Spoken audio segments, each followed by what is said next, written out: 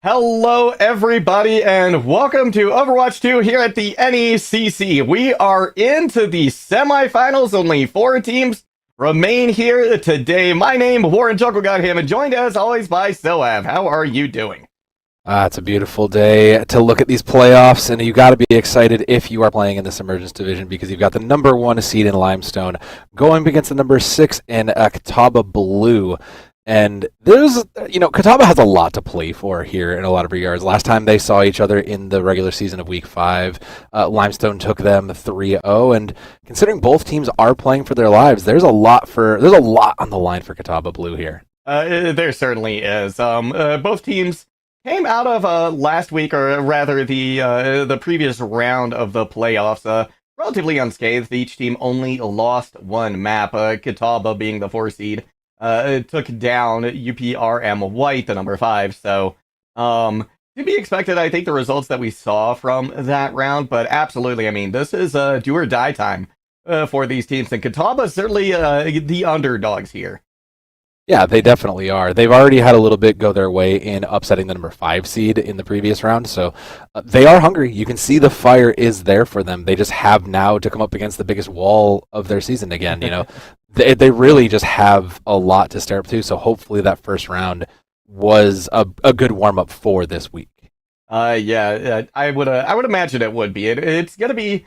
I think Itama probably had to fight a little bit harder than Limestone did in the last matchup. Was Limestone taking on the number 18 and EKU White and taking them down. So certainly Kataba's, I think, had the tougher time of it recently, and that could actually benefit them going into this match, having recently been tested a little bit more so than Limestone.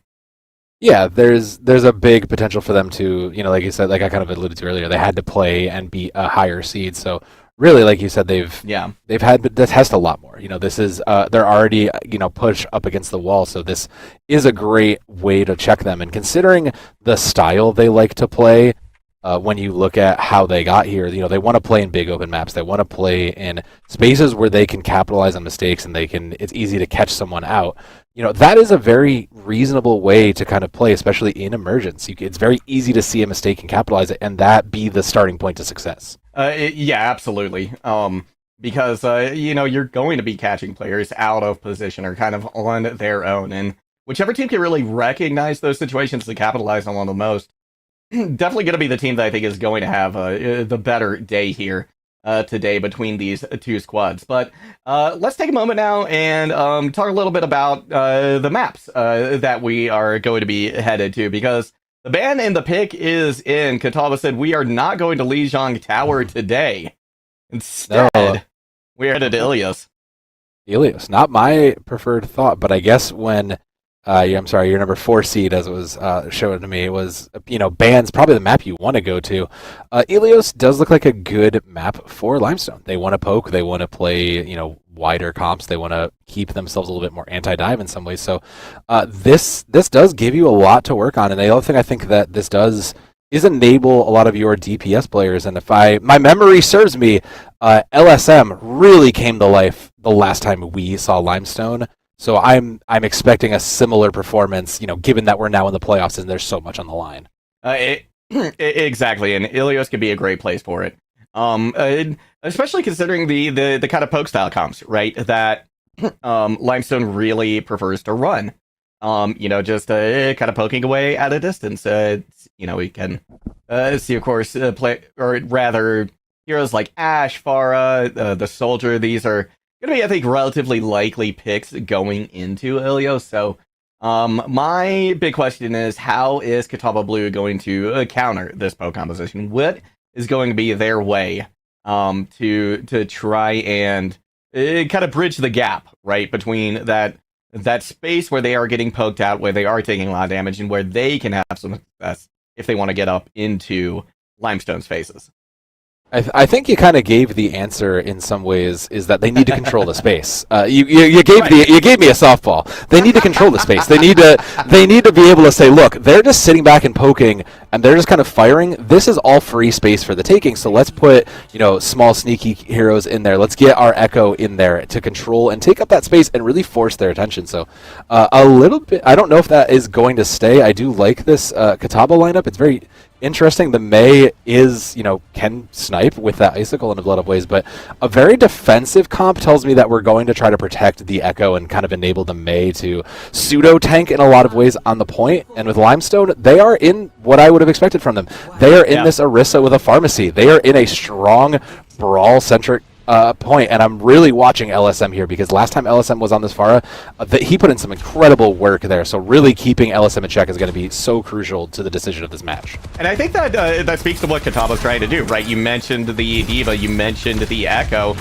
Both of these are going to be putting a lot of pressure potentially on LSM, but at the moment, LSM is actually just able to free fight. Now they're trying to see if they can take out Distorted. They are in fact able to do that, so 2 players down now. Limestone Esports will be able to cap the point. Yeah, like you said, there is a lot of ways to control this Pharah, but unfortunately all of them were pretty distracted on the point. So Limestone with first control and 70% on a barrage means that they need to keep an eye on LSM, because that barrage will be coming early in this fight, and it's just going to require Seltskin to keep their eyes open and keep those communications strong, because LSM will continue to find value here. Yeah, they absolutely will. The pressure really needs to be redirected into that. area. And if you have to lose the ground battle because of it, I think that's, you know, the sacrifice you're going to have to make. We do see Sleskin going in pretty hard, pretty heavy onto the Pharmacy, but didn't have quite enough shields, enough opportunity to dive in. So, it's going to be won once again by Limestone. It was an ambitious play. Sleskin saw the Mercy out and thought I can capitalize on this, and just unfortunately never really got there. They did get the Barrage out, so you're pretty okay with that. Blizzard is up for Catawba Blue. The problem I see there, though, Juggle, is just that it's not going to get the value short of LSM, you know, getting stuck and caught into it, maybe with a sleep. So Limestone primed between Visor and this pull from the Terra Surge to just get that out. So expect those 3 ults to come out probably in quick succession. Gonna be hard though for Darkness Doge to find any value with the Blizzard, just considering you have to wait until Griga Nodor has used their Fortify, which they have. So now it's gonna be a great opportunity for him to use it. We do see it thrown down onto point. Griga Nodor goes down, and Catawba Blue will be able to take control of the point. The Ana swap came in for a lot there. It was a lot of extra healing, and I think that was the right call. Versus the Kiriko there. So now they won that in the neutral too, so you're pretty happy with that with Catawba. It's just, again, Limestone didn't spend to lose that fight. Now they have 4 ultimates up on their own. They're only missing the Pharah ult. They have to survive this barrage because it's going to be all Qs aboard for Limestone here. Oh, it's going to be a pair of picks, player for player. We do have the Tag Visor out now. Susanoo able to dodge the Blizzard, but it's not going to matter as Catawba Blue is able to pick off everybody who was caught frozen forward. Yeah, a little bit late on the Visor, but it's still a good call. Susanoo will continue to find pressure, but not really push it out. And again, a soft commit from Limestone. Really just know, look, it's 40%. We have a couple builds here. Let's just get LSM the last ultimate. They'll have 3 up here, no Blizzard to be seen. The question mark to me is who is Distorted going to copy here? Because it has to be someone with value. Yeah, it does, but right now they're getting poked out pretty effectively from the ground. They're going to be forced to back up just a bit. And in the meantime, Limestone was able to flip over the point because Sleskin was still in spawn because of the late pick. They're going to be sent back there again right off the bat, but a huge self-destruct turns the tides immediately and will give Catawba Blue the point once again. Yeah, a great awareness to pop self-destruct there. Usually you'll take the extra life, but just great awareness to use the Terra Surge to kind of pull it in and create the chaos. So the swap will come through. We can't play the Orisa. We're going to go to the Zarya here. Again, just now Limestone just trying to force the battle and win on the ground. They know they can win the air battle, but they're going to have to do it now on the ground with the Zarya. They'll have Coalescence plus this Barrage probably both used in here just to make this going because there's nothing to stop them. This should be free as long as they find picks. They need to DMX Sleskin though first, and that is gonna be goal number 1, which they accomplished right there. Those beams unable to be eaten by the defense matrix, so LSM now free to go with the barrage. But pair picks from Distorted is gonna keep Catawba Blue in the game. This is last fight territory. Darkest Doge may have just given the edge here to Catawba as well, as it's just gonna be Griga Nodor on point with Beetle trying to stay alive, but Darkness Doge takes away their heals. The bubbles are gone now. The health is nowhere to be found, and Catawba Blue with an upset here on our first sub-map for Ilios. A great read out the gate from Catawba to recognize, look, this is probably what they're going to do. Let's just play into the strengths that we know. Let's just keep control of this air game, and that is going to be the key to success. So they just need to keep that up, and even the adaptions through Limestones have been pretty strong. But now on to Well. I mean, not much changes. I mean, we'll see the Cassidy come in, and that's just a little bit more ground support to kind of help against the own flyers. And really, getting Sleeskin out and getting Sleeskin under control has been kind of the win con for Limestone in a lot of ways. Get the Diva out of the way, allow LSM to do so, but they're really struggling on that front, so they're going to make those adaptions, bring in... Now they are going to stay under the area, and they have to find the answer to get Sleeskin out of the way, because otherwise LSM doesn't have that range to go forward here. And I think that's, the Zarya is a perfect pick here, right? Yeah, the beam. agree. You're going to be able to get through that defense matrix. And with Beetle as well, I mean, they put it to great use in that last fight, even though they weren't able to come away with the win. And speaking of the win, once again, Distorted has taken out Tokyo. So LSM is going to be free to fire at in the sky, but They got lucky as well, means Distorted is going to have problems too. Now it's down to the ground battle, but Distorted actually going to be the hero so far of this map here on Ilios. Yeah, a lot of burst damage. It's why, in a lot of ways, you could prefer the Echo to the Pharah. And yeah, the LSM will give that up and go to the Ashe here now, just deciding not to play that game anymore. Has their number red, so... I mean, it's been... Oh, wow. Great steal. Great final. Yeah. That's a great one. I mean, the Limestone has been putting out the most damage here. They're just ahead in a lot of ways. There's nothing really to come online, so now I'm just kind of watching for LSM to really see what this change is going to impact, because Distorted has been running the air show and has to be in control, and now with this lucky pocket, will be even tougher to take down. Yeah, it's certainly LSM is going to have a difficult time here, but swapping over to the Ashe, definitely, I think, the right move here. So the big thing is they're just going to have to stay alive, and Sleskin, once again, you got to get demeched. They, I think, have actually had some of the toughest time here today for the Kitaba squad, but in the middle of it, Darkness and Distorted are able to get a few picks. Distorted with 4K in that fight, and they were able to do it because Sleskin was honestly keeping the front line distracted. Yep, and was able just to then take a flank, follow through, get those picks, drop all the utility into there, and just was able to go. So we'll have the duplicate up. That Zari looks pretty tasty. Just kind of have to play around that Graviton Surge, and with the upcoming Blizzard, you should be able to buy the space. It may even be defensive Blizzard versus this Graviton Surge, so watch. It's going to be important to see where those come out. Distorted right now just sitting there on point, but Griganodor is down. And the nano boost applied to Distorted, that's going to be a very quick fight. And a lot of it, I think, was due, honestly, to Darkness Doge and the wall that we saw right at the beginning of that fight.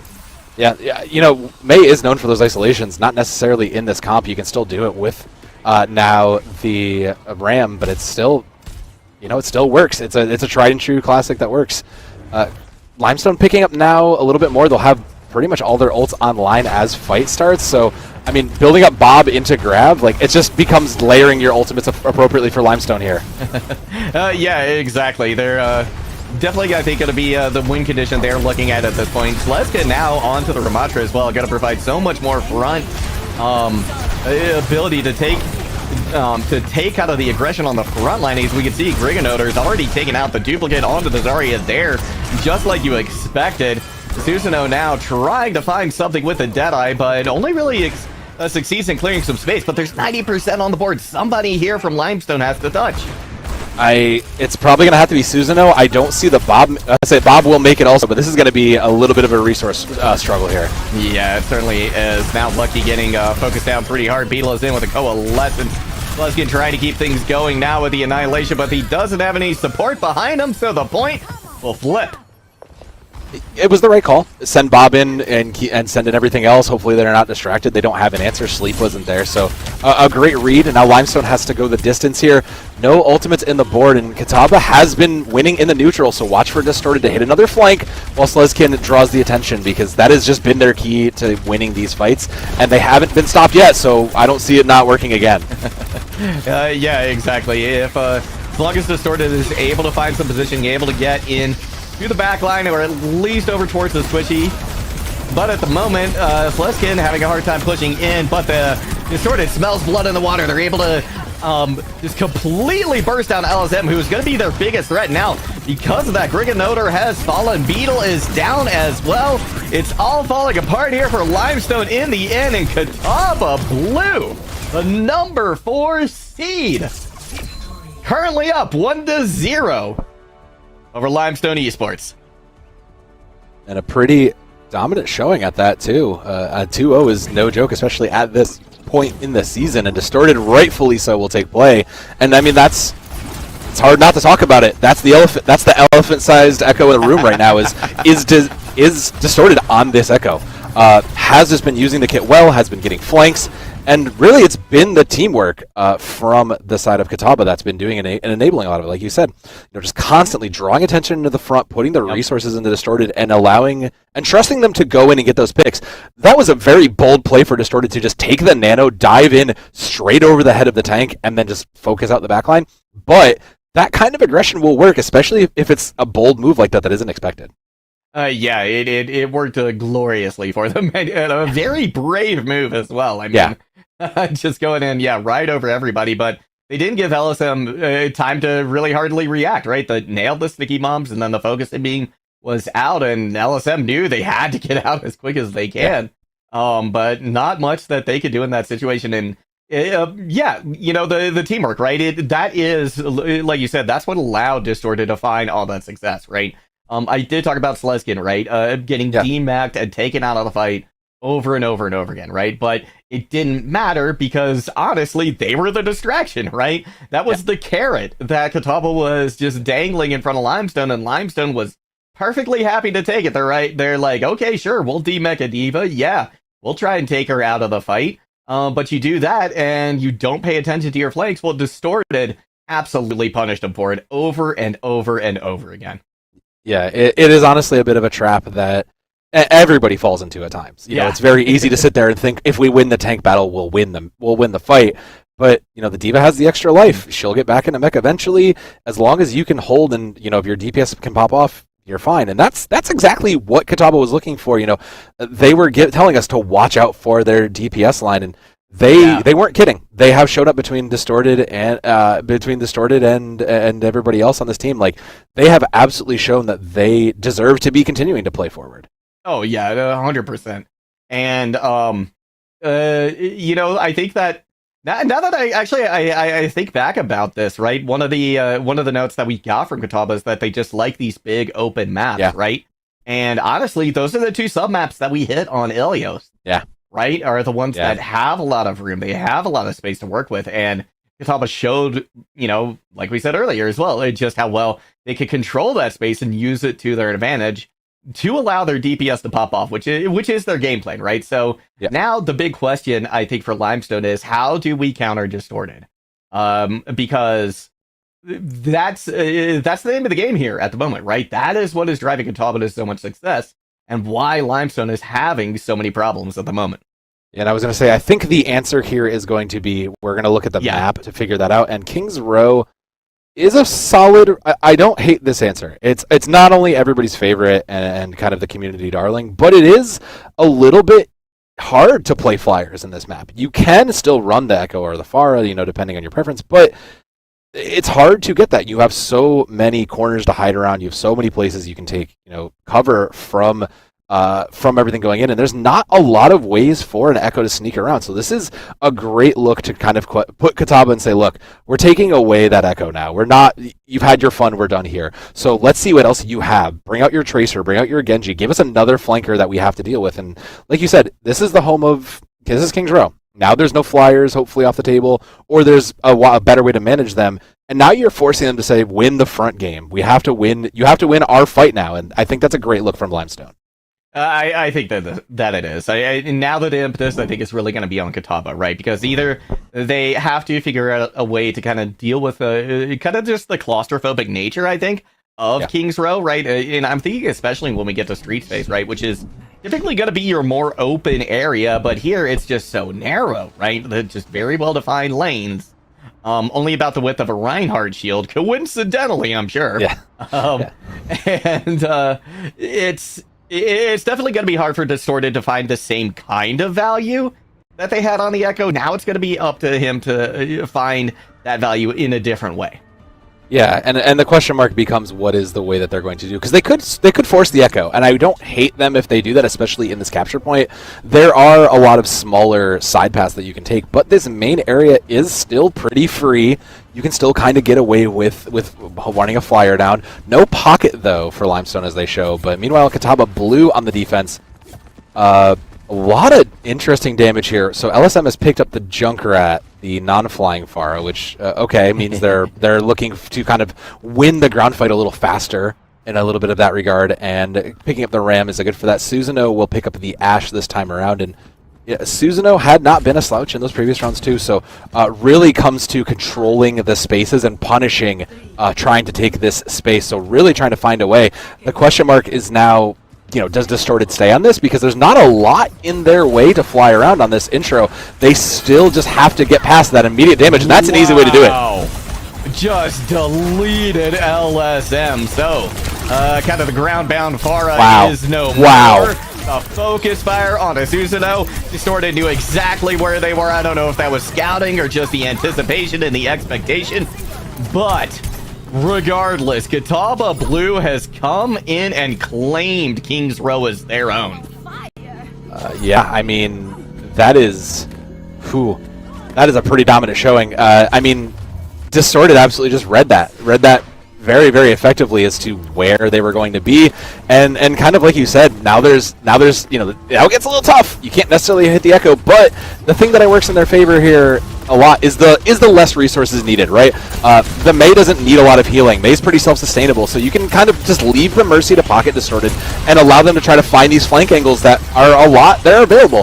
Susanoo did pick up the Bastion just to try to counter, I guess, a little bit harder on this front line and burn down, but I don't know if I'm not sold on the answer yet, Juggle. Neither am I, but I do like that the pressure that it's going to be able to put into Distorted, as well as the added survivability, right? I think both of those there could find a lot of value, but the problem is Limestone still had to deal with the Blizzard, with the Mei, and they just didn't. No, they got the Diva out and thought, well, we're good, we're gonna go on this. Blizzard came out, caught everybody, and Distorted wasn't caught. So now they're rewarded with several kills on their feed, a duplicate plus the Valkyrie to back it up, and the Nanos online.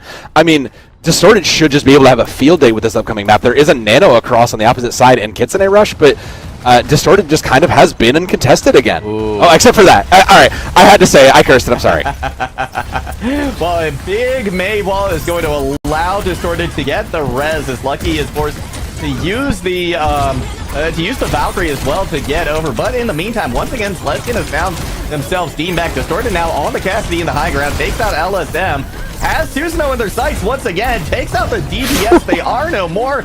Beetle is gone, and despite Limestone coming away with an early advantage here, Distorted has just said no. No.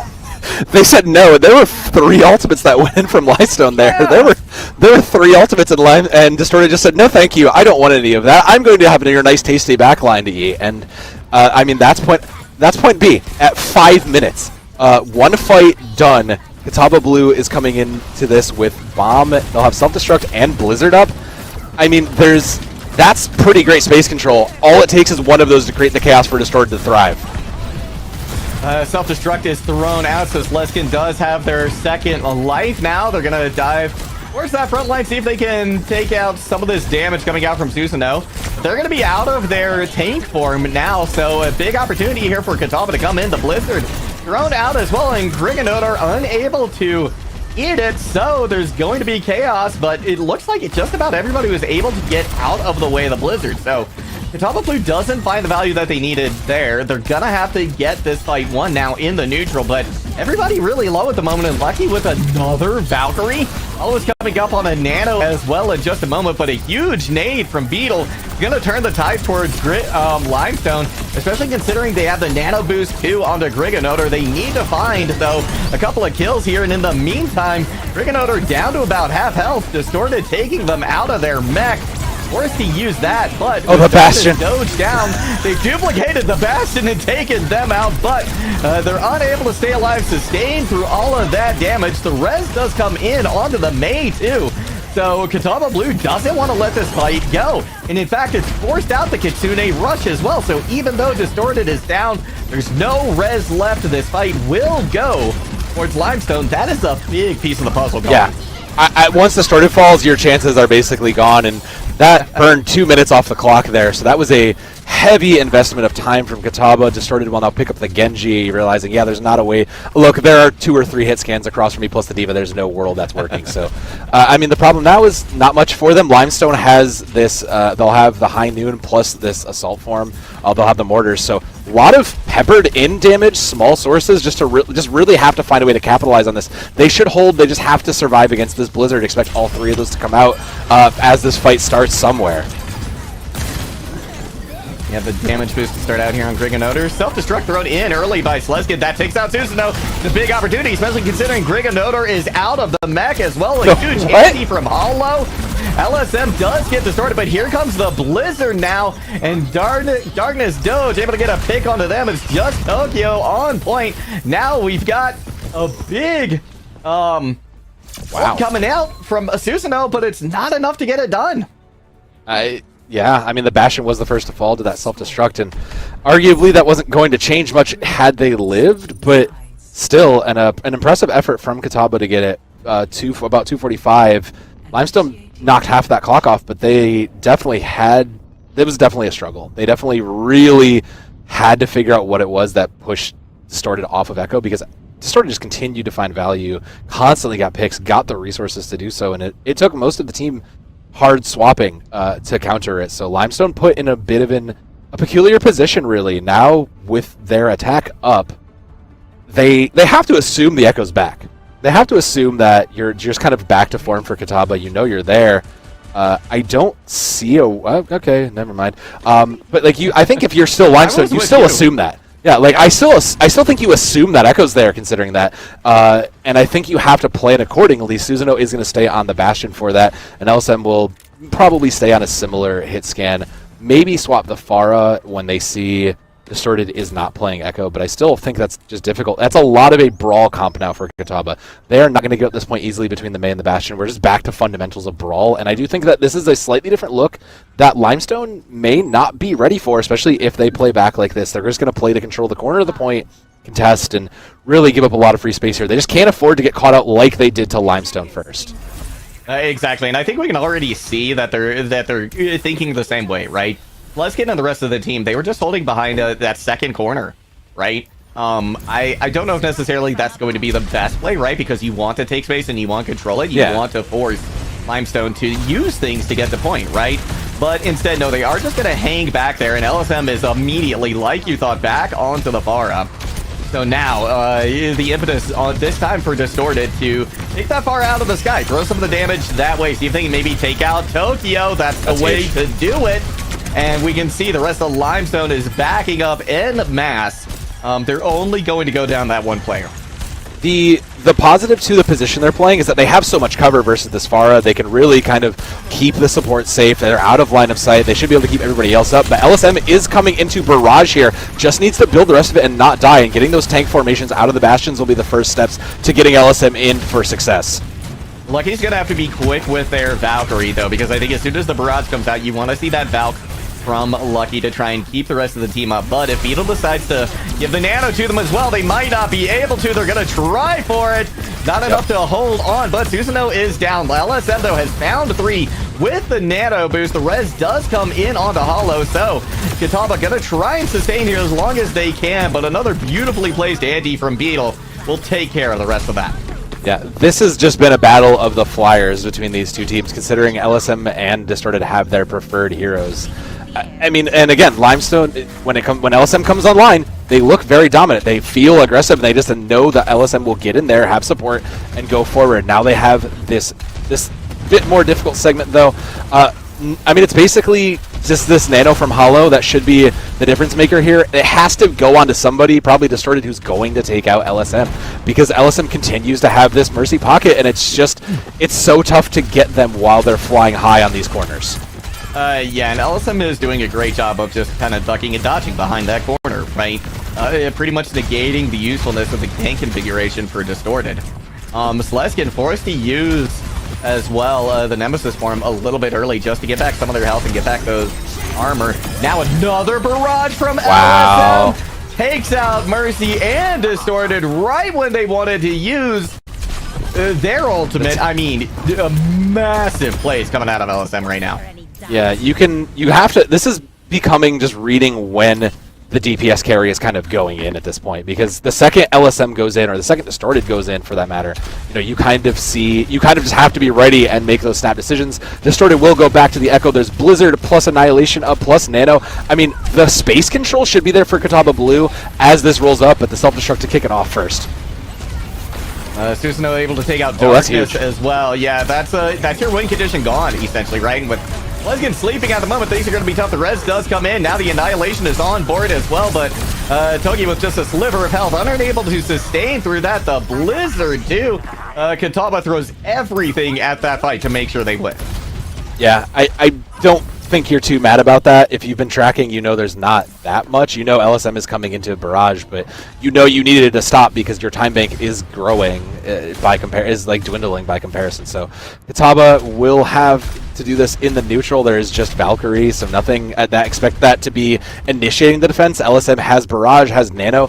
I mean, it's just getting LSM in position and getting past the detractors to really find a target here to complete B. Yeah, Distorted has to take out either Tokyo or LSM, right? That's got to be goal number one. But at the moment, we can see them on the ground right now. We do have the Valk coming in now early from Topple, which is why Distorted is taking out Tokyo. But here's another barrage coming out from LSM. The nano boost as well, but a big sleep is going to shut it down. Briefly, Lucky will get the res off too. They're going to pay for it with their life, but in the meantime, Distorted has found another, and that's not enough health to be able to sustain through all that. Tokyo was the right opening pick. It did deny a lot of healing, but unfortunately, the pick number 2 needed to be, the pick needed to come through, and Distortion needed to continue there. So a good hold from Kitaba. They'll have this duplicate. Likely back onto the Bastion, maybe onto the Pharah, maybe to try to build a quick barrage. There's not much in the way, so again, it's who's going to be getting their flyer into the space and playing aggressively first, and it's going to come down to getting finding an opening pick and just playing it slow. LSM looking for that opportunity, trying to throw a lot of damage into Sluskin as well. Right, they are in the Nemesis form once again, so now that they're out of it, this is going to be the go button here for Limestone.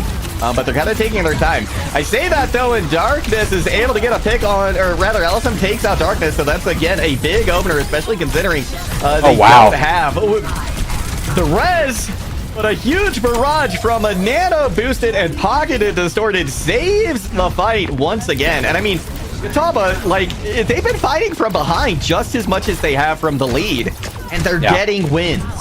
Yeah, they're acknowledging what they need to do to win, and they're making it work here. They'll have Blizzard and Annihilation up, which means that this point is going to be so difficult to just walk and fight for space for. LSM will have their barrage also, but you need to get these picks out of the way if you are Limestone to keep yourself alive. You need to get somebody, and it has to be either the Mei or Slezkin out, and that's well, that's not good. No, that is a massive pick for Kitaba, and with a little over 30 seconds to go, I think Limestone needs to just kind of wait here for the moment because the Valk is out too, right? Bleed, Kitaba, all of these resources. Wait until Griganoder is back. They should be here soon. They're on the Diva. They've got a lot of speed, but now you're fighting through a Blizzard too. Yeah, you're fighting into Blizzard Annihilation. You have Nano Barrage. It has to come up big now for Limestone to keep themselves alive here. Oh, and Tokyo's already down. Distorted has crippled Limestone at their knees. The barrage comes in. They find Lucky. It's actually 2 down, but Kitaba has a slight lead. And now with the Annihilation on as well, there's not much Susanoo can do. But the rest of the team still putting in damage. They are able to find Griganoder, but somebody has to touch. They get the kills. They're not able to get there. And Kitaba just 1 map away from a massive upset here in the Emergence Division.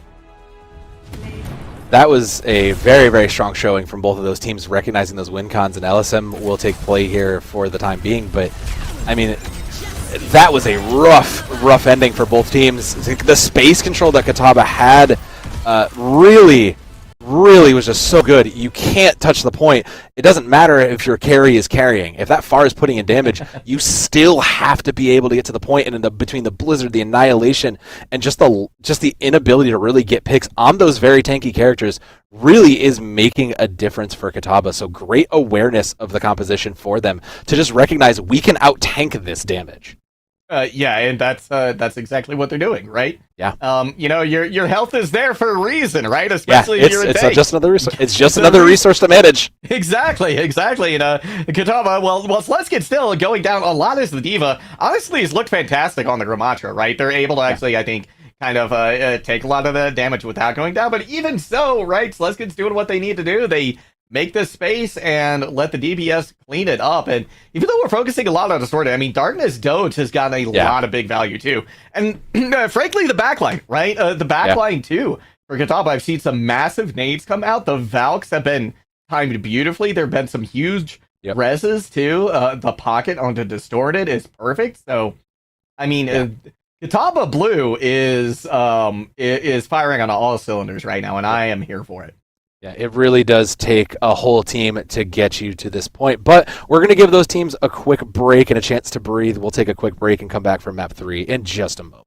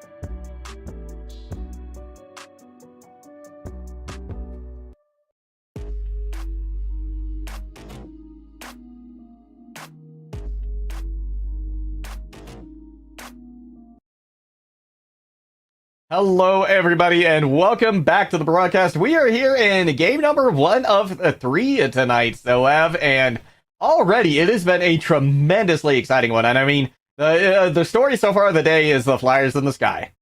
Yeah, I mean, both of these teams really understand who is quite literally carrying them through the sky to success, and both teams are trying to play towards that. But it has successful for number 4 Catawba seed.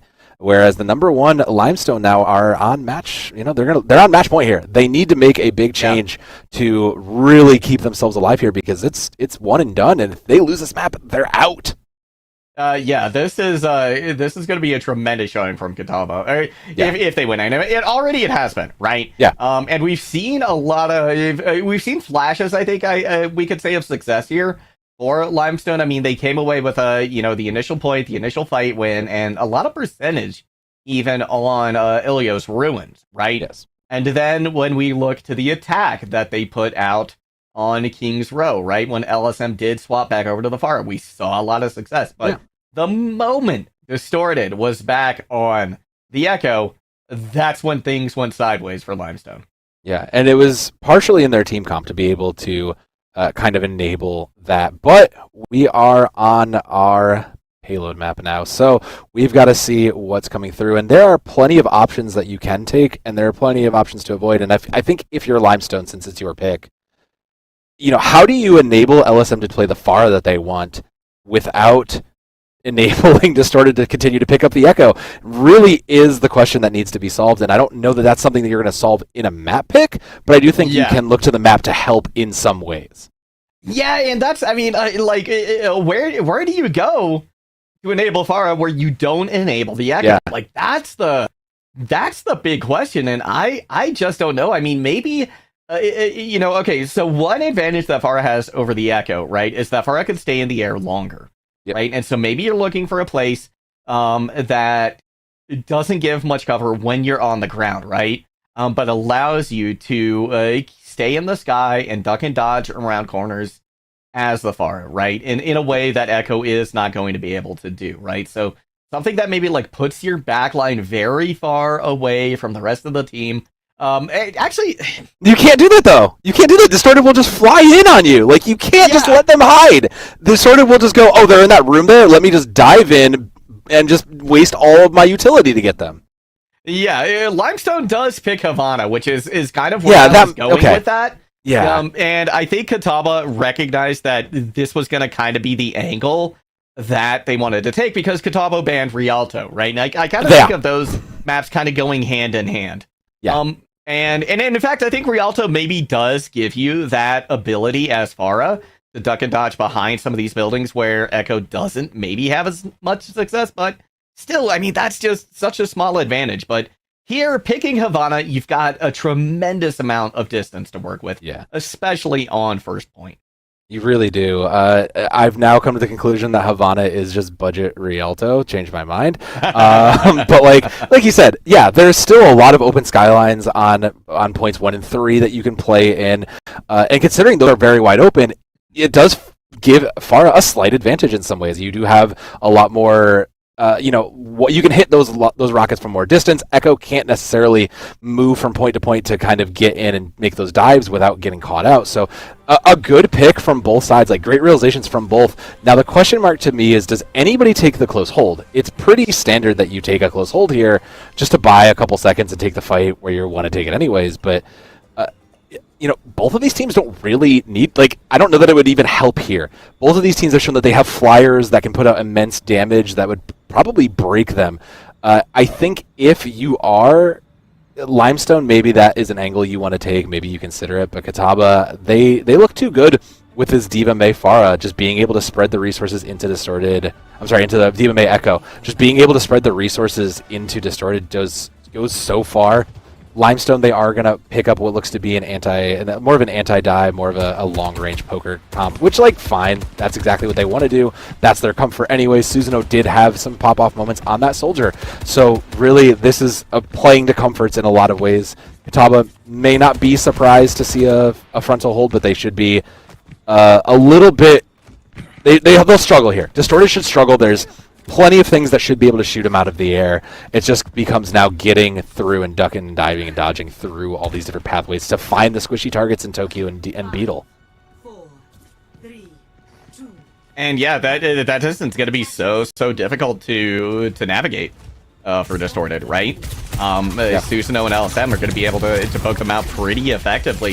And LSM having that one-shot potential too, I really like, because you can mitigate the effectiveness of Lucky too, right? Susanoo is going to chip away at Distorted. Lucky should be able to heal that up, which we just saw. But it's going to be this rail from LSM that I think is going to be the most notorious thing that Distorted is going to have to try and deal with. And Distorted has already gone up over towards that high ground to the left side here from LSM's perspective, so definitely already looking for an opportunity to kind of take advantage of already these buildings. And there it is. Susanoo is gone and done and dusted. Griganotor falls shortly after that, and Catawba Blue, they're going to get first point in one fight. Yeah, Catawba just said, "Look, you don't want this high ground. We'll take it. That's a pretty free angle for us."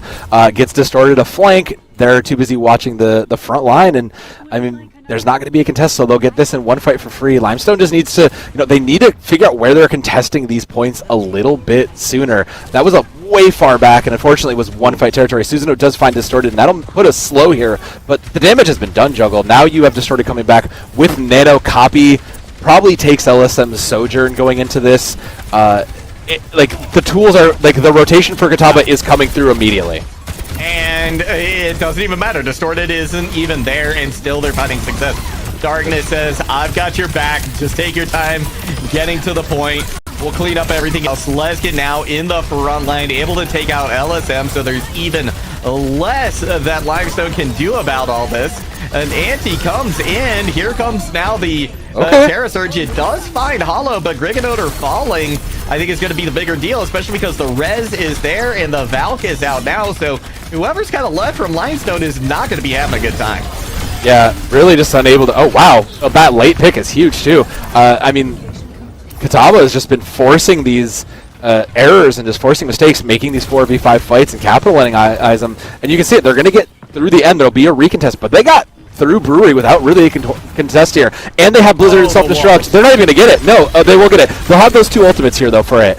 Yeah, Griganotor able to get down to the point immediately. Now there's going to be nano boosted overclock, and everybody hitting the ground now for Catawba Blue. LSM dives onto the point at the last moment as the Blizzard expires and gives Limestone a much needed hold. Yeah, that was a reset they were looking for. Great shooting from LSM there to hit those two rails. That's, like you said, that's what we were hoping for them, is just to put the real pressure on Distorted, and that one-shot potential is doing a lot of work here. Susanoo will have High Noon, but probably going to be good to just kind of maybe scurry by the positioning and hopefully get LSM in for rail success. The Zarya came out again. Just we need to win the frontline game, and Limestone recognizes we can win it through just pressuring out the Diva.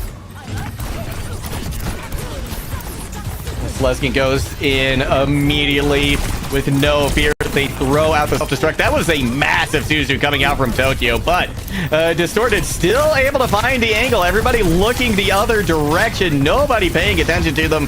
Able to take out. So Leskin does get DMEC once again, but Darkness is there with a nano boost. 3. Hold on to the point. Find a tremendous amount of value, and Catawba punches their way to third. 4 minutes on the clock, and Catawba continues to create success and then thrive in it here. We'll bring it back into the wide ranges now. Distorted has Duplicate, probably going on to LSM, maybe even the Zarya if you're feeling spicy. Blizzard up 2. I mean, those are two pretty strong ultimates to get them in here and find the distance, and nothing in the way to stop them from Limestone. That High Noon's going to get thrown out to maybe stop them, but it won't be enough. Catawba should be able to force their way. Oh, great isolation. Yeah, huge. That should be able to deal with Griganotor to a huge extent. Leskin able to take them down in the end, and that's going to buy so much space for Catawba. They will have to fight one more fight, though. I mean, their win condition doesn't change. Now they have Valkyrie up 2, and they should just be able to contend this. They find these situations, create the 4v5s, and win. And now they just have to get through this choke. They should have the ultimates to do it, though, between the Duplicate and the Blizzard.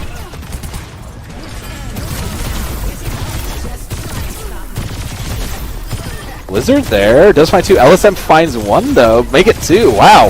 LSM has come online. The late copy, though, doesn't do much. Does force him out, but, I mean, that duplicate didn't even find the value it was looking for, so a great hold from LSM and Limestone Esports there. Really coming in and winning that for free. Distorted still hasn't tied, though, unfortunately. Late high noon? Wow. Ooh, the high noon does take out Lucky, but honestly, the fight was won at that point. I think it would have been better served to kind of hold on to that. Kataba looked like maybe they wanted to try go back in early on that, but I don't think it was worth an ultimate getting expended. But Briganoder does still have the grab. It's Grav and Kitsune Rush are enough to continue to hold here. There's only a nano across from them, so I mean, catch him and rush him down should be a viable win condition. Expect that nano to probably go on to Slezkin. Here comes the Graviton Surge immediately. Slezkin, though, is able to get out of it. Takes down Susanoo. Hollow has already used the Nano Boost, so now Lucky might just need to wait until there's an ample time to get the rest. They do find that with Tokyo going down as well. Things are looking rough, to say the least, here for Limestone, and Kataba Blue is showing almost 2 minutes on the clock here as we get close to finishing this map. Tokyo is going to be out for a last moment contest. They're not going to last long. Big jump onto the point there by Griganoder, but both supports are down. Hollow does fall, but now we've got a duplicate on to the Winston as well from Distorted. This is actually a lot of time now that Limestone has been able to successfully burn off the clock. With Suso now on the Torb as well, that's a little bit more. 135 though. That is a great time bank on Havana. Yeah, usually you don't see a lot of completes on Havana, so a great time bank for them. And again, you know, Kataba just continuously created these scenarios where they're making advantageous fights for them, setting up 4v5s, finding early picks, or finding very late staggers that make it so unappealing to take fights. And Limestone just kind of, you know, look, we don't have the time. We have to go in. We have to take this fight. It doesn't work for us, and never really fully got reset into it. So Kataba just great capitalization on those errors, just like they said they love to do. Find the error and capitalize on it. So really running their best game plan here. I don't see them not going back to, like, I don't see them changing anything. They're just going to go back to what worked for them. Lucky will pick up the Mercy again, and yeah, I don't hate that. Limestone, there'll be an answer somewhere. It's going to look like the Bastion, and the LSM Tracer now is another new look. I don't hate it. I don't hate it at all. You have to put pressure on Hollow to try to do something there. You need to find a way to be aggressive, and that's a great option from Limestone. It looks like they'll commit into the Winston, also from Griganator. I don't hate this. I was kind of wondering, you know, is there a way maybe we can isolate, and the Winston bubble is a great way to do that. So an effective dive from Limestone could catch out Hollow or even Darkness in an effective way here. It's just going to become getting past Distorted, this kind of raid boss first. Yeah, and I think that, you know, the only option really for LSM, right, is to put pressure on Hollow. I don't see what else you do here, right? You're not going to poke down Celestin. You're not going to poke down Darkness. And if you could put enough pressure onto Hollow, then maybe you could pull back Lucky, get them off Distorted, and then either take down Distorted, Lucky, or Hollow, right? Pick apart whoever you want who just isn't getting the support or is more out of position. So this is... it feels like a high risk, high reward kind of a play here from LSM and Limestone. But at this point, that's what you need to do. And we can see, yeah, there's come some of that pressure into the back line here, but a lot of it is actually going on to Slezkin at the moment. Now they've picked up where Mercy is, Lucky trying to get away from them. But in the meantime, Distorted, right, it's taken too long. LSM wasn't able to get that value into the back line, so it's more of the same here for Kataba Blue. Yeah, the last thing you're looking for is LSM taking out Distorted, and that was unfortunately the last thing we saw here. The dives from Limestone just a little under-coordinated, just didn't quite come through, so they'll have another shot here on this, but Distorted already 75 to a duplicate, and LSM's already down, means that this hold's basically done. We're basically just going next fight. Yeah, and we could see Griganoder just uses the jump hack to get out as quick as they can, relinquish that space back to Kataba, who is looking great in terms of ult percentage as well. LSM, though, if they can hit a nice pulse, this could open things up, but they're going to want to get more than one, right? They go ahead and they throw it out. It's not going to find anything this time around, and that's going to be massive. Slezkin, though, the sleep of the ante has forced them to back off quite a bit, and Darkness had to hold the front line there for a bit, so now, because they don't have Any way to get back into their ice block, it's forced out both the Nano and the Valkyrie, and that Nano onto Distorted is fighting, again, a ton of value. Now we've got a Nano Primal into the back line. LSM trying to do what they can, poke away at Distorted, get them out, but the damage is done. And it continues. They did it without even committing everything they need to. Again, now their rotations come around. They have Blizzard and Annihilation, so all that space control that's going to need to be fought on the cart is going to be there. Limestone will make the changes. They'll bring in the Orisa, and Bob will come online. They'll have 3 up for Limestone. Like, there are tools here. It's just going to require baiting out Kitaba first and really finding a crack in their armor right now. It has to. And here comes the Blizzard in response to the Bob. Blizzard hitting harder though at first as LSM is down. And Bob is going to get out without really finding a ton of value. I take that back. Actually, they are able to get Distorted. So they're able to burn through a lot of that sustain, get rid of the supports, and get their first win here on attack. Yeah, they'll get around the corner with probably... I don't think there will be a chance to say this Nano is probably the only tool they'll have left. Looks like it'll be no real contest coming in. So, I mean, going into point... I say that! Oh, wow. I say that. There will be a contest. This Nano has to come up huge here. Wow, and yes, Leslie comes in immediately with the Annihilation. They're gonna go down, but 3 players missing now from Limestone's squad. They do get the point, though, as there was just a moment where Kitaba was not on payload. It was a great play from Kitaba, but just unfortunately a hair too short. So, you'll give up the ultimate, maybe slow up and buy a little more time. Limestone will have Nano and this. They'll have Terra Surge. Like, nothing really exciting for them, but they should have some sustain to last from what's coming from Kitaba. It's just going to become a question mark of, is the Nano Griganator going to be enough to get a couple picks? And it's going to have to be, right? Things are going to have to start working in rapid succession here for Limestone Esports, right? Because at this point, I mean, Kitaba is just half a round away from punching their ticket to the Grand Finals in the Emergence Division, but Distorted going down early and Lucky following after a beautiful Terra Surge from Griganoder. Limestone Esports has put themselves in prime position to cap second. There'll be one more fight to it, and they'll have both support ultimates up, which should go quite a bit of ways. They need to keep an eye, though, because that Blizzard is coming up.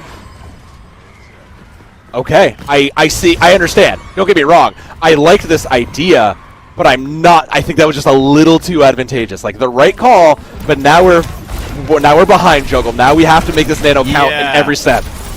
Yeah, and already Distorted has found one. The res is going to come in from Lucky, too, who has the Valkyrie up and running. And now the Blizzard is out, too. Beetle's doing everything they can to keep Griganoder alive for as long as possible, but they're not just not going to be able to sustain through it. But that's fine. You can live with that because you did get out Blizzard. That was a very strong. That was a very hold win con. You have Bob now. You have Nano online, so you have a lot of firepower for Limestone. There's nothing defensively to stop it other than Slezkin's Annihilation coming up and whatever Distorted chooses to copy. You should have the tools to just kind of muscle your way through if you're Limestone. You just need to get the positions first. They've already gotten out the Mayball as well, so Kitaba is going to have a tougher time, I think, sustaining on point in the absence of that, too. Getting it out that very early is great. We've already got the Bob committed, too. Duplicate does come in onto Griganoder, trying to get as much sustain as they possibly can, but they're going to be forced out of it almost immediately, and with Lucky going down and an ante onto everybody, Limestone Esports is going to be able to come away with this fight win and the point. It cost them everything, but you have to spend everything if you want to go on, and considering there's still a third to go, it'll work. Slezkin is holding on to Annihilation, the only ultimate on board aside from Terra Surge. 2 space controlling ults from both sides. Kitaba has the slightly better one. It just becomes, again, finding an isolation, getting Slezkin to pop Annihilation, and they can put their foot down here because there's not much, and there's nothing really in their way aside from the Suzu that should get pulled out before the fight. And Yen, that's really going to be their only saving grace here. Of course, a well-placed anti-nade, though, onto Kitaba could go a long way. So Beetle, I think, going to want to hold on to that until we see the Annihilation come out from Slezkin.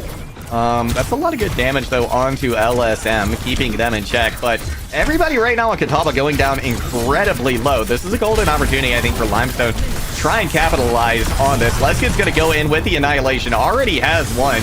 A nice leap, though. Takes Leskin out for a moment, but it's only going to be a moment as the rest of the team comes alive and Distorted leading the way. Yeah, did get the nano in there too, just to kind of capitalize on the Annihilation chaos. And I mean, it's last fight territory now, 45 on the clock. Katawa is holding on to Blizzard plus Duplicate, which means a Duplicate, probably Orisa again. I mean, the aggressive space holding from the Mei versus the Kitsune Rush probably just wins out. It just becomes who do you catch and who does Distorted finish off, because that has been their win condition, and it could work them all the way to the finish here. Everything is on the line here for Limestone in these final few moments. We're going to start things off with the Kitsune Rush. Tokyo's already found Darkness Doge. Distorted has duplicated Griganoder once again, but don't have a whole lot of health to speak of. The Terra Surge is online, pulls in a few. Gonna do a lot of damage, but not enough. And now we've got the Nano Boost onto Griganoder. Bob doing some work as well. So Limestone Esports still alive. They have to stay on point, though, and they're going to have to win at least one more fight. I mean, Darkness did die in that with Blizzard as the Kitsune Rush was cast, so that is their lone hope. Beetle will find something to at least buy them a little time. They have the minute. Slizkin's still responding, though. This Blizzard has to scatter them from the point because there's nothing really to follow up on it, and this Terra Surge is live. Yeah, and here comes the Blizzard right off the bat, but Darkness had to use the Ice Block to stay onto point, or just to get onto point, so aren't able to do anything. They step off. What a boop coming out there at the end. So, Limestone keeps their hopes alive. I mean, the Blizzard was the right call, but those two space-controlling ultimates, you know, Blizzard is really good to attack with, and if the Orisa can't freeze, it is the right call, so right decisions made. It just means we go around again. Limestone has the first attack now, and I think you're pretty happy with how that went for the most part. Like, you found the comp that works. Maybe LSM wasn't popping off, but your team was finding the work. Suzuno really put in a lot of the back end work there, building those bobs and kind of coming through while the team is focusing out LSM. So just a great, you know, you have to kind of breathe a sigh of relief here if you're Limestone to know that you've got something that works. Kataba, on the other hand, I mean, they also, you know, these fights have been neck and neck. They've really been close. You have no reason to change anything. You just kind of got to focus out a little bit more, you know, make sure that Distorted continues to get the resources and has the chaos to get picked out, because once Distorted falls first, the fight's basically over for them. Yeah, I mean, unless Lucky has a res on hand, it's certainly, I think, the biggest blow that Kataba can sustain, so...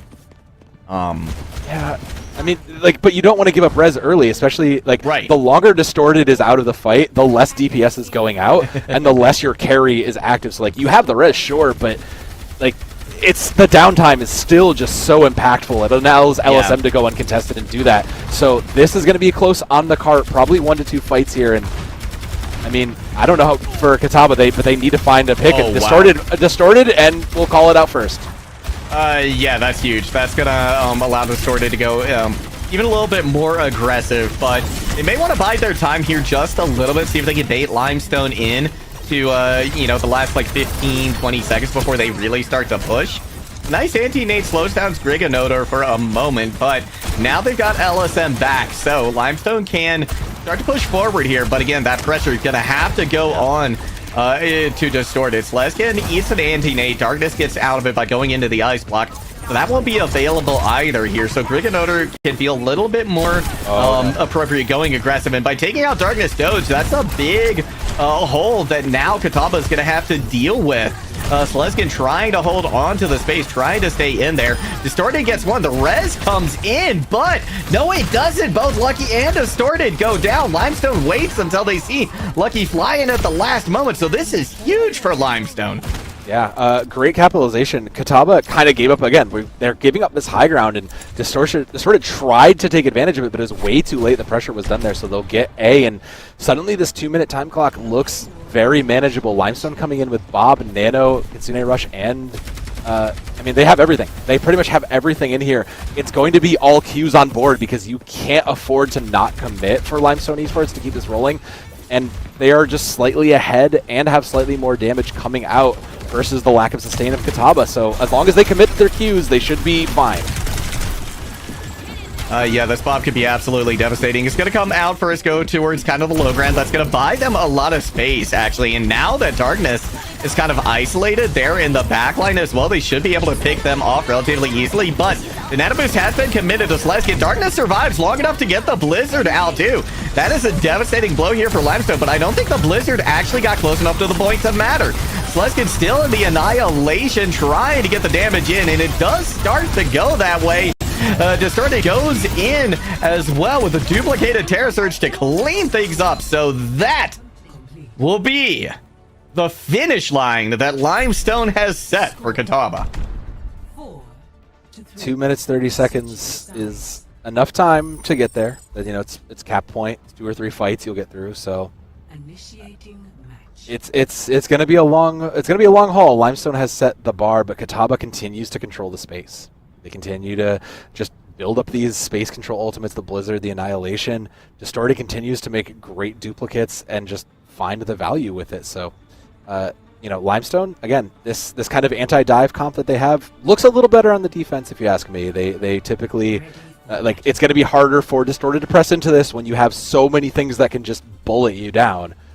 But Kitaba, I mean, Distorted continues to be a standout player for the team, and you got to shout out Darkness too, because Darkness has been building Blizzards fast, has been putting pressure on the tank line and creating great isolation. So it's a toss-up now. Kitaba just only has the time on their side in this case.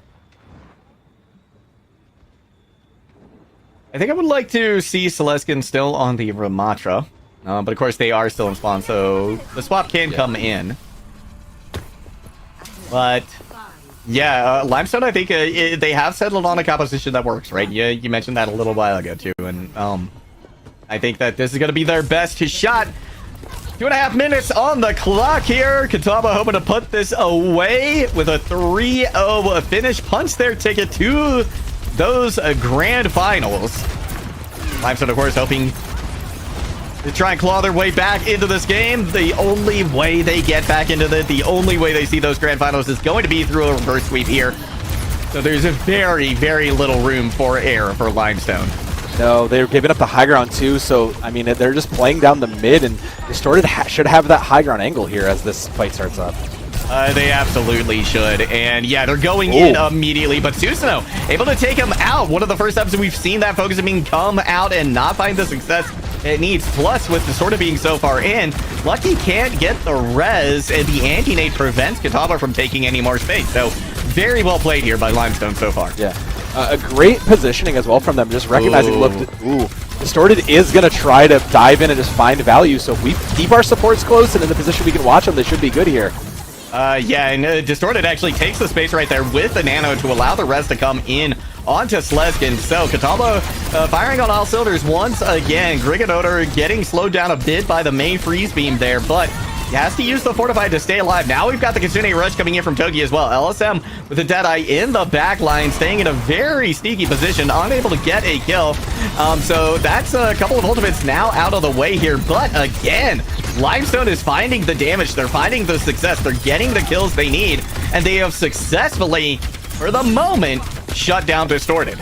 Yeah, Kitaba continue to try to press that fight. I really wish we had seen a reset, because now we're in last fight territory, and the resources are up, and it's tough. There's, you know, Nano Bob for Limestone and Blizzard self-destruct with a duplicate. Kitaba has the slight advantage in resources and space control here.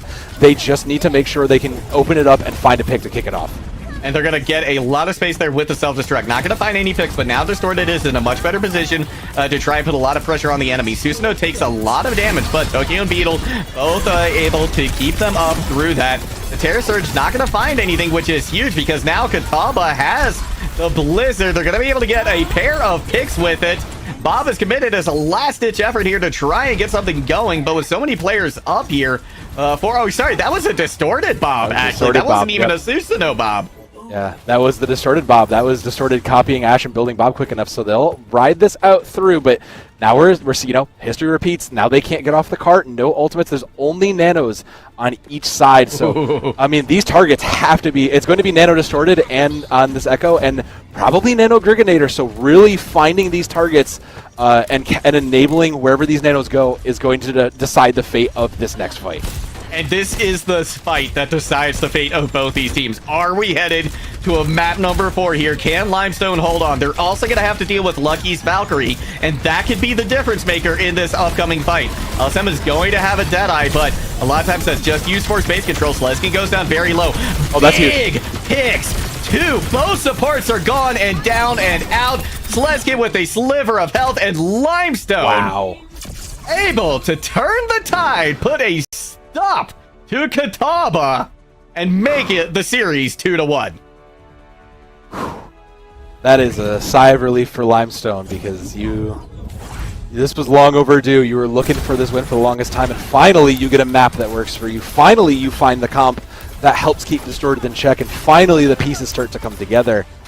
I mean, this is Distorted's second or third play, but you know, there's only so much work one person can do, even on both sides. You know, we were looking at these initial matches as like Distorted and LSM. You know, they were both putting in so much work, getting so much value on their initial, you know, just plays. But now we're seeing the teamwork, the players that have been supporting them the whole way through, really come out of the shadows and start putting in the work. Now that we're starting to solve the problem of these carry DPS.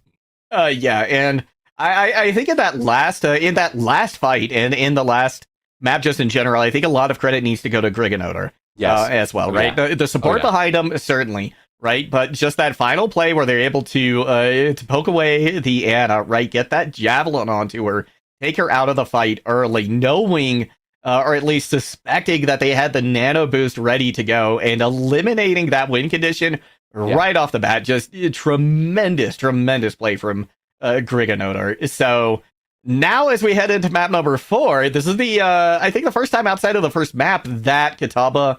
No, this is going to be the first time Kataba actually gets map choice, right? Yes. So they're going to be thinking, where do we go now to just elevate Distorted even higher, right? It's going to be a push map, though, so that's definitely something interesting, I think, that both teams are going to be considering. I mean, it has to be Esperanza. Like, that's typically your best dive map. That's typically where your best, like, where you really want to go to enable dives and flyers. Like, you have a lot of open sight lines, you still have that, but again, we've hit the same, you know, conundrum. You're going to enable both flyers. Now the question, so how does this really work? You know, is Esperanza just going to get immediately banned? Because if that's the case, you know, everybody loves Coliseo. That's kind of become, that is typically what is like the community's like most favorite push map in some ways. Yeah, but we're actually going to go to New Queen Street, and you were absolutely right, though. Limestone just outright banned Esperanza. Yeah. They said no, right? Because I think, you know, we're looking at the aerial duel. Distorted is winning it out. LSM has been forced off the Farah. So you don't, you know, right, like even if you go to Esperanza, even if you do try to enable your flyer, I think Distorted wins most times right now. So going to New Queen Street, I think, is a pretty good option as well. I think, or rather banning Esperanza is the play to make, right? Because it does put Kataba in a difficult position. Do you go to Coliseo where you have this long sightlines that are definitely going to favor LSM? Or do you go to New Queen Street, which again has the long sightlines that are going to favor LSM? Yeah, the only kind of advantage you get for New Queen Street, I think this may be what you're counting on, is there's a lot of side rooms, a lot of different ways you can go through and kind of buy yourself space, buy a flank angle. So I do think they're going to be planning on that, because that's where they found the success, right? Is just enabling Distorted to find a flank, creating the chaos for him to thrive in, and then just watching him go to town and just enabling and winning it that way. So a good choice for them. Great choices across the board. And I mean, Distorted has instant locked Junkrat, which I don't think that sticks, but like that would be quite the change of pace given the map. So you know, like I said, like the question mark is, like you said, like how do they really beat this kind of anti-dive, anti-pressure comp from Catawba, and Limestone's got that under control now. They've brought the Ashe, they'll bring in the Cassidy. They've got multiple people who can just take shots and burn them out of the air. So those make sense to me. But I do think that it's still a bit of a toss-up. It's 3-1. It's still match point here, Jungle. Yeah, exactly.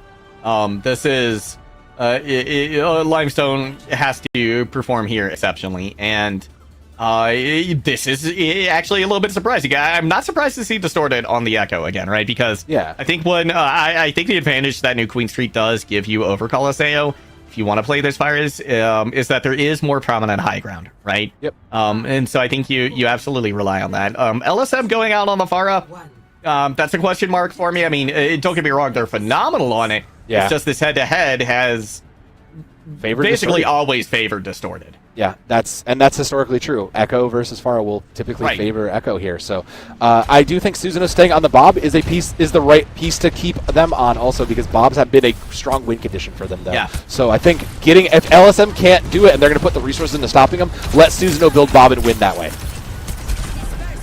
LSM throwing in a lot of damage to the back line. Nothing sticking just yet, though, and Susanoo goes down low.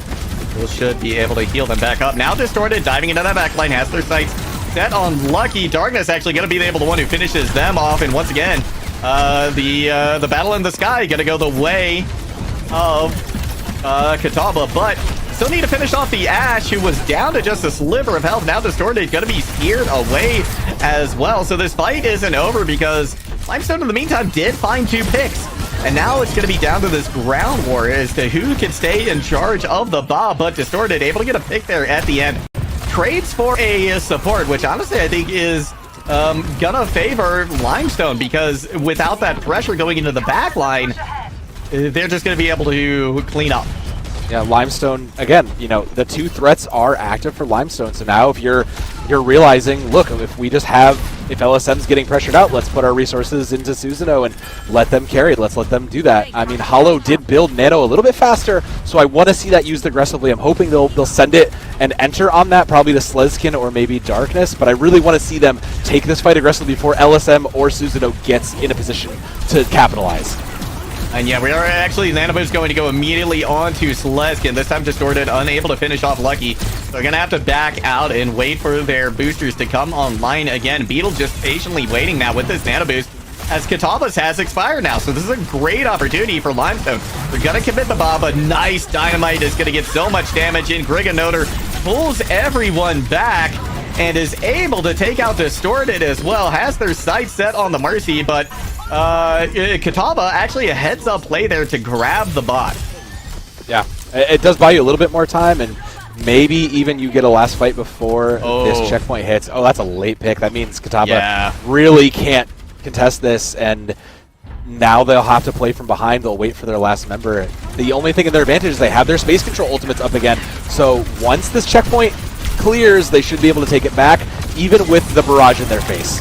Oh, wow. The barrage is going to take out Hollow immediately. Distorted comes back, takes them out. Now the May is going to be on point, but Darkness has already used their ice block, so they're unable to get anything going. The res comes in onto LSM, and Limestone looks like they've got to win behind our sails. Yeah, this definitely was something that worked for them, but now, I mean, 4 ultimates up for Catawba. There's so much firepower, there's so much space control. They just have to get a full 5 into this fight, and they need to put LSM on a leash if they're going to hold this. Ooh. Yeah, they absolutely do. Fight gonna start to break out immediately. Lucky goes down first. Distorted has already duplicated the Farah and is gone and out of that. Now the Blizzard comes online. They need to be able to finish off Griganoder, but a big Biotic Grenade gonna keep them alive and allow them to sustain through that Blizzard. But Distorted has come back. They have found 2 picks now. So the fight will eventually go the way of Catawba, but it was messy. It cost a lot for Limestone to get it to commit and try to complete that, but yeah, the Catawba won it without overcommitting too, so they are rewarded for their stingent play. They still have Annihilation, Nano. I mean, that in its own right is definitely enough to keep this bot rolling their way. The only thing that stands between them is the Barrage and the Terra Surge, which could pull everybody in. So getting LSM in control again is going to, give them the rest of this way here, and they'll start with the Valkyrie. Yeah, this early Valkyrie Definitely going to give an advantage to Kataba, but now that it's expired, we see the Nano Boost go over to Distorted. They're going to neutralize LSM immediately. That's going to clear the way significantly. Now they've got their sights set on Tokyo once again, but they're doing a good job, at least at the moment, of ducking and dodging. And in the meantime, Susanoo is able to find Hollow, so this fight is not over yet. They're going to commit the bomb to point as well. So now that is a lot of pressure that Kataba has to find a way to neutralize. Darkness unable to get out of it. Sleskin trying to hold on for dear life right here, taking so much damage. They're gonna go ahead and pop the Annihilation, but Griganoder says that's fine, come on in. Experience this Terra Surge. A big Javelin as well onto Lucky, but they're unable to finish off the kill. But regardless, they get the bot back. That was the most important thing. They have the lead. So wow. As long as Limestone can... Great late. Wow, great late picks. Great late picks for Limestone. Yeah, just keeping the bot under control is fine. It's 5 minutes. You burned out a good chunk, but, you know, as long as they control the bot, they are in a winning position here. Nano's up for Limestone, so Nano LSM is on the menu. They're going to play it aggressively. They should be able to dive in and get the value before Darkness or Distorted capitalize with their own ultimates here. Maybe we'll see the duplicate, but I don't know it'll get there. Yeah, no, the duplicate does come in on the Distorted, but there is the barrage. Yep. Beautifully timed as well, waiting until Mei comes out of the ice block, and just wonderful coordination there coming out of Limestone. This is a brand new team here, Soab. Yeah, this is a team that they've emerged from their cocoon and they are ready. They are actually close to closing this out here. So Tokyo does have that. I mean, Valkyrie is out for Kataba, so they are struggling. These fights go longer. It just works out in Limestone's favor. They'll commit Blizzard here, Juggle. Oh yeah, and they are going to be rewarded with a pair of picks. They do get the fight win here. Unfortunately, it was just off the back of one ultimate.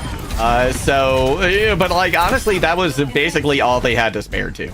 Yeah, that was the last. I guess they did use the Valk, didn't they? They committed the Valk just to try to sustain it. Probably should have been a reset, but Kataba has been... They don't want to give up those fights. We've seen them extend these fights and go on that way just for the hope that their win con comes online. It's worked out. So, I mean, they're rewarded for now, but Tokyo and Griganator will have ultimates up. Nothing really to stop them, so enabling Grig will be the key to success, and they'll be able to hold the bot here from this window. They just need to stop Hollow. Hollow has the Nano coming online. They need to get into Hollow's face. And LSM actually pushing into the back line now is able to get Distorted, who just found Susanoo. The res, though, gonna come in.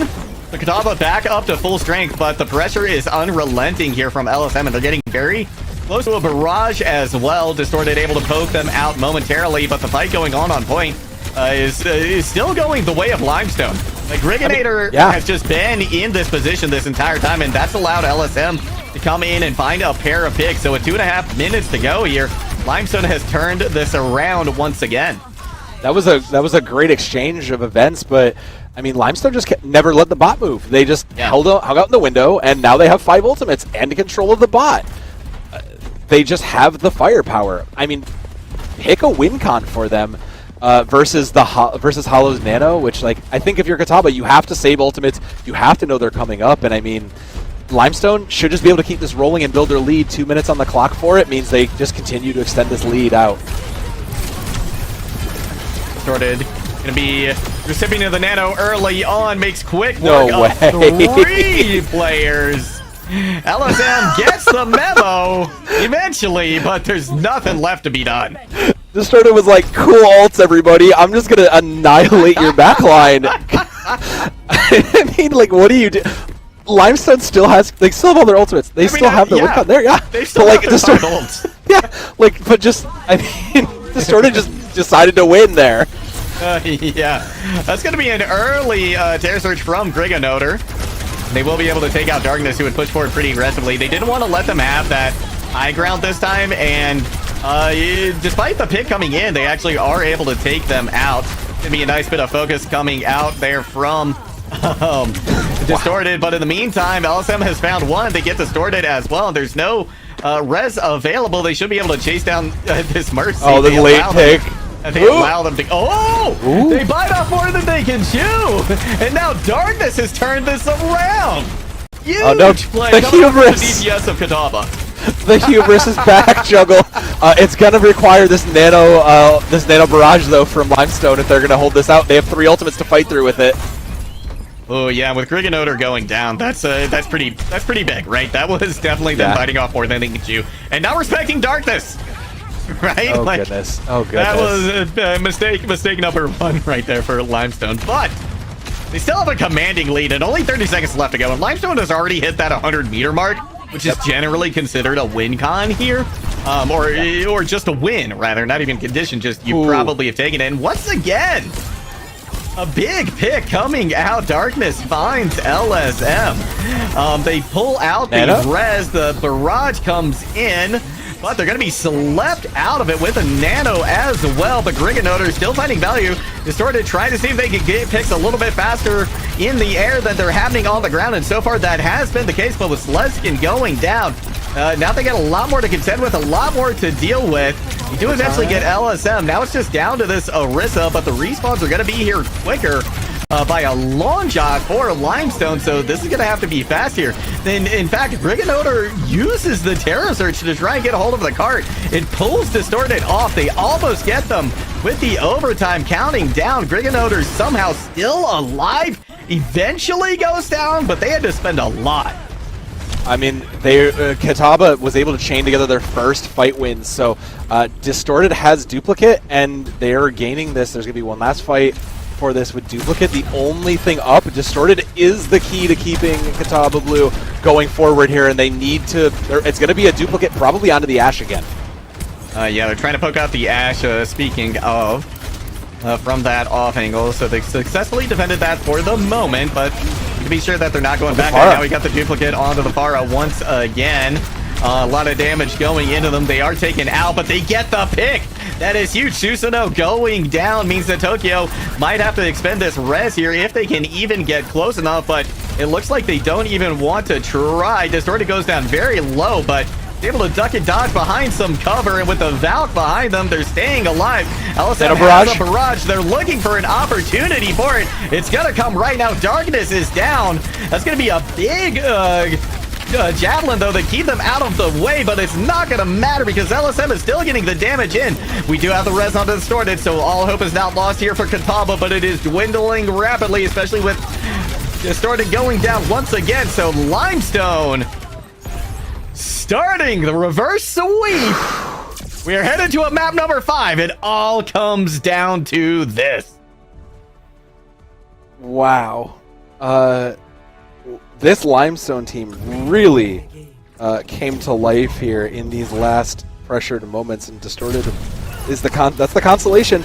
I mean, this was that 3K where it's uncontested, and I mean, I think this is the perfect summary to Kitaba Blue's success, though, in a lot of ways.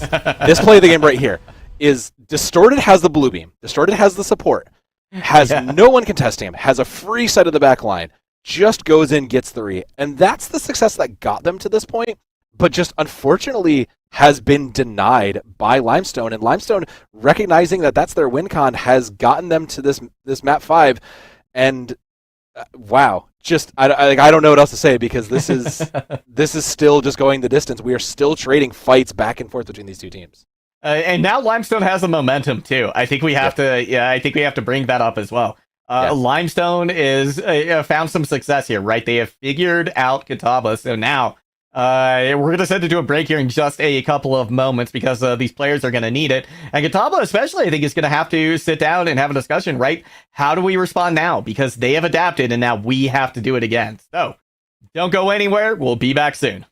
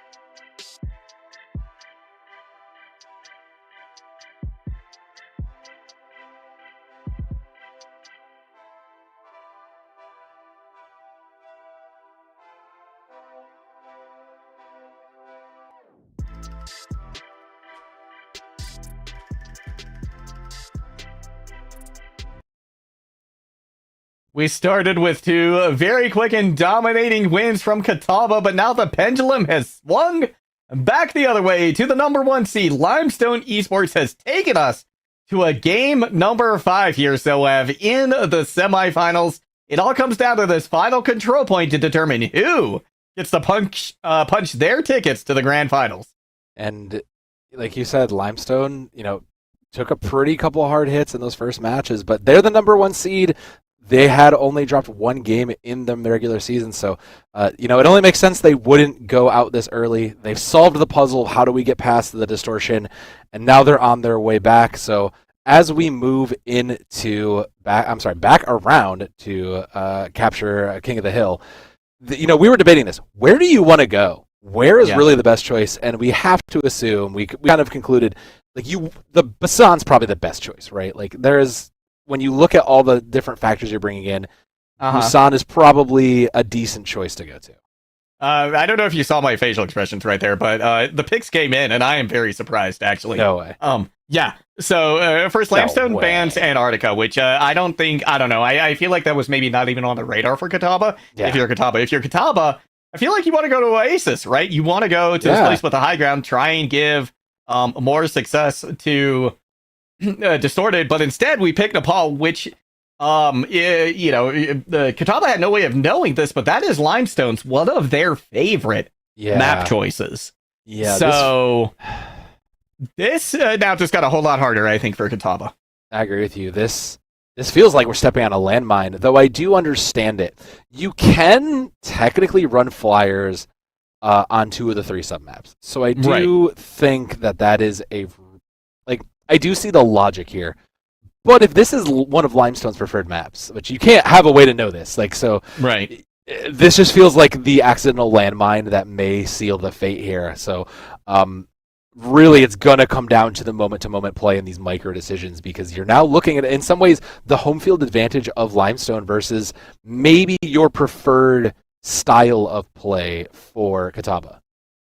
Yeah, and I think we have to also bring up the fact that on New Queen Street, that was the first time we saw LSM really finding the kind of success that they needed with Distorted on the Echo. So yeah, I think that Limestone has to be thrilled right now, right? They have the momentum behind them. They're going to one of their favorite maps. So I'm expecting that they're going to come out feeling great about this. And Catawba, certainly the nerves are there. They know they're so close. They've been so close for the last couple of maps. It's the mental fortitude from both of these teams is going to have to be tremendous here. But I think especially for Catawba. I agree with you completely. Catawba, you were so close to closing it out, and you have to be mentally booming yourself, and you can't afford to let that in here. And this is what we expect at this point. Map 5, these are both the preferred comps of this, so I'm really watching, because now I think the difference maker is, we were just kind of looking at, who is enabling the carry in a lot of ways. Now I think you're looking at who is disrupting and taking out the other carry first for these teams, because that is really going to be the decider, especially when you have open skies like this for both of these flyers. Yeah, and I feel like this is the perfect map for these teams to start out on, right? This is going to be the one that I think is favored by both teams the strongest. It's going to be the most open, the most opportunity for these flyers to be able to stay safe. And we can already see both of them taking kind of an off angle. But Susanoo goes down low, and the focusing beam is there from Distorted. So an early advantage, early opportunity. And now the Pharmacy is in very deep right here. A lot of damage coming into them. Distorted has their number. The focusing beam is out. And with other players falling, Catawba takes the first fight win. Yeah, both of these comps are playing defensively, but neither one is really interacted with what you're trying to win with. Limestone will make the traditional change to the Zarya to try to win and play a little bit more aggressively on the front line, and it's still the right call for them to do so. LSM is leading the room in ult charge, so although they haven't had the win, they can build this barrage faster, and getting a value on that first should lead to a success. Expect that to be the first thing, unless Distorted builds duplicate first. They're going to once again have to deal with Sleskin, though. That's going to be the #1 factor preventing this barrage.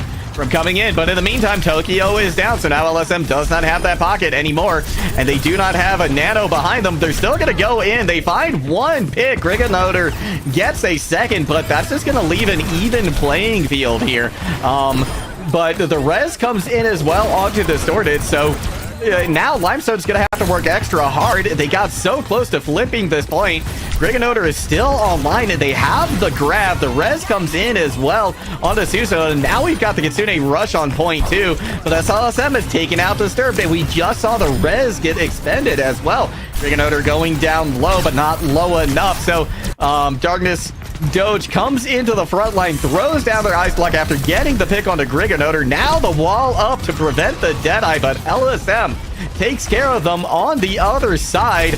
But still, this is all Kataba's percentage. Yeah, they continue to build. They have 3 ultimates. They don't need to commit here. They just want to stall it out as best they can. Wow, but we are going to see They're going to come in. Susanoo is able to take Lucky out of the sky, but Sleskin is online, and Distorted has been use their duplication. They are going to be taken out now, but I mean, Kataba sustained long enough to get themselves to within last fight territory, and they've forced so much out of Limestone. They were in last fight territory, though, 10% ago, though. Like, you could have saved Duplicate and Valkyrie. Kataba has this. We've seen them do this. It's suddenly winnable when we have enough ults situation here, but they don't realize, I don't think, that there's 4 across from them. There's Grab, there's Barrage, Nano. There are all the tools for Limestone to start this run back. It's just on Kataba now to win a fight. Ooh. Limestone should win the first 2, and that's plenty to do it with right there. Yeah, that's a fight one, but honestly, this might be best case scenario here for Kataba. One thing though is Limestone is going to be able to build up that 5th ult. Yeah, I mean, it's not much, but I mean, it's still all the ultimates up. You still only have, there's still nothing in the way. Suzu is only 1 use, and you'll pull that out before you commit anything. Oh wow, big bubble to try and save Tokyo. It's not going to be enough though in the end. Both Murphys have gone down. It's an extra kill though in favor of Limestone. Distorted going to be able to tie that up, so now it's just going to be 2 apiece on the ground, but Darkness Doge taking a lot of damage from the Zarya beam is forced to back away, and Distorted as well, holding on for dear life, but unable to get anything going in. Maybe we should have seen the reset there a little sooner from Kataba. Yeah, Kataba getting a little bit punished by their lack of desire to reset, but I mean, Darkness has been hanging around here looking for this Blizzard spot. There's still 3 ultimates against them though. Limestone didn't commit. They'll have Nano plus High Noon if they need it. I mean, it's probably going to go into LSM, but this is all ultimates in now, Jungle. Yeah, it is. And Distorted is getting very close to the duplicate once again. Kataba, they have to take this fight kind of slow here in order to try and build up these ultimates, but this is last fight territory now for them. The tables have turned. Susanoo gets Lucky out of the sky. That is a massive, but the Blizzard is on point. Griganoder, they need to get this kill fast. They're unable to secure it. Now the ante comes in. Sleskin forced to back away just a little bit. They're going to be demeched, but the kill's still coming in favor of Kataba. They just need to deal with LSM. Hollow throws down as well. The Kitsune rush. Now it's just 1 player remaining. The duplicate is out here for Distorted. And there's just 1 player remaining. It's going to be Susanoo on the Tracer, but they are proving difficult to pin down. And they may have stalled long enough for somebody to get back. The point has flipped, though. LSM has to touch. They're unable to get there. So Kataba holds on, but only barely. They can't keep getting away with that, Juggle. They keep extending these fights and drawing them out and letting Limestone, just make errors and capitalizing on it. And, Limestone, that was theirs. They had it. They had the ultimate advantage. They had the positionals, and Kataba was just, hanging around trying to find value, make it winnable. And it turns out it was. It turns out if you just pull out enough ultimates, it is winnable. But now we're going to, again, this is the other map that I was thinking of you can play Flyers. So it's still a bit of a toss-up, but the advantage does go to the Mei and Kataba. This space in this map, this enclosed point, is going to be so much harder to defend if you are Limestone, and LSM's now having to play a little bit further behind the ball, considering they don't have the range to necessarily dive in and out of this point to get damage in. I think, though, with Griganator on the Zarya, that kind of helps swing things back in Limestone's favor to an extent on the point, right? It's gonna come down at least point control, I think, to Darkness and Griganoder. whoever gets the most advantage there. But again, already Tokyo is down. Lucky able to sustain through that, and now LSM getting chased back pretty hard. Limestone gives up a lot of space, still threatening to try and take point here, but has opted to back off and try and regroup for another approach. Yeah, and again, Limestone they'll take a reset here, but they can't afford any staggers, and they can't afford for Distorted to get out just like that. I mean, no punishes, and Tokyo's again the first pick. Flyers are just getting decimated here by Distorted. Wow, yeah, Distorted, again, single-handedly practically wins that fight by just neutralizing the aerial threat. And now this is almost a repeat of the last stuff we've seen. And Limestone cannot be affording to make these, cannot afford to make these mistakes right now, right? No, this is their back against the wall again. Nope, and I mean they don't have too much to show about it.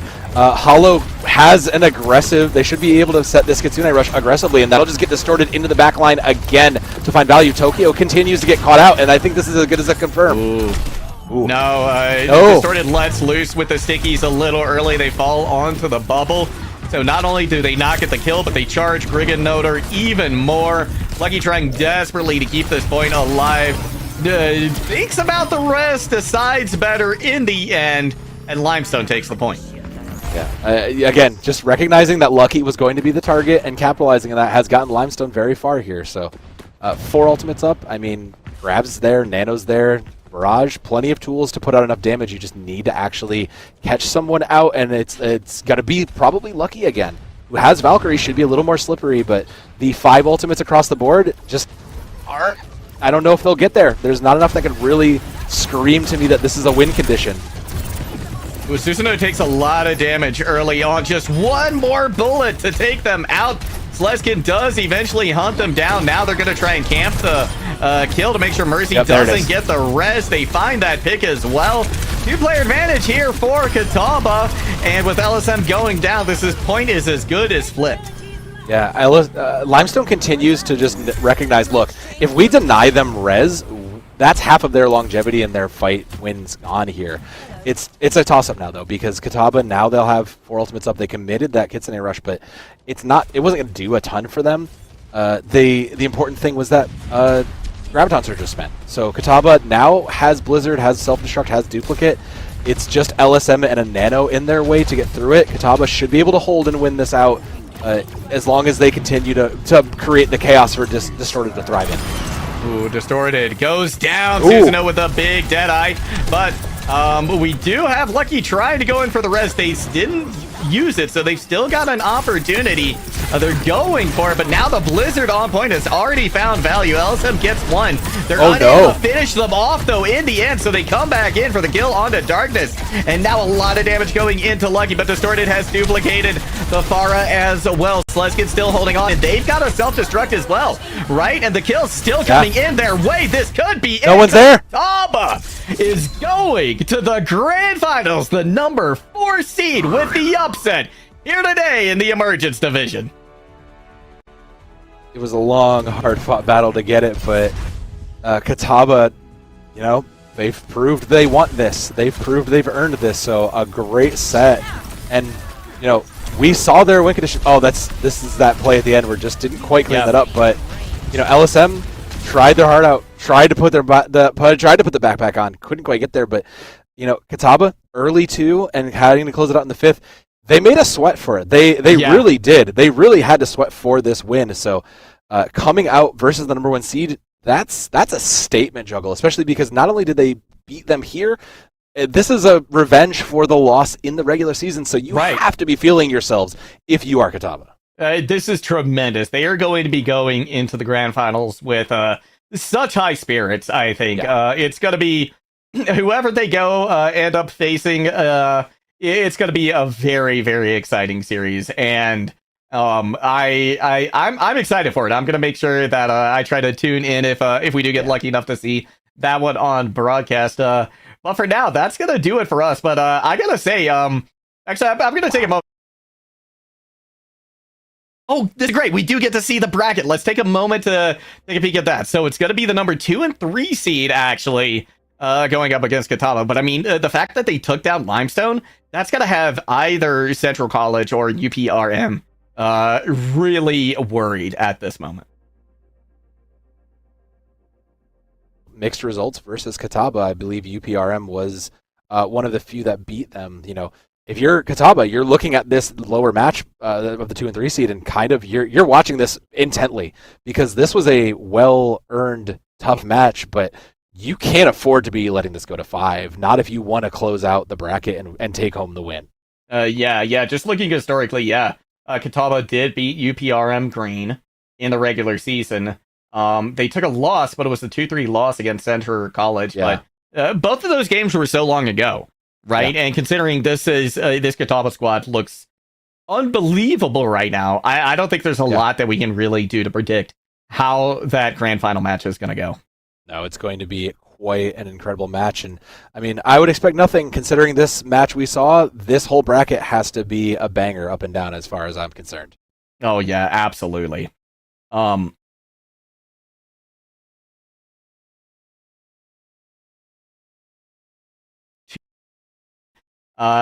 wait to see how that's going to go. But yeah, as I was getting ready to say a couple of moments ago, that's going to do it for us here. But there's going to be 2 more games after this. But for you and I, that's going to do it for us for the season here at NECC. So from myself, just a big thank you to everybody at NECC. Of course, Sinya and Carol today in the production booth. Big shout out and thank you to you, of course, Soa, for being my casting partner this entire spring. It has been such a wonderful time. We do have an interview. I forgot. We have interviews. It's playoffs time, Juggle. We have interviews. It's playoffs. We get interviews here. This is awesome. Okay, cool. So we're going to send it to a short break. But regardless, all of that stands. Thank you all so much. Yeah. Thank you, Saw, for being my casting partner. Won't do that again before we end. But yeah, now we're going to throw it to a break and get an interview.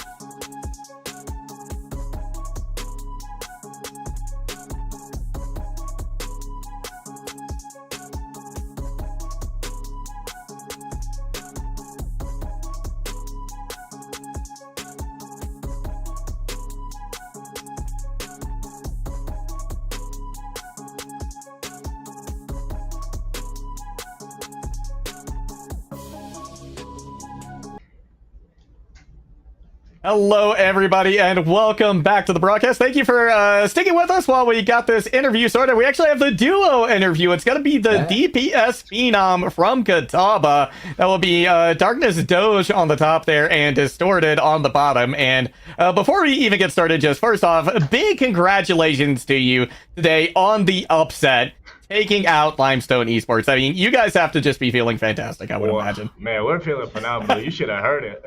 You have no idea. I bet. Now, I want to talk to you a little bit about just kind of the overall way that this season went for you as a team, right? Because you ended 6-3, you ended the number 4 seed. But looking back at your record, the 3 losses that you took were in week 1, 3, and 5. What I think is really cool too is that last loss that you took in week 5 was to Limestone. Yeah. But since week 5, I mean, it was just wins from there on out. So to me, it seems clear that something changed, right? Right around week 5, 6, and 7. Talk to me about what that was. What has given you the kind of success that we saw for you late in the season and that has propelled you to the grand finals here in the Emergent Division?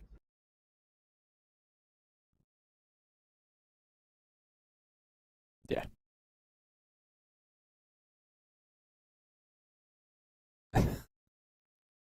Yeah, camera froze. That's all right. Yep. That's all right. We'll work through it. So, we found a team comp that worked really well for us, and like it played to our strengths very, very well. Right. And we just kind of went with that throughout the whole season. But the big thing about like how this match went was that it was not our team comp that we ran like the whole season. It was completely different. Like Not at all. there was like maybe one or two characters that were the same and that was just the support. Wow. Like everything else was just different. That we like.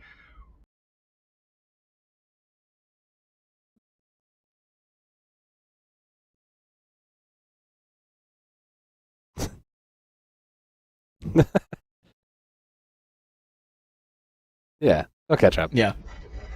Yeah, I mean, whatever those, sometimes it just takes those moments to really make it work. And I mean, when it comes to this match tonight, because I mean, we were on the edge of our seats. You guys went up really, really early, 2-0. Tell me a little about. Tell me a little about how you guys were feeling as you guys were like taking these wins. Did you expect to come in and get these early, 2 maps to go your way? Because you have to be feeling a little bit of pressure coming up against, the number 1 seed. I mean, oh my god. Yeah. It it was very nerve-wracking, but we had a game plan for it. Obviously, the Echo. And Yeah. we were really hoping that they didn't have an answer for it. And they didn't until later. Yeah. So that gave us time to figure out what else we would need to change going into the next Yeah. rounds. Yeah. Perfect, because that was going to be my next question is, that comp was specifically unique, especially featuring you on that Echo, and it seemed like they struggled, but when they found the answer, they had it. So what was it like in those comms when you guys were, game 3, game 4, trying to figure out what you do? What was it like in those moments? Because that is really the moment where like some teams can fall apart when that pressure is really on. What was it like for you guys in those moments, having been kind of found out? Well, we weren't really too worried about it because we were confident that we were still playing really well. Like we were still getting like the same picks, and it was just each map was really, really close after that. Oh yeah. And so we knew we were still playing well. It's just that comp wasn't working the same way that it was. Like we were not really targeting the same things that we were targeting, and we had a couple of like tiny mistakes, and we were just ironing it out after each loss of map. Gotcha. So then, what do you think was the final adjustment that you all made that was able to give you the win on Nepal? Because Sohav and I talked about this, and you'll hear it if you go back and watch the broadcast as well. But I don't know if you all were aware, but that Nepal is one of Limestone's favorite maps. So we were looking at you guys, down the last 2 maps, going into the final one, and you pick one of their favorites.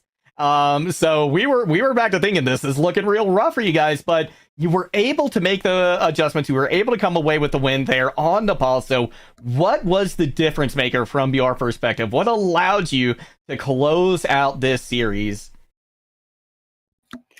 Well, realistically, the biggest change we made was no more flanking Echo.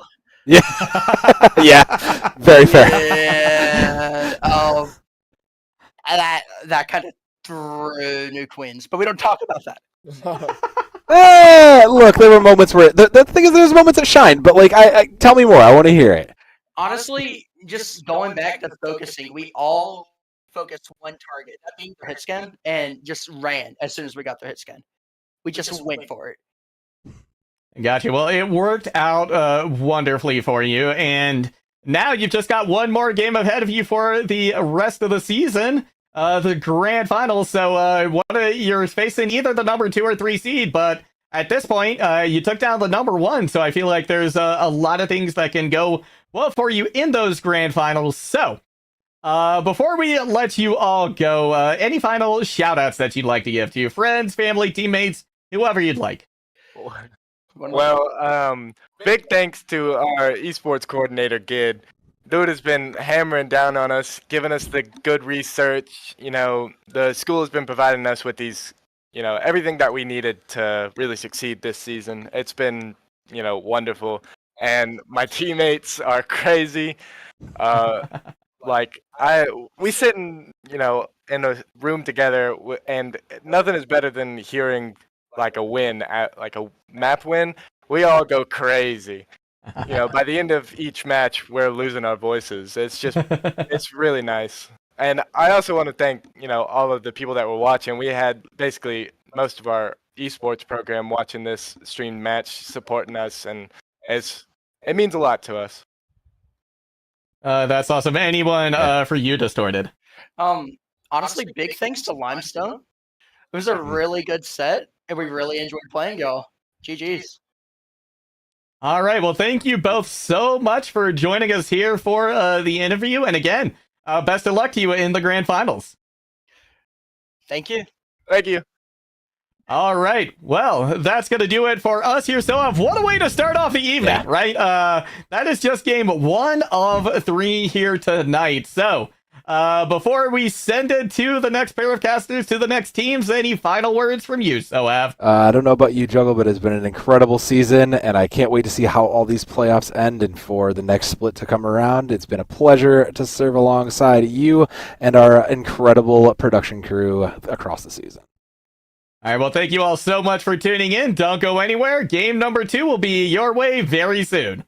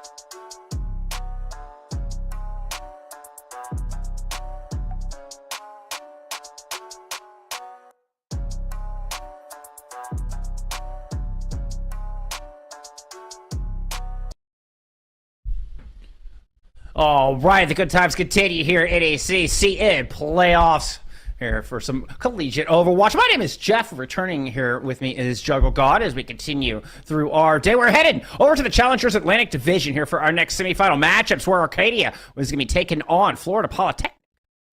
Yeah, I can't wait to see how this match goes. Of course, I was expecting to be back here filling in for Chef Billy, so you're a little bit ill today, so happy to be back on the mic with you here, Bull Skunk. We appreciate it.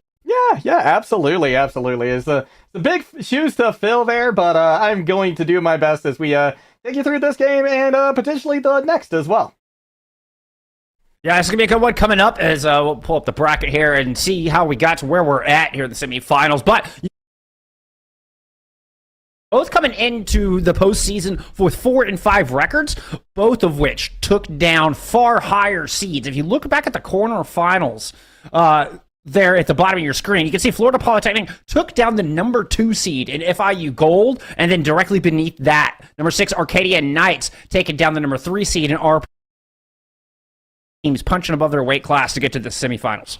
And that's honestly been the story of the day here today, right? I mean, we just saw the number 4 seed take down the number 1 for the semifinals in the Emergence division. So moving over here for the Challengers, looking like a little bit more of the same here today. And In particular, I want to draw some attention to Florida Poly for a moment, right? Because, again, they took down the number 2 seed as the number 7 seed, which is huge, which is tremendous. And they did it relatively easily as well. They only dropped one map to FIU Gold. But we take a look at the Arcadian Knights. They had a little bit tougher time getting through RPI, too, but still managed to come away with a win. So these two squads. As we would expect here in the semifinal matchups, let's take a look at our maps, figure out where we're headed here. Start things off. This is going to be a first to 3 series. Draw is a lot less likely here in Overwatch 2 since we've done away with the assault game type, but it's still potential. Like, it is still technically possible. So we do give it that first to 3 call. Lijiang Tower, going to be your starting map. Florida Poly have banned out Oasis, so will we not see that one here in this matchup? And Lijiang, just a fan favorite, right? A fan favorite, collegiate favorite. Wherever Overwatch is played, Lijiang is a favorite. So both of these teams going to be very well practiced on this map. I think the biggest decision for these teams is whether or not they run on something, run out on something that's a little more brawl looking, or if we see instead something more reminiscent of a dive. A lot of that will have to do with which map we start out on, and it is going to be Control Center. So, Bullskunk, this is almost certainly going to be a brawl look from both of these squads. Yeah, it's just a question of do you pull out the Ramatra or do you pull out the Reinhardt? Reinhardt taking a bit of a nerf here in the most recent patch, losing a bit of that armor. And that's a pretty important aspect for the rhythm that is Reinhardt. So we'll see if Jelly is still able to get the value out of the long-standing, traditional main tank of Overwatch. Or is it going to be the newcomer? Is it going to be the Omnic who ends up winning the day? We're about to kick this off. It's the Scarlet versus the Purple. It is the Phoenix versus the Knights. It's Arcadia taking on Florida Polytechnic here in our semifinals matchup. And both of these teams going to be gunning for that high ground right away. Will be Arcadia who gets here first, though. Yeah, and that means, Florida Polytechnic actually end up holding on to it. Arcadia opt to rotate back. Priority on the objective itself. It does force Florida Poly to move forward to try to approach the point, and they're going to lose their honor on that approach. Bit of a rough rotation, one that Latrick is able to punish beautifully, coming up with 3 here in this opening fight. And what was really interesting about that fight as well, Bullskunk, was the fact that, Florida Poly actually, I misspoke, came away with that high ground positioning first. Arcadia instead tried to pull them down onto the ground, but as soon as they did that, Latrick just went to the high ground, rained in the damage from above, and that spam just won the day. They weren't able to sustain through it. And it's good positioning and that precious high ground here for Arcadia. Florida Poly make their approach here for attempt number 2. Having to work through a lot of this span, and this Junkrat span can just make life so difficult. Just one errant shot, and suddenly you're at a half health, low, unable to push in and be aggressive like you really want to behind the back of this Ramatra. And Florida Poly have stalled out here as they've approached this point, losing Silent before they're able to engage. Cubit still trying to come in here so they can get some work done. Already below half health. We'll pick up 1, but health is looking low, and support of the Ana is gone. Arcadia with a big advantage here in this fight. Music trying to turn that around. Not going to happen. No, Florida Poly just took far too long to really get into point, and then when they decided to, they were just all of their abilities had been bled at that point. There wasn't anything to help them to sustain on point, so it was an easy cleanup for the Arcadian Knights. But now they're going to be staring down this annihilation, and that, in conjunction with the photon barrier and the nano, could be devastating for Arcadia. Oh, it's such a brutal combo! Wow. Speaking of brutal, Latrick comes through with a big 3-piece, and Iroh's already out of the fight. Euro, excuse me. Oh, but that's the Nano going down with it, which means Cubits, well, the Annihilation just did not have that punch and power it needed. No, it did not. It was a great idea. It was a good approach. Things were looking great for Florida, but because Latrick just popped that tire early, they were able to win it with just that. So now they're going to have the sound barrier as well to hopefully sustain them through whatever gets nanoed here from Florida Poly. Well, I love the clever teleport into the back and utilizing this photon barrier to provide a lot of cover here for Florida Poly as they move on to the point. Still holding on to that sound barrier. Shatter's going to pick up 2. Nano come out. It was music that gets that. The sound barrier able to keep him alive through it, and Florida Poly is able to strike back. Beautifully done here from Aquatic. In fact, both supports deserving big credit in this first fight win for the Phoenix. This is going to be tough, though, for them going forward, because right now they've only got the Deadeye to work with, and there's a sound barrier online as well for Dirt, and if Arcadia has been tracking the ultimates, they know that they could potentially just use the sound barrier aggressively to try and retake the point. We're probably backing off of the choke, but then a good Bionade and a good slate both from Eero here to start off the fight.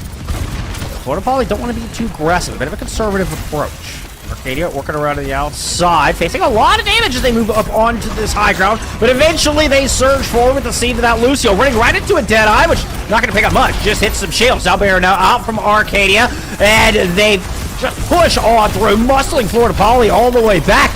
Annihilation pop, trying to force him into the off the point. Jelly will fall. Cubit's second Annihilation, proving quite valuable here for the Phoenix. That was absolutely massive coming out there from Cubit. The Annihilation there really just putting the finishing touches on that fight. But early on, Arcadia had an advantage. They used that sound barrier aggressively, but just unable to work through the Annihilation.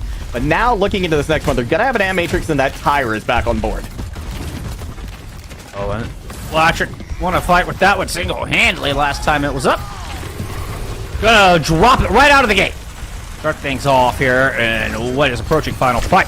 Along the outside, not going to find anything. Silence able to pop that Tire, flatten it before it can do any damage. Arcadia Knight's still able to hold this high ground. Florida Poly has moved in down low, but through an Matrix comes a Fire Strike, and suddenly two are gone. Jelly taking down over half the team in the blink of an eye.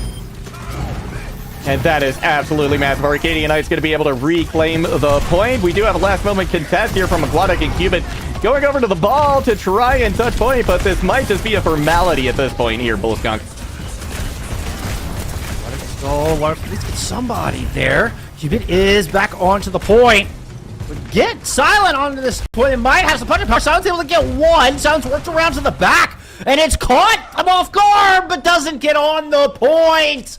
Florida Poly were getting the kills, but they don't get the objective, and Arcadia swing it all the way back from a 96-0 to take your first sub-map. And unfortunate play there in the end from Florida Poly. Cubit, they were getting the kills, right? And Cubit had gone onto that high ground to contest Latrick. They were able to get the kill, but then stayed a little too long. They needed to be back onto the point in order to contest and keep that fight going. So now they're going to be headed to Gardens at a deficit. And it doesn't look like either team really wants to change much moving forward. It was 99-99, so at the end of the day, there wasn't a whole lot separating either of these teams from success. Round two. As close as it gets. It's what we expect. 2, 4, 5 teams coming through. 6 and 7 seeds. And I remind you, neither of which were the favorites in the quarterfinals. Yet here they are, one of which will find their way into the grand finals. After a few more maps, Arcadia with an early lead on that, but still very early. Speaking of early, they have first positioning on this point, but the Arcadia lose their Symmetra. This Florida Poly push on to the objective. Silent now on to this May, causing lots of problems. Freezing out Arcadia, and once again, Florida Poly will grab first control.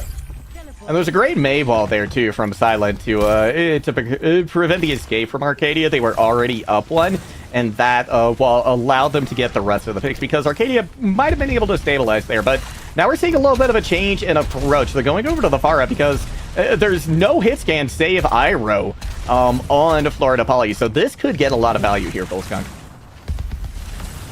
This is one of the best far maps in the entire game. Very classic, lots of cover in the sky and a very high skybox to boot. So Electric can get into the circle at the middle and work around the tower. Very difficult for Iroh to land these. Early just spamming from afar as Electric is playing. Safe doesn't want to get too close. And it looks like I might have a bit of a hiccup over here. Arcadia looks to be crossing the bridge here on my screen. Not sure if that's where we're at. Yeah, a couple of picks have come in. My screen is still clear in case yours is frozen, Bullskunk. Feel free to let me know when it is back. But at the moment, Florida Poly has been able to successfully push away this next attempt by Arcadia. Yeah, I think I'm gonna have to reset the feed here. Watch take over from. Yeah, no worries. I will do just that. Latrick is actually doing a phenomenal job building up this barrage. They've already gotten it, And in fact, able to get theirs before either of the DBS for Florida Poly have theirs online. So this can be big, but Music is able to get this photon barrier online. They can put a stop to it. They're going to throw it out. The barrage lands, hits a few, but Cuban is able to sustain through all of that damage. And Florida Poly now are going to be the ones sitting on a 99 percentile. Arcadia has just one fight left to try and turn this around.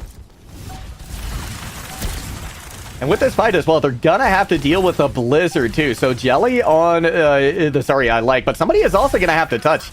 It's gonna have to be Latrick, but they get booped away. They are able to touch at the last moment possible, but Cuban is able to take them out of the fight. We do have the Valkyrie online. Deadeye from the front though, gonna be slept. So Plutoman is out as well. The blizzard on point for Florida Poly. Everything is going their way at the moment.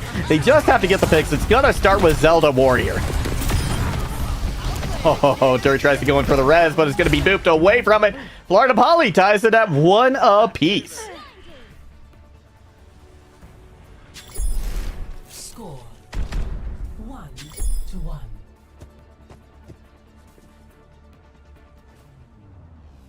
Ready for battle. Are you back in, Bull Skunk? We have working on it. Okay, no, you're good. You're good. All right. I will continue forward fearlessly. There's not going to be any major changes coming out for either of these squads. Latrick is trying to decide exactly what they want to go over to, but with these Symmetras on the ground, it's going to be a TP to point. It's going to be a lot of damage going in. A lot of times, these early fights when you get that TP online, I mean, the Reinhardt can get a kill while swinging the hammer on their way to hitting the ground, right? There's just so much damage that comes in. And here we go. Both teams are out. There are going to be, kills everywhere. Latrick picks up 2. Silent has 1, but it's going to be the Arcadia Knights who just get the focus in quick enough and give themselves that point. And before 10 seconds before the point even unlocks.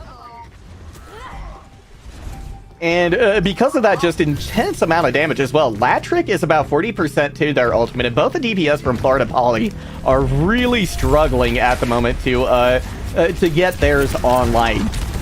Jelly is also half the way to their shatters, so Florida Poly is going to try and push in pretty aggressively, pretty quickly here, right through the front, right through the courtyard here. Immortality Field actually already expended by Zelda Warrior as well for the Arcadian Knights. That just means that, yeah, the DPS is going to be feeling free to fire for free, and that's exactly what they do. This hypercharged Sim Beam getting in the rest of the damage onto Jelly. 24% is what Arcadia is going to start with. All right. I appreciate you covering that while I was getting some tech issues sorted out. Yeah, no worries. I think we're back into this thing, though. Well, this next Arcadia coming... I'm just getting my brain like caught back up into what's been going on here. Yeah. Jelly has this shatter coming online. We've also got the this amplification matrix. So Jelly just wants to take a little bit of damage here so they can get the rest of the way up for Zelda Warriors. We're gonna have the photon barrier. Big shatter lands. So the cleanup will be there, and the point is just swinging back and forth between these two squads. Yeah, Iroh decided to step in front of that photon barrier, and that was, ended up being a fatal decision, and Florida Poly fall. Jelly coming through big time with that run.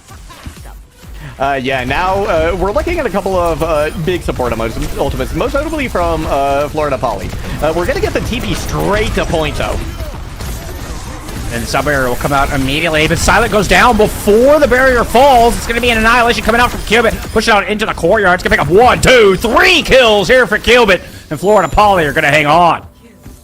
They are, but it took them just about everything to do that. They're only going to have the Deadeye to speak of going into this next fight, whereas the Arcadian Knights are going to have the Sound Barrier and the Death Blossom, so they've got the defense covered, they've got the offense covered. It's just going to be up to Dirt to try and get that last few percentage of the way there. This fight should absolutely go the way of Arcadia. Is theirs to lose. Florida Poly, you have the positional advantage, could come in handy, but look at this, Arcadia just going forward with the speed of a jackrabbit with Death Blossom into the back, dancing on the corpses of Music and Silent. No more DPS here standing for Florida Poly. It's going to be up to Cubit to get the job done on their own. Euro gets burned down on the end as Pluterman finds 2. And that was just a tremendously well-played Death Blossom from Latrick, right? They go into the backline. They still, they use the TP to get there. Then they bait out the sleep from Ira. Once that's gone, they know they're free to let the Death Blossom loose. And they get those early picks that allow them to take that fight. And now, because they were able to do that so economically, they're going to have 4 ultimates in this fight, which is probably going to be the last one. Potentially. Especially if Jelly's going to keep getting early kills like that. A wind scar, double damage fire strikes immediately, taking down any 200 HP target, including that Symmetra. Jelly chasing everybody out. Florida Poly will get one more shot. Yeah, they get it just because they lost it so quick, and they disengaged so quickly, but it's going to have to be a TP on the point. I don't think there's any way else for them to get there, save their Lucio, but they want to make sure that Dirt doesn't go down because they have the sound barrier. On 99 to Annihilation. Nano is on them. They get shattered as the Annihilation is dropped. Manage to get back on their feet and start pummeling Arcadia Knights into their graves. It's going to take one more. We're headed to 99-99 in this round 3. And now both of these teams are really hurting for ultimates. This is likely going to be one in the neutral. Aquatic does have a sound barrier, so they could use it pretty aggressively, but if they do that, they need to make sure that they take down Latrick, because if this fight goes on long enough, they are going to have the Death Blossom once again. So it all comes down to who can build their ult first and fastest, and who stays alive, and that will not be Silent. Oh, Jelly has been just so brutal with these fire strikes. Latrick still on their feet, though, in the back. 98 to that Death Blossom. In fact, it is online, ready to go. Can they turn the tide? Right in the middle of the point. Latrick's going to pull the trigger on that Death Blossom and wipe out everybody. It's one lone Ramatra left on this objective, trying to hold it down. Tracer at their tail, but it is a foregone conclusion. Arcadia Knights will flip this over. They will take Lijiang Tower in an early 1-0 lead here in your Challengers semifinal matchup. What a way to end that last map, too. I mean, 99 to 99. These two teams very, very evenly matched. It just came down to who got more value out of the ultimate there at the end, and it did happen to be a Latrick. The sound barrier from Florida Poly came out a little too early. They weren't able to get the picks off the back of it, and because of that, Latrick just came in and cleaned up, once again dodging the sleep from Iro. So great play coming out from both squads, but Arcadia edges them out to give themselves an early lead here. It was a good turnaround. It was a good turnaround, despite the best efforts of Florida Poly, despite how good that fight looked for them. Florida Poly get first blood. They're able to find that kill to start things off, and still, Latrick comes through, and that's the end of that. You start dancing in the middle of that point, and nobody can even get close, Juggle. It's the range on that Death Blossom, it's like far more than you think it would be. Like, you think you're safe, but anywhere on that objective into Night Market, you're taking damage from that one. Oh yeah, you absolutely are, right? It has the same reach as like a May Blizzard, a Wrecking Ball Minefield, right? Like it's very, very similar, right? It definitely goes a lot farther and into the sky and below you, right? Like it's a sphere actually of just damage coming your way. So it's very, very hard to get out of the way of. But we're gonna be moving on now to a hybrid map choice, and one, I think, big question for me is whether or not we're going to continue to see these Symmetras come out. I mean, it's such a classic Lijiang Tower thing that we see, but both teams got a lot of value out of it, right? Aside from just the TPs to and from point. So are we going to see a different kind of lineup coming out, a different kind of composition from both of these squads? And honestly, more importantly, the big question to me is, where are we going next, right? Where does Florida Poly feel like they can have the most success? All right, Lijiang Tower is the place where you see the most Symmetra, for sure. You've got a lot of niche strats, particularly on Night Market and on Gardens as well. But I gotta say, Pluterman was doing a really good job with that sim. Looked really comfortable, seemed to have that full charge beam, and was very accurate with it and melting through people. So even on maps that you don't normally see sim, I could actually see the Knight sticking with this pick, and we'll see if that adjusts or if that plays into what Florida Poly wants to do as far as where we're headed for hybrid. Exactly, right? Because I think The most likely place we're going to go is King's Row. I think Either that's Kings just, or Blues. tried and true. It's standard. But that's not going to be the case today, actually. No, we are going to go to Numbani instead. So this, to me, signals just kind of a wholesale departure from the kinds of compositions that we saw earlier. Dive is so dominant. Dive is so strong on Numbani. I mean, at least some form of a Winston comp, right? Right. I mean, whether it's going to be the Tracer Sombra look with it, or you put...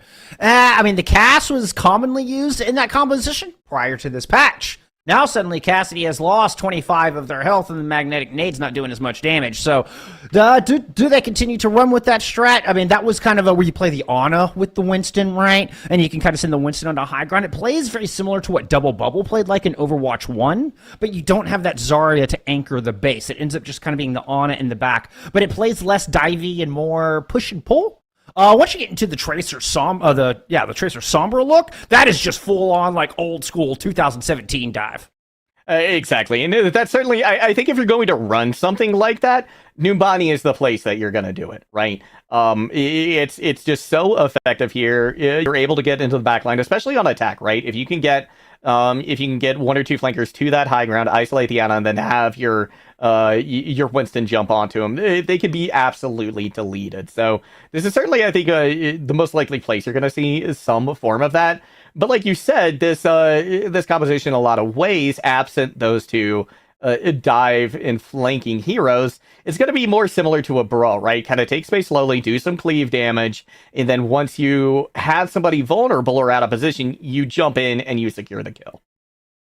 The other thing that we might see here on Numbani, and that you have to take into account, is being in the Challengers division. Sometimes meta isn't always what's going to win you the series. Sometimes if you play that hero to a high level, whatever that comfort pick may be, right now, I'm thinking of the Pharah. We saw a bit of the Pharah there at Night Market. A Pharah here can actually create a lot of problems. It's a super high skybox and with tall buildings, so you can play around the corners as a Pharah, and I could see a niche pick like that coming out here for these teams and maybe trying to step away from what we pin in as the meta right now. Because particularly in this map, Juggle, this map is not one that we've seen very often over the course of Overwatch 2. No, it has. I mean, just because of the fact, for sure, that it was out of the rotation for so long. But even now that it's come back in, not a lot of people picking it. We do have Latrick on the Pharah, and I have to agree with you. I think the Pharah pick here on Numbani is kind of slept on. I think it can find a ton of value. But I think one of the interesting things as well that we have to note is that Silent is on the Torb. So that's going to cause some problems. And that means that that's going to be the first thing that the Arcadia Knights really have to deal with. Just making sure they identify where this turret is and taking it out. That way the rest of the team can come in. Yep, Magic Turret's going to be up here on the high ground to protect Euro. Yeah, you've got bow supports. You've got look at all that's being invested from Florida Poly to protect Euro on that Ana. You have a Brig up there whose sole purpose in life is to keep the Ana alive, and a Torb with the turret there positioned to do the same. Now we get the dive. Yep. The Jelly just realized everything that was up there. Jelly jumped up there, saw everything I just mentioned, and went, whoa, I can't stay up there. Exactly, but not a whole lot of progress being made on the point just yet. A couple of kills do come in, most notably Jelly going down, but Arcadia still has the pick. Yeah, taking Aquatic out of the fight should mean that Euro's a little more vulnerable, but good move from Cubit. Pluderman's gonna fall. Latrick is kind of in a duel, wins the duel as they land the direct, gets out with 1 health. Did you get the mega? You do get the meta. Latrick, you madman. That was phenomenal, right? Because now the Arcadian Knights are going to be able to put in pretty aggressively here, right? They don't necessarily have to worry about Ira. They are on their way back, but they're not here yet, Bullskunk. Which is huge. I mean, that just means sole Brig heals to support Cubit and the rest of the squad. Arcadia Knights trying to move in. Jelly knows it's going to dive onto the Torb, and immediately Silent goes down. Now looking to burn down the Diva. Nope, scratch that. Jump over the Diva. Focus the Cassidy. That's too much. You bit too much off. That was 3 people firing at Jelly. Barrage from over the top from Latrick trying to bring it back. Picks up a pair. Might just be enough. Arcadia Knights should be able to cap on the back of this, particularly if that res comes through. Yep, Jelly back on their feet. Ooh, but with Ira getting 1 pick, that's going to slow things down, but not stop it here, Bullskunk. So this point should go the way of the Arcadia Knights. We might get a last moment contest here. It looks like, in fact, we will. Cubit is going to dive onto the point and force out the bubble from Jelly early. And a self-destruct coming out. And without that bubble, Jelly is completely vulnerable. Great take back here from Florida Poly, as they will stop Arcadia Knights about 5% shy of a full cap. Under 2 minutes to go. Yeah, what a tremendous hold coming out from Florida Poly. And I think what's even better about this is that there's so many ults coming on now for Florida Poly as well, right? They're going to have the Molten Core, and as well as the Nano, as well as the Rally. So there's going to be a lot for the Arcadia Knights to have to push through. This Primal, it might be what they need to sustain, as well as the extra damage that comes in from the bounce. Oh, but Jelly's got to survive. The NATO got out of the Cubit. Zelda Warrior falls, Jelly right behind it. Yeah, without the sustain of the Kiriko, the Winston doesn't last much longer either, and Poly able to win that one with just that Nano boost. Yeah, and that's huge, right? Because you want to hold on to this Molten Core, right? It was kind of an awkward timing where Silent got it, because if they spend it there, they're not going to have it for Final Fight, which is where you really, really want it. So now having that plus the Rally for Final Fight when Arcadia has to fight on point, this is going to be very difficult for them. This everything has to hit right for the Arcadia Knights here to come away with this point. I mean, it needs a really good Kiriko ult. The Kitsune Rush needs to be perfect and get some value here from Arcadia Jelly. Most notably, trying to take advantage of that. Latrix going to take the turret out first. Here comes the Primal Rage with the Kitsune Rush all over the top of it. That Molten Core is out now to try to stop it. The Deadeye combined with it. Barrage over the top in response. DPS ults from both teams, and when the smoke clears, it's Latrix coming up with a pair. The Knights not escaping this completely unscathed. Certainly not with Jelly falling. Silent comes up with a huge pick with 20 seconds remaining. That just cut the knees off of this attack. It certainly did, and that is exactly what we needed to see out of Florida Poly. It took them everything, but they got it. But now they're going to have very little heals going into this last fight, which is going to be scuffed. It's going to be tough for Arcadia, but there is a way through. Focus down the tank. Jelly, never mind. Chopo supports immediately. Jelly, what was that? Why have we not seen this Wrecking Ball sooner? 3 kills immediately under their belt, and the Knights aren't done. The self-destruct is going to go out just for the remake, but there's not going to be much left after that. Jelly continuing to find the value. And now with Cuba going down to no health, there's no way for them to hold on to this point. They do get back with the Brig, but this is just delaying the inevitable at this point. In fact, it could be real bad because Cubit's out of this fight. Now you can see the remaining members of Florida Poly are scrambling because they do not want to get killed here and spawn all the way at the back of the map. And now that it took everything for Florida to try and hold on there, so they're not going to have anything moving into this next fight. Arcadia doesn't have a whole lot either. This barrage really going to be their main win condition here, but as well, Florida Poly has to decide now how they're going to handle Jelly on the Wrecking Ball, right? Because Jelly came in and made a statement there. 3K statement. Could be map-winning statement, depending on how things go. Latrick has already got a lot of value out of this barrage, but gonna have to wait at least 15 seconds longer to find the value off of this one. Early kill from Silent, just shutting this down immediately.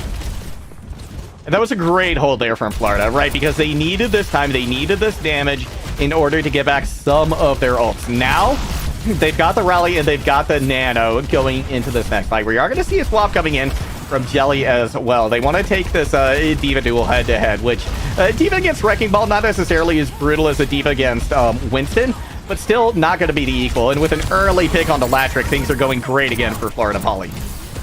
That will get rezzed up. It's an important cooldown out. Latrick responds, gets the revenge, and the Silence is flipped. Over the top comes the barrage, and Silent goes down as well. Once again, both DPS fall under the maelstrom of missiles here from the skies from Latrick. And it could have been much worse, honestly, for Florida Poly right there, right? Because Latrick, when they went in for that barrage, about half of it was eaten up just by some of that map geometry. But crucially as well, Florida Poly didn't use any ults, and they got one out of Arcadia. So with only 40 seconds left to go, it's absolutely possible this is last fight. This is a crucial fight. Double support ults, both of them already popped here from Florida Poly. We do have a concerning rush out. Zelda Warrior somehow survives that with 1 health. Flutterman up on the top, Bob ready to go. Was under some pressure, but dropped down, takes Euro out of this fight early. This card only 3.5 meters away from capping, giving more time and a second life here to the Knights, and with the kills they're racking up, that is looking like a very high possibility. Oh yeah, they're able to deal with that pretty well. Cuban had the right idea, going for the high ground, trying to clear it off for Florida Poly, but was just unable to secure any of the kills. And the fact that Zelda Warrior survived, That was with nuts. just that sliver of health, is That had to be like absolutely 5 tremendous. That was such a tiny sliver. I think I need a magnifying glass just to even know it was there. Jelly! Wow. What on earth is this? You're not supposed to just get 2 kills with a Diva Bomb, like to start the fight. That's not how this is supposed to happen. This is not in my script, Juggle. Arcadia are now pushing this cart forward. They were looking to get full held on first point. Now they have clean sights on the back of the map. Yeah, and they might even be able to finish with time. The Bob doing a tremendous amount of work. Getting the picks, clearing space. Aquatic comes back out. Huge shot from the Zenyatta. But this is going to be enough. 0.02 Eurofalls. There it is. The 2 centimeters necessary picked up at the end after Jelly boops some, gets some kills. And the Knights, I mean, the perseverance of this Arcadia squad is something to be admired. It certainly is. I mean, they were down and out, right? There was when they were coming into that last fight on first point, they were not even looking at a full fight. They were still waiting on people to come back, but Jelly rolls in, gets 2 picks right off the pile driver, both supports, and then the Torbjorn, who is the person that Wrecking Ball is going to be the most afraid of on that Florida Poly squad. I mean, that was absolutely tremendous, and that momentum carried them through the entire rest of the match. Florida Poly only really picking up 1 fight win, that being at the very beginning of the streets phase here in Numbani. So now, Florida Poly, I think they got a little comfortable, right? They thought this was in the bag. They let their guard down, and Arcadia absolutely took advantage of it. So now they've got this very difficult job ahead of them once again, and the Arcadian Knights, they don't want to mess with success. They're going with basically the same composition that we saw from them before.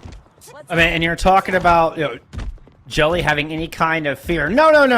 Nobody on this Knight squad has any fear. You know how I know that? Juggle? Because Latrick never once changed off of this far. Florida Poly put in a Diva, put in a Soldier, put in a Cassidy, all to try to deal with Latrick. Latrick never swapped. Still on the Farah. Yeah, now going up to the attack as well, it's going to be even more difficult. With music going down early, I mean, Florida just needs to reset already. Ooh. Nice little coach gun completed. Dodge knows their timing. They've done some limit testing in their time on the ladder there. I like Fluter on the dash. Made the swap on the second point on their attack. And it worked out really well. Obviously, we saw that fantastic bob at the end, but particularly on this defense, this high ground can be so tough to take, particularly with the comp that Florida Poly are running. It's going to take a really clever teleporter, I think, to get the whole team up here. And look at this. They do it, but they go around back with it to circle up top. Now the teleporter is there. Florida Poly been able to claim the most vital space of all in this map and shut down this defense. As I was talking about it, Florida Poly was executing. They're a step ahead of me already. I mean, Arcadia wasn't far behind them. At least Jelly wasn't, right? Jelly read that TP like a book and got over there immediately. But the rest of the team was just lagging a little bit farther behind, and that gave Cuba just enough time and just enough room to get Jelly off the high ground and then secure the rest of the kills and that first point. So Florida Poly, they are not going to be going down without a fight by any stretch of the imagination here. This is a great start for them. Well, Latrick did finally swap. The senior decided they've had enough, went over to the Hadzo double sniper look. Now, do Discord Orb onto Jelly. How you survived that, I don't know. You were thanking your lucky stars and both of your supports. That you still have your life right now if you were Jelly. Back up to the high ground to try to support this team, give Luderman some lines of sight here. Put shots down. So far, Arcadia are able to hold. And this Bob coming out could cause a lot of problems for Florida Poly, but looks like he's going to be caught sleeping on the job, I believe. I don't think the Bob actually finding a whole lot of value there. So great just kiting away by Florida Poly. Somebody told Bob they could sleep on the job. That's... No, I did not intend to rhyme, I swear. Music on the high ground here with a bit of low charge. Cubit with them. Cubit has the self-destruct, so they can get really aggressive if they want to, knowing they have that extra bit of life. But somebody's got to stop Jelly. Jelly's just going into your backline uncontested, escorting Pluterman. Well, they're to just shoot everybody on your team in the face. Yeah, that was just an incredibly well-coordinated coming out from the Arcadian Knights. The res as well to bring their squad back up the full was huge. I think the big thing, though, to take away from that fight is that Florida Poly they didn't use anything there, right? So they're going to be coming in with a full bank here. And there's not a whole lot that's really a win condition on the board for the Arcadia Knights. Maybe you get a lucky Dragon Strike, maybe in combination with a Primal, but outside of that, just the overall damage output, I think, from Florida Poly should be able to punch them through to the next point, just barring any glaring mistakes. Jelly's done such a good job of punishing those mistakes as they're doing now. Up into the top. It's a Primal combined with the Dragons that pick up 2 early in this fight. And despite the incredible ult advantage, that has now turned to 5 check marks here for Florida Poly because they never have a chance to hit Q. What's huge about this as well is that they got the D-Mech on the D.Va right there at the end, right? And that's going to force Cubit to just take themselves off the map, which is just more time off the clock in favor of Arcadia. So, despite being behind in the ult bank, they used theirs early, right? Yeah, Florida Poly might have 5, but if you're not using them, they're just not getting value and you're not winning these fights. So, what was over 5 minutes, I believe, on the clock for Florida Poly has been dwindled to 2.5. So even if they get this point, Arcadia has to be really happy with how much they delayed. That was nearly 6, if memory serves me right. And no, Arcadia have certainly done a much better job of rotating their ultimates between finding value. Photon Barrier out early here. The big Omnic Butler in response from Pluto.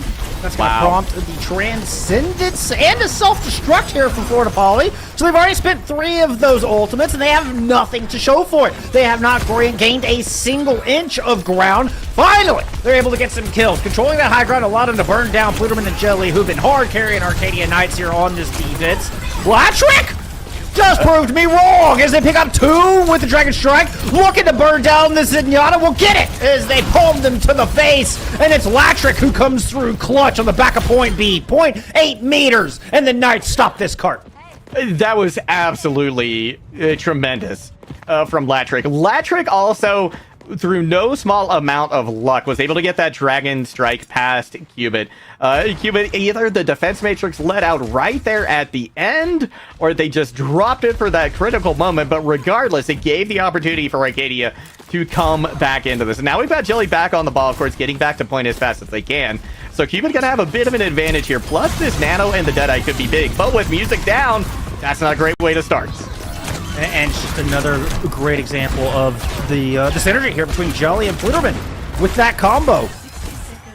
Nano online here for Aquatic. They've thrown it on Cubit a couple times in the past. Florida Poly certainly not done. 55 seconds to go, but now Silence down! And out of this fight. That's going to be your reset here. Florida Poly just want to back out cleanly. But they're having a lot of hard time doing that. They are able to get out of the way with well-placed biotic grenade from Aquatic. And that was key, right? Because now we're looking at last fight territory. We have the swap over to the Genji, but they're not going to be able to have a blade ready to go. So I'm expecting this Nano to likely go on a Cubit, maybe Music if they're already high charged and in a place to get some kills. But Latrick back with the Dragon Strike is going to be big, and Jelly needs to build this minefield if they hope to hold on here. I believe that is a Nanoed Mercy, my friends. 99. Come on, give me a Nano Battle Mercy. Give me a Nano Battle Mercy. Oh, yeah, you should have. You should have, Euro. You should have. And as it stands, it's a team kill for Arcadia Knights. They're going to take the map. They're going to move up 2-0 here in our semifinals matchup. Persistence pays off, friends. Never give up. Never give up, never surrender. Never surrender. Thank you. Thank you. Oh, I got you. I'm picking up what you're throwing down. But yeah, the Arcadia Knights just came up huge there at the end. And yeah, here's that Dragon Strike, right? You can see it go right beside the D.Va. She just didn't have the defense matrix up for that. Right, D.Va eats that, Cubit eats that, and it's an entirely different map. Right? Yeah. So, I mean, that was... but that's how close these games have been between these two squads, right? It is won by just these micro moments from each of them.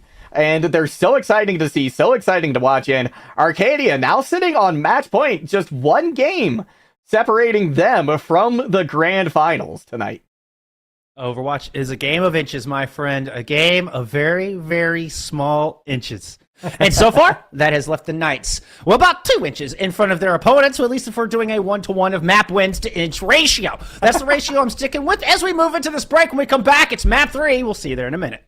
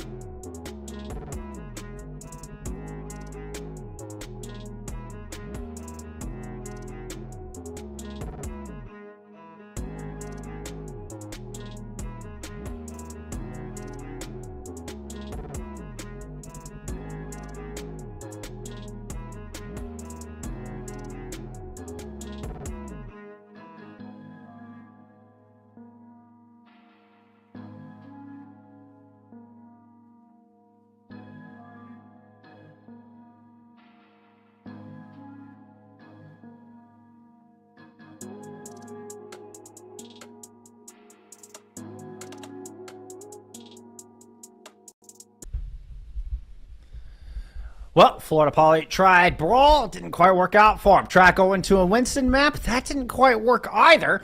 Although, Latrick able to play Farah on both of those maps, and it's given Arcadian Knights a 2-0 lead in this semifinals matchup here in the Challengers Division. One more map win, the Knights move on to the Grand Finals. And so a big decision here for Florida Poly, right? Because their backs are against the wall. They cannot afford any more mistakes. So let's take a moment to talk about like the Brawl versus Dive, right? Because the Brawl was very close. I mean, two of the maps went 99-99. I think the third one did as well. My memory doesn't quite catch that. But regardless, very, very close. Florida looked great there. They won one submap. We go to Dive. It was much more one-sided. Arcadia looked a lot better. So now... do you go poke or do you go back to that Brawl? In either way, I think Havana is an ideal choice for Florida because you can do both. You can go potentially for the spawn hold, right? If you're on defense with a Brawl, or you can go to the poke, right? Either of those are going to be an option. So something like that, or I believe you mentioned Circuit Royale in the break as well. I think that's another good look. Well, and my thinking is, I mean, you got to try something different as we take a look, and it is actually Circuit. Ends up being the map pick. Shambali gets banned out by the Knights. Circuit Royale will be the home of map number 3. And I think it's just a matter of let's take it somewhere different. Like let's put their DPS to the test in one of these long range matchups.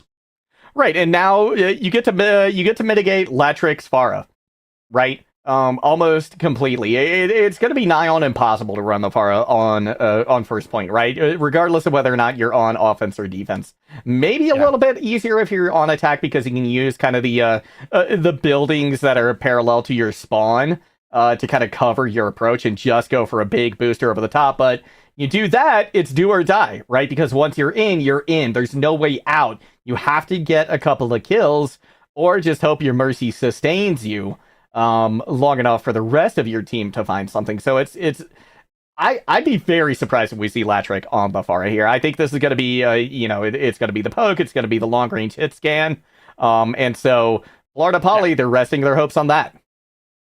I mean, and that's pretty much the meta we've seen here in Circuit Royale, right? It tends to be the Sigma with the double sniper. Yep. So it is what I would expect here. A couple of times over the course of Overwatch 2 have we seen somebody try that go over the rooftop strategy that you're referring to, but that is a very much sliding all of your chips all in on one play, and it's boom or bust. So the double sniper way more consistent, and as such, coming into this map, we do have a bit of a substitution. Jay Bachelor will be subbing in for Jelly. So my anticipation here is Jay Bachelor is kind of the Sigma player, maybe more of the off-tank specialists here for the Knight squad. Cubit staying in for Florida Poly. And it's going to be Florida Poly on the defense once again to start things out. There's going to be no swap at the sides this time around. And just as we expected, we are seeing these long-range... well, actually, we're really only seeing one long-range hit scan, right? Like, legitimately long-range hit scan, and that being Pluderman. Latrick on the... potentially on the Hanzo as well. Not exactly hit scan, but certainly long range. My big question is music, right? What is the value music is going to find? And as well as Silent. These are short and mid-range heroes, so this is an interesting compositional choice. I think Florida Poly is either just going to give up all this initial space so that they can wait for Arcadia to be in close where they're not going to have as much success, or they're going to go for the close hold, which it looks like music is doing, but only on their own. And I would anticipate music to kind of hide until the Knights all push past.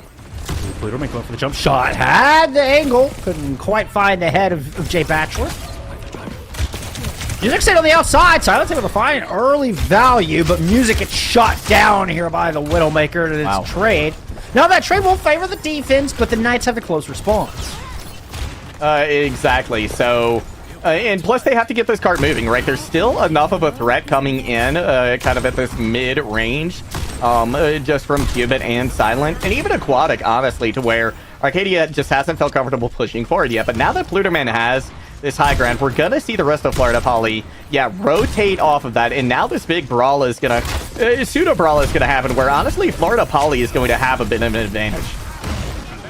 Yeah, this is exactly where Florida Poly wants to take the fight. Music is hanging right out here on the front line. Just to be able to work around to the flank. May not need to if Silent's able to pick up both supports and 3 bullets. Ridiculous shooting out of Silent, uncanny accuracy, winning the fight here for the Phoenix. Yeah, that was perfect, right? Like, not only was it 3 bullets, but it was the supports. It was both of them. And without that support, there's just no way that J Bachelor Latrick is going to be able to hold that front line. And Pluderman is presumably going to be far behind them. So now, no ultimates online save this Deadeye and the Valk, which is going to be used immediately for Florida Poly. Rotate to the sky. Silent. Just throwing down some shots to start things off as we get a bit of a trade here early. Arcadia Knights without their Discord orb means everything's going to be a little bit more survivable here for Florida Poly. Still, Cubit taking a lot of damage. Gravitic Flux comes in, lands a pair of Hyperspheres. The Nano on to Cubit will keep them alive as they're slammed down. Now surging back forward, Florida Poly are looking to counterpunch. 91% towards a Gravitic Flux of their own. Have at least one player isolated in that room. That room is tough to get out of, too. It's only one way in or out in that tiny hallway. Yeah, and Florida Poly, I mean, this kind of unconventional DPS line is actually working out very well to them. I don't think Arcadia was really ready for it, right? They're not entirely sure how to kind of deal with this short and mid-range damage, especially on Circuit Royale. So now, this is going to be one of the best opportunities that Arcadia Knights are going to have. I think they're going to have the Transcendence. Here comes the Dragon Strike as well to open things up. Alongside a Kitsune Rush.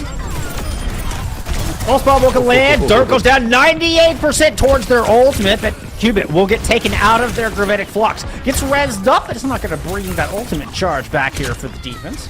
Arcadia Knights still pushing forward slowly but surely as Latrick, lands a gorgeous shot. Silent will get some revenge back, and the Knights kind of stolen out.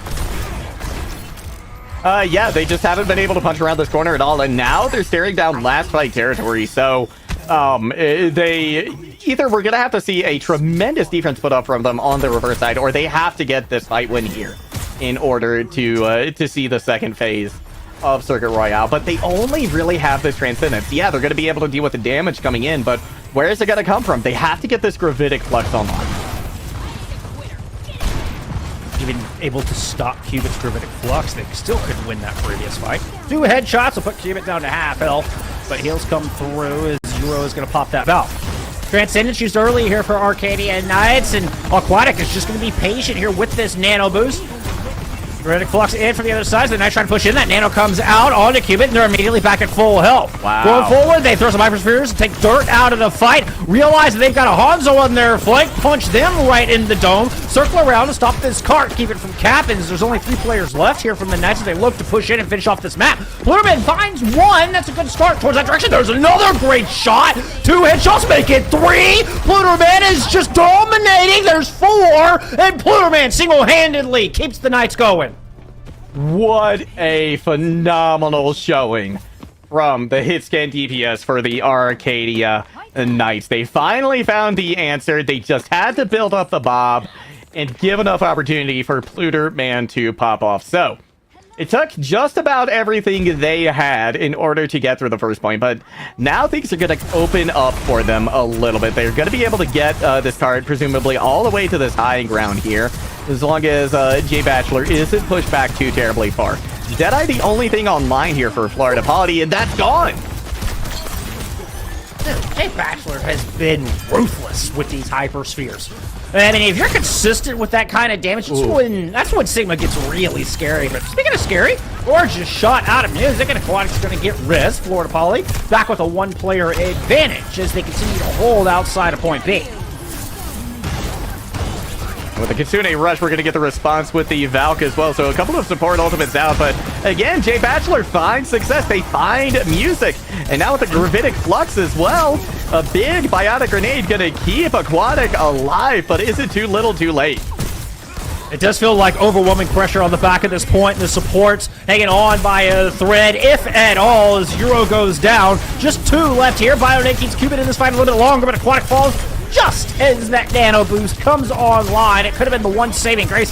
Still whittled down. The Knights have not been able to finish this off.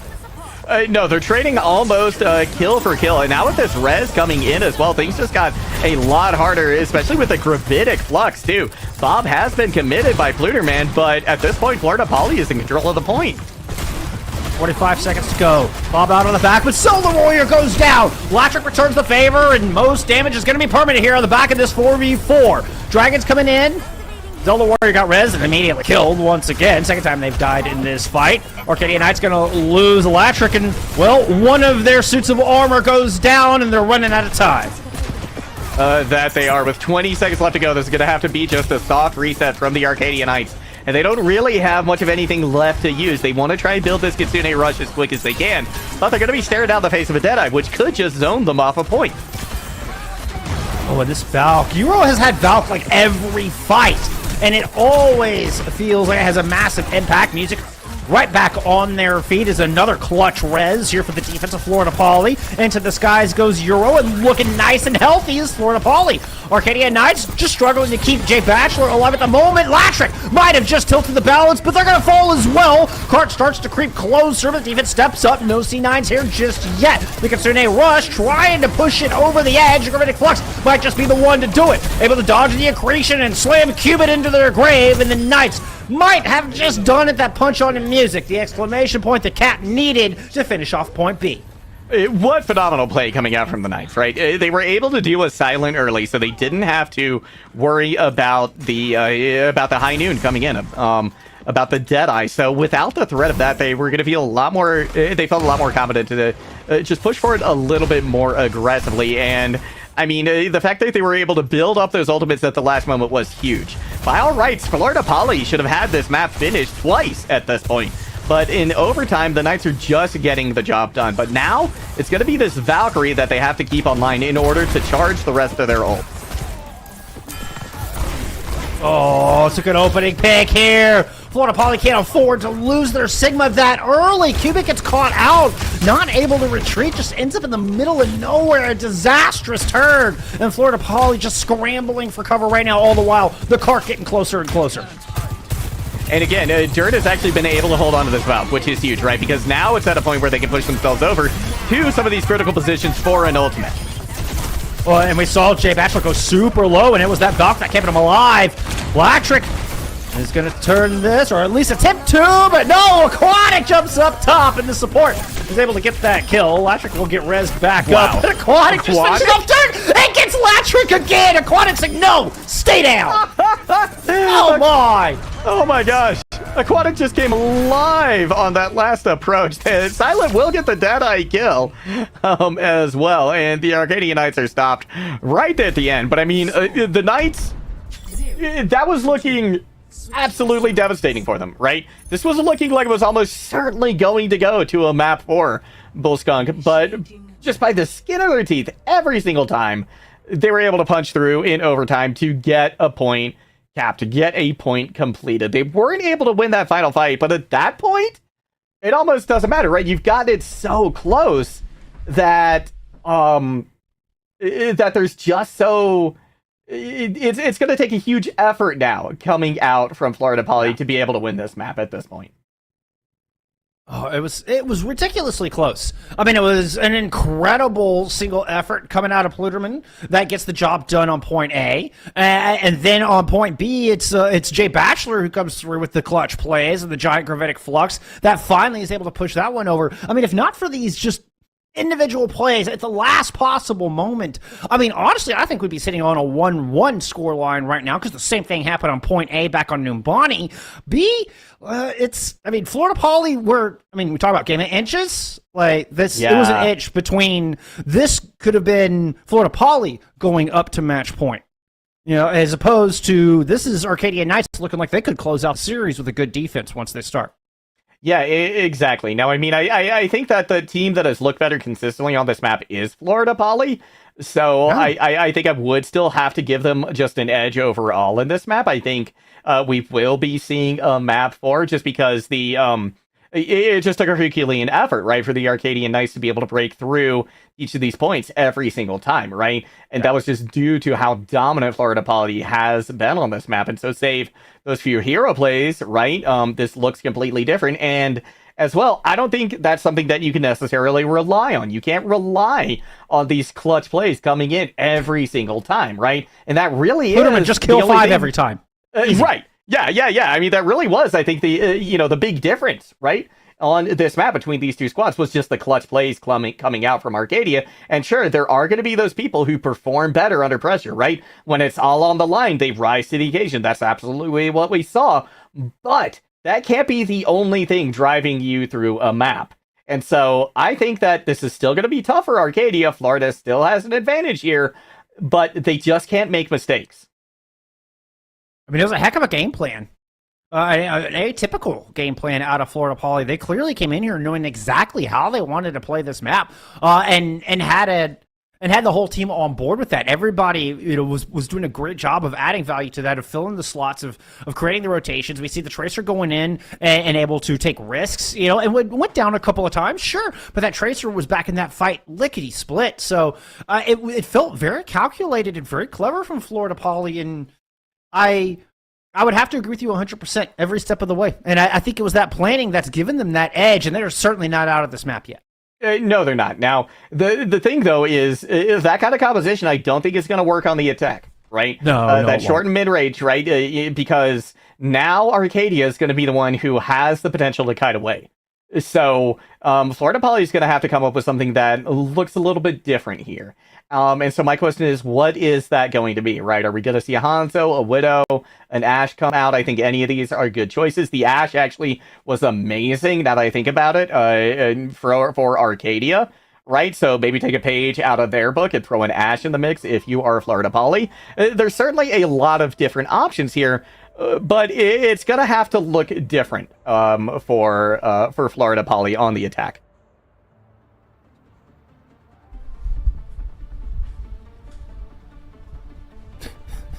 Dirk, that is TMI, sir. That is TMI. Yeah, a little bit. So yeah, let's take a moment. I was looking for a segue, but like that. Dirt, I think just gave us the anti-segue. Like, I think if there's like an anti-joke, it's the anti-segue. That was definitely an anti-segue. Like, I feel like I just need to let this sit for a little bit longer and somehow, like, cleanse. Like, do we have any sage, Juggle? Like, can we cleanse this? I don't. Sorry, that's not my forte right there. But me neither. But let's take a moment actually to talk about Florida Poly's comp, right? Because I think that was the big question going into this. If we must. I like music on the sim. That's gonna be what gets you in close. And even though we do have silent on the Hanzo, instead of the Casty, I believe they were on last time. They can still be a big threat up close and personal, right? You can chunk down J Bachelor. So the TP is in, and already a pick is gone. Yeah, and what a clever way to close the gap. I mean, we were worried how were they going to make that happen, and Music puts up a gorgeous teleporter, gets the job done. Like, I'm telling you, they came into this map with a plan. I am convinced now more than ever. That was insane, right? Cupid went... look, they're still going forward. The TP is on the high ground. There's 3 of them up. They're not even letting them get this high ground for free. That is how hard Florida Poly is pushing right now. I'm surprised Aquatic didn't go with them, to be honest, so that they could disengage with the speed. I mean, Music is down low. It's a high-risk, high-reward play. So far, Florida Poly have been rewarded for their aggression, but Arcadia Knights are right back, and they are knocking on the door. This is going to take a good fight for Florida Poly to push this over the edge. Their job's not done, and Music is in a bit of trouble here. Gets bailed out. Cubic comes through to help their friends. What are we without some help from our friends? This right now is the Qubit and Music show.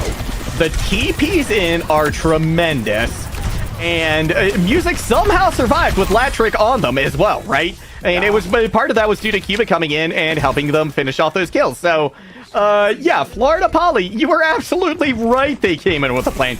We had questions, they had answers. Very convincing answers, as a matter of fact. Yes. And still the aggression continues, as Florida Poly is just going to sit here and hold the door. We're going to get Nemesis form out from Qubit, push it forward, and just smashes down Dirt. J Bachelor gets pummeled down to the ground as well. Annihilation thrown in just for good measure. Why not? Yeah, that was a little bit of a statement there, I think, from Qubit, right? They didn't need that. Was, yeah. That is there to break the mental of the Arcadian Knights. And, I mean, they spent a lot, though. So now... Though Florida Poly is going to be staring down a Death Blossom with this Kitsune Rush, that could be devastating. Aquatic has to get the sound barrier off, and it probably is going to take more than that. Rush out early. Latchik is able to get one immediately with the super fast shotguns. Trying to dance around this post with a little help from Jay Bachelor. Comes up with kill number 2. And the Knights are finally able to put a stop to the steamroll coming out of Florida Poly. And I think Florida Poly paid for their Hubas, right? I think Cuba, if they have the Annihilation on board, maybe it doesn't go their way still, right? That was a lot of damage coming out from the Arcadian Knight. But it still would have been a better opportunity. Plus, now, Jay Bachelor's is going to be unanswered. And Florida Poly, yes, they have the Dragon Strike. They can use that to clear card a little bit. But I think it's going to have to be followed up with a nice Coalescence. But Silent going down low already. Ooh, I mean, does get the Dragons out. The Dragons actually get work done, but here comes Latchik. There to spin on the back of point. Fine, too, including Euro. And that's the large source of healing here for Cubit as they try to finish off this point, relying just on the Lucio and their musical beats of healing to keep them alive. But quickly, Jay Bachelor is sprinting towards this cart.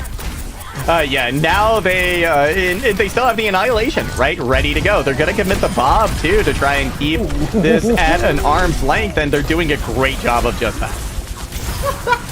Oh, that was gorgeous. So satisfying. The bomb pops him up in the air, flew him and lands the shot flawlessly. The rest of it, just gravy here for the Knights. And I think there was a pretty crucial mistake there from Florida as well, right? Euro using that Coalescence. You've got the Annihilation coming on board. The fight is basically lost at this point. You've also got the photon barrier coming too, right? This could have been so much going in your favor for this next fight, but now they don't have that, and they still have to try and get out Jay Bachelor's Annihilation.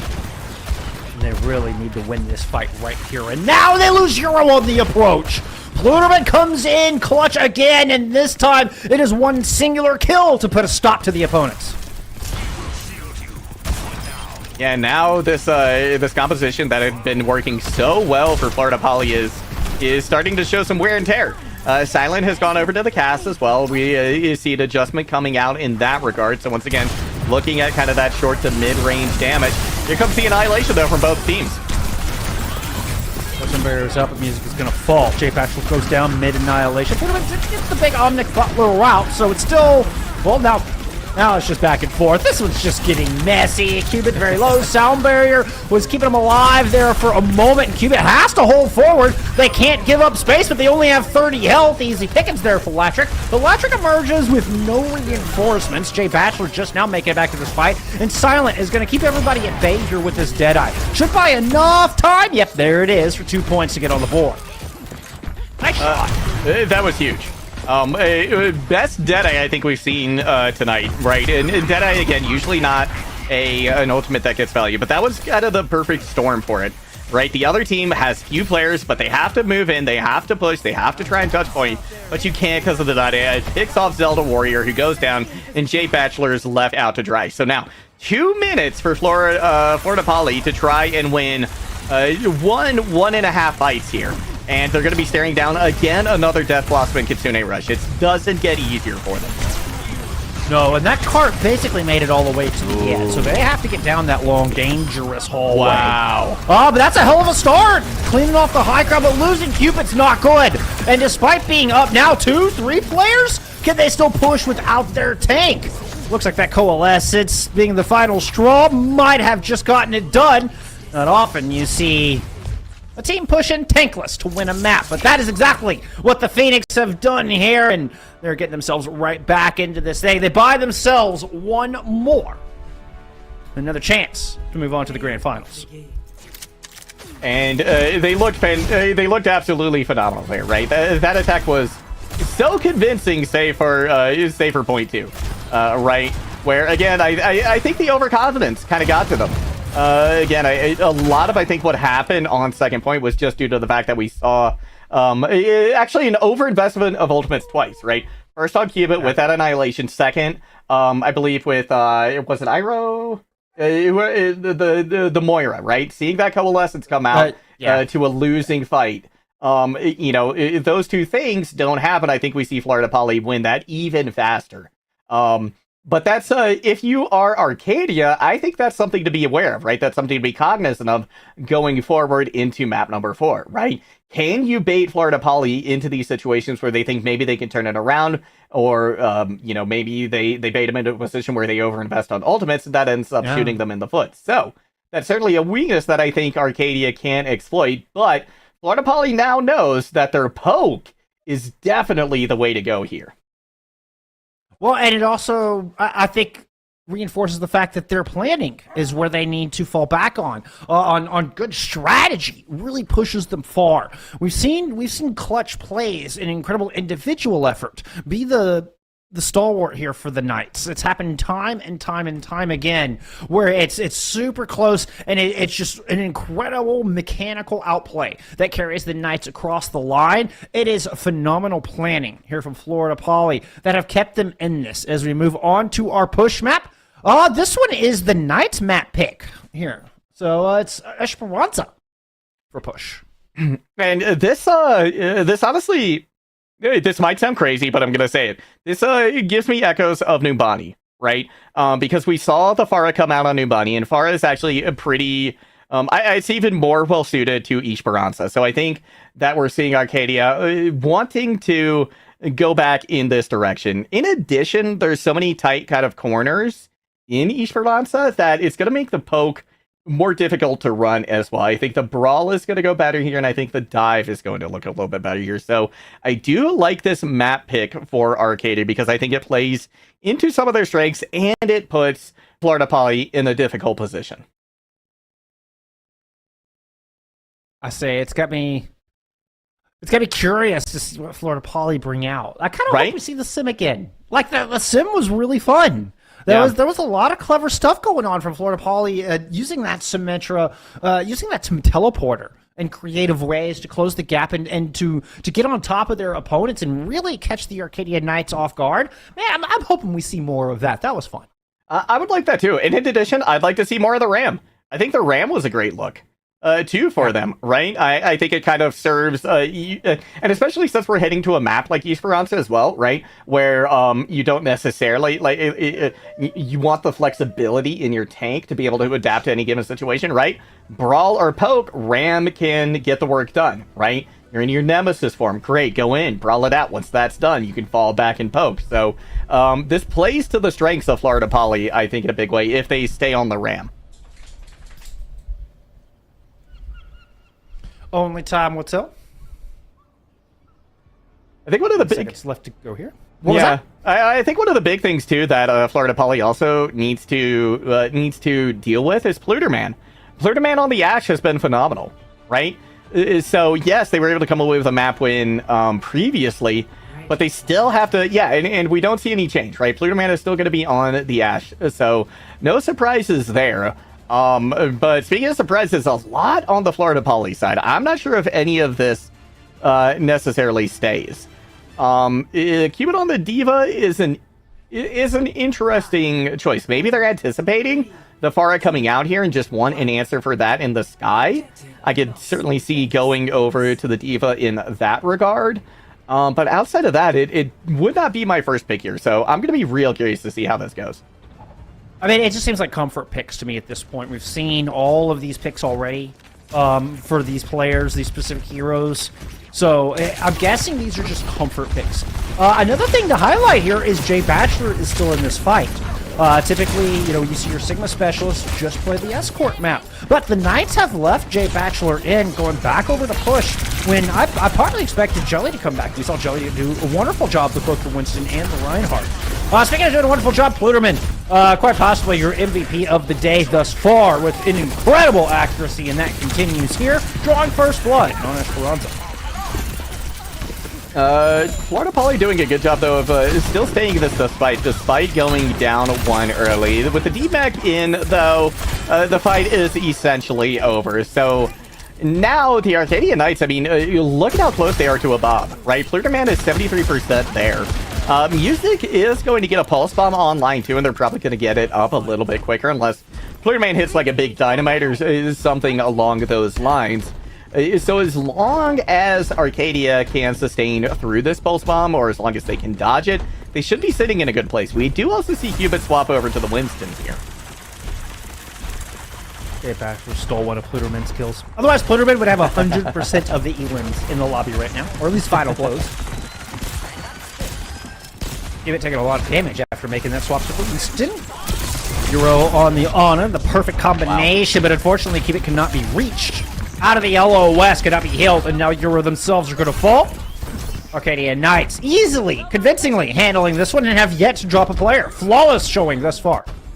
Yeah, and Pluderman did what they needed to do, right? They were able to get that last little bit of damage in. They were able to get the Bob online, and crucially, they did it before Music had their pulse, which I was not expecting. I didn't think that was going to be the case. Typically, you see the Tracer just able to get in there, and if they need to build an ult, just put damage into the tank. But that was not going to be the story. So now the Arcadia Knights have a couple more ultimates at their disposal, and still, Florida Poly just with his pulse. It has to be huge.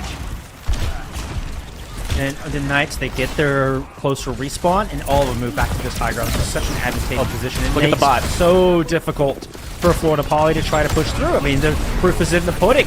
They're running through such an insane kill box, and when Pluderman is hitting shots like that, it is just a sentence to death. Yeah, I mean, it was an interesting gambit, I think, for Florida Poly to try and steal the bot away there, right? But that just left the rest of the team fighting a 4v5. And Arcadia, just being so dominant right now, they were able to do that easily. And it was very inexpensive as well. They just used, really, the Dragon Strike to get that done. The rest was in the neutral. I mean, it's Florida Poly basically, throwing down the gauntlet and saying, hey, you have 5 seconds to get kills, otherwise we're going to run away with the bot. Well, guess what? Pluderman absolutely gets that job done.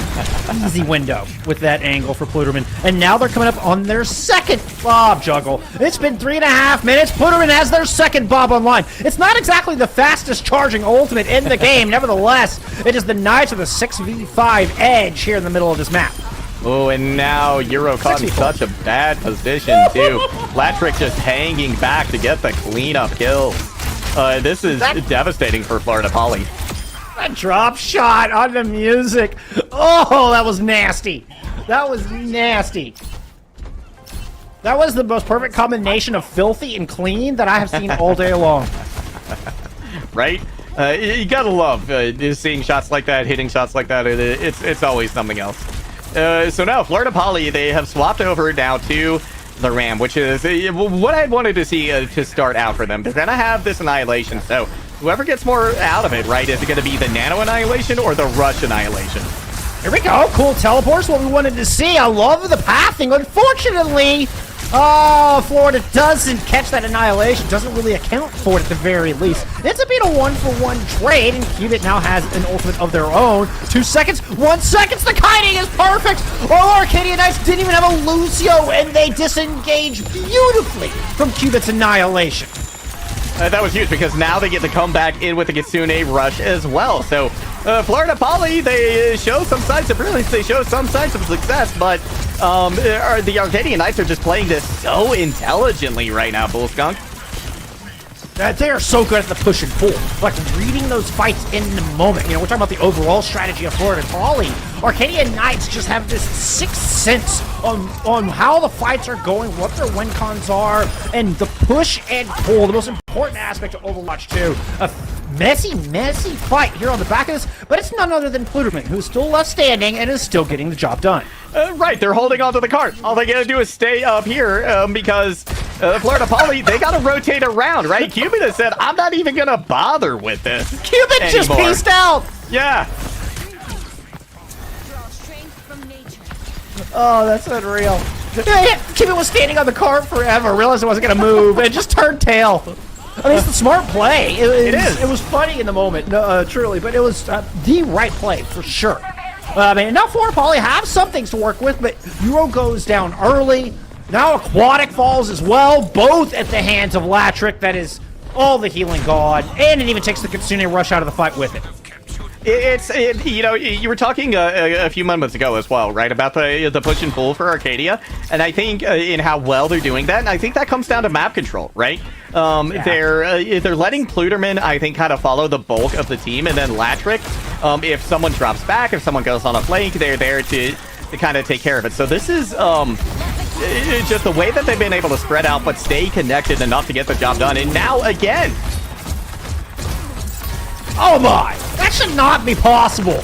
We're in the Challengers division. You're getting double kills with one set of Storm Arrows. Latrik comes out and kills their in-canon brother in game. Like, just completely turning the tide. It's Genji who wins that. Latrik is throwing all the scripts out. Arcadia Knights, look at them go! Latrik, absolutely insane. Keep it up. Holy cow. Yeah, now they've got the Dragon Strike as well, and this is a spot where the Dragon Strike can actually find a ton of value, right? Just throw it down the middle. Nobody can step on point or get anywhere close. And Plurdaman continuing to find value. Yes, Florida Esports has a blade. They've got the Photon Barrier that's going to allow them to get to point, but somebody's got to do something now. Nero makes a swap over to Zenyatta after their last death because they don't get that nano out. And now this is pretty, I'd say minimal healing. The Kiriko can get it done. Let's see how it goes. Both Annihilation's out. Latrik's going to throw in the Dragon's Bob invested, and it's Silent who comes out on top. Blueman will equalize. That res, though. Yeah, nope, and it's returned immediately. I can't even finish off on one res. Another person goes down. Finally, Music is able to end this fight convincingly. And, okay, so Florida Poly now has been able to string a couple of fight wins together. This is what we needed to see from them. But the crucial thing as well is that the Arcadia Knights, they've gotten it over that 100-meter point, right? Which is a lot of times just considered to be almost equivalent to a fight win. And with 2 minutes left to go, Florida Poly has the entire rest of the map to try and win. Get maybe 30 meters a fight, like, and that's if you're getting top-notch progress per fight win. Florida Poly do have this high ground, so advantageous position to start, but Arcadians have already moved up here to try to rob them of it. Till the Warrior finishes off Silent. Jay Basher stuck around a little bit longer than they probably should have amidst this Kitsune rush out of Florida Poly, and it's going to allow the Phoenix to clean up, get a couple more kills on the back of it. The Pummel finishing off Pluderman, and Florida Poly win one more. They have a whole 30 meters now, Chuckle. Yeah, I mean, probably gonna get the forward spawns here. If the Arcadian Knights touch, that might honestly be a throw at this point. You know, there's a minute left to go. Progress almost doesn't mean anything at this point. It's really gonna come down to the fight wins. But Arcadia actually gets in right before the point is unlocked. They do in fact get it, but Latrik starts them off on the right foot. What's important about this is that Florida Poly will get those closer respawns. It was Zelda Warrior down that could be very important to the outcome of an extremely important fight here. 40 seconds to go, and Florida Poly certainly cannot afford to lose any more team fights. Good kill from Euro onto Pluderman. That is both DPS from the Knights now making their way back into this fight. Florida Poly hanging on, but just barely. Now it's going to come down to who's going to get the better Annihilation. They're both going to be online for this fight, but Pluderman is a little bit ahead of Silent in the ultimate, right? Both of these can be a very big fight-winning situation, but with Aquatic having the Kitsune rush as well, it could get dicey. Here comes both Annihilations. Equal in step. Cubit's going to win that one out and takes Zelda Warrior out of the fight. Follows it up with a third, and Florida Poly starting to swing this one around. They've gone from little time to none, but man, they have made some progress. They've covered almost 100 meters. Yeah, this is absolutely huge. We're going to get the last minute swap from Silent over the Tracer just to make sure they can get back into the fight. I imagine they wanted to stay on that Genji because it got a lot of good value, but they're just unable to do it. Pluderman, though, has the pop. That could be a difference maker, especially if this fight goes on long enough for Latrik to get the Dragon Strike as well. It all comes down to this. Oh, and that Bob is in such a nasty spot. Yeah, that Bob's going to get another one. Music's not going to survive that. It was an incredible last-second push here from Florida Poly. They went from nothing to 114 meters. Unfortunately, it is just not enough. Arcadia had stacked the deck so far against them in the first half of that map. It was too big a deficit to overcome. Your Arcadia Knights out of Glenside, Pennsylvania, move on to the grand finals here in the Challengers Atlantic Division. And it was a fantastic showing in the end there for Florida Poly. They did so much right, and they had such momentum there at the very end. Tried to bring it back, but Arcadia just the better team today. And I mean, honestly, like if you're Florida Poly, I mean, you got to be thrilled about how this ended up. Making it to the semifinals, being the 7 seed. Just a huge showing from them. Arcadia gets it done in the end, though, and off the back of a lot of hero plays, a lot of carries, and a lot of good teamwork as well. I think we saw just about everything come out from that squad today. The reads on the team fights were really solid. Were so good. Yeah. And I mean, so which creates really clean disengages and then counter punches, really clean engages when they're moving fast and striking first. We saw big evidence of that on Numbani when they just weren't allowing Florida Poly to use their ults. That Arcadia was just staying aggressive and staying so on top of them that they were setting the pace. And that's what they did when they were looking their best. I mean, it was close. Let's not beat around the bush. It was close. Yeah. It was Lijiang going all the way in round 3. Numbani.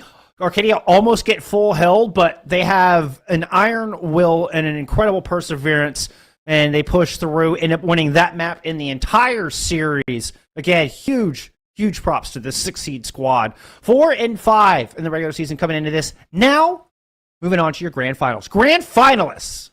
Big congrats to the Arcadia Knights. Yeah, this is just huge. I love all of the stories of these schools here this season in NECC in the playoffs, but we're going to throw it to a short break right after that, hoping we can get an interview with one of the Arcadian Knights, so don't go anywhere. We'll be back soon.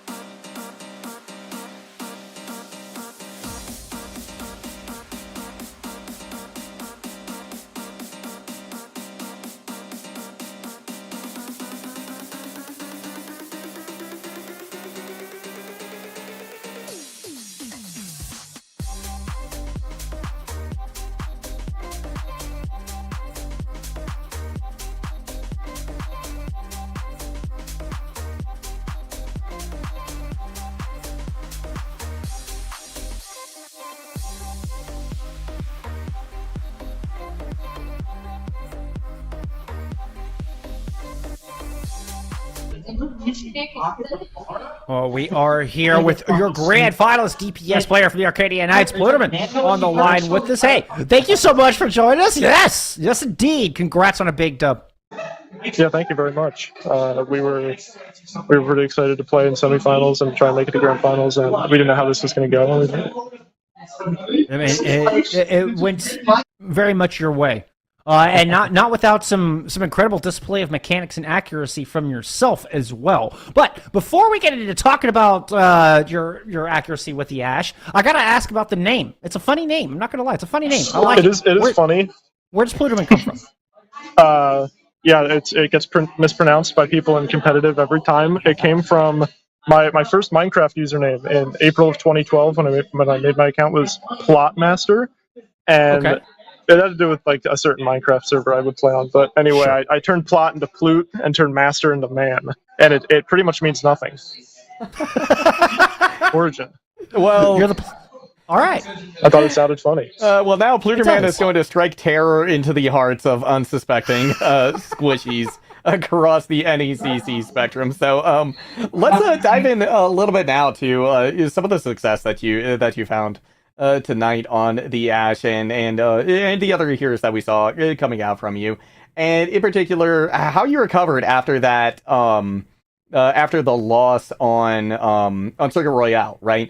Because coming into the map, you had a composition that really, to me, looked like it was going to win the day, right? But then Florida Poly just showed this insane ability to get the job done on Circuit Royale. So going back to Esperanza, right? I was in some ways expecting to see the Pharah come back out that we saw on Numbani, but that wasn't the case. You stuck with the Ash, and it was a tremendous success for you, right? So talk to me a little bit about how your team kind of approached Esperanza and how you were able to keep so much map control, right? To play so wide, but still get the kills that you need and be able to support each other as a whole unit. You guys want to? Yeah, so the Pharah pick is actually something we almost never run, and we haven't for a very long time.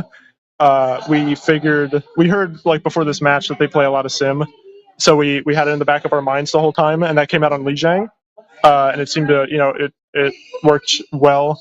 Not on Lijiang, but it worked a lot better on the next map. I'm already forgetting what it was. Numbani. It worked a lot better on Numbani. Yeah. But when it came to Esperanza, we learned from the previous map that we could not get teleported on. And while we didn't run the Pharah, our plan for that was to always keep it not in the back of our minds, but in the front of our minds. We couldn't get TP'd on, and the Ash is just a comfort pick for me. That's what I run when I don't know what to do. So that's why I played Ash, and I'm comfortable. So it worked. And Latrick, amazing as he was on the Pharah, he played his comfort pick Hanzo. We were a poke team, and it just came down to Esperanza, which we've done lots of scrimming on. We played lots of poke, and they just couldn't handle it. It seems like they activated your trap card. Yes, they did. Yeah, absolutely. And it was funny because the Pharah ended up working out so well. So it's crazy to me that wasn't originally, or it's not a part of the base game plan. That was something specifically coming into this matchup. I would like to talk about. I want to shift gears here a little bit, just because we hear your teammates in the background. We see this awesome facility you're in. Tell me a little bit about the Arcadia University esports facility. What do you got going on here? You see them over there? Yeah. This is our esports facility. There's about 50 computers. Big investment from the school, and I'm very glad they did it, because this program's amazing. Here's some of my teammates. Hello, teammates. Tell them we said congratulations. Boom, we got this guy is Jelly4. Oh, my bad. Jelly4. Jelly4 popped off. Zelda Warrior. Oh, Zelda Warrior popped off. Dirt popped off as well. Yeah, we all popped off, I think. You all popped off indeed. You know why? Because we have these amazing computers to play on, courtesy of Arcadia University. Genuinely, though, I mean, it makes a big difference, does it not? Like, how much of a big impact does it make y'all being able to do that together, as opposed to playing from your dorms or something? It's not as sunshine and rainbows as it seems, because making the swap to a new setup requires like a whole shift in muscle memory, which is something a lot of people don't think about. However, all these computers are better than pretty much all of our personal computers, so you do get that advantage: higher refresh rate monitor, more FPS, etc. A lot of people bring their own mouse and keyboard. However, I mean, and that's on top of the synergy and the team building aspects, yeah, right? face to face, everyone's yelling when we win. Everyone's calming. The energy's high. It's a lot of fun. That's amazing. It's amazing. I hope you all had fun today. Any shout outs you want to give before we let you get out of here? I do want to bring it make some shout outs. I want to shout out Crusher99. He's one of our graduating seniors, and same with Latrick. They are both not going to be attending Arcadia next semester.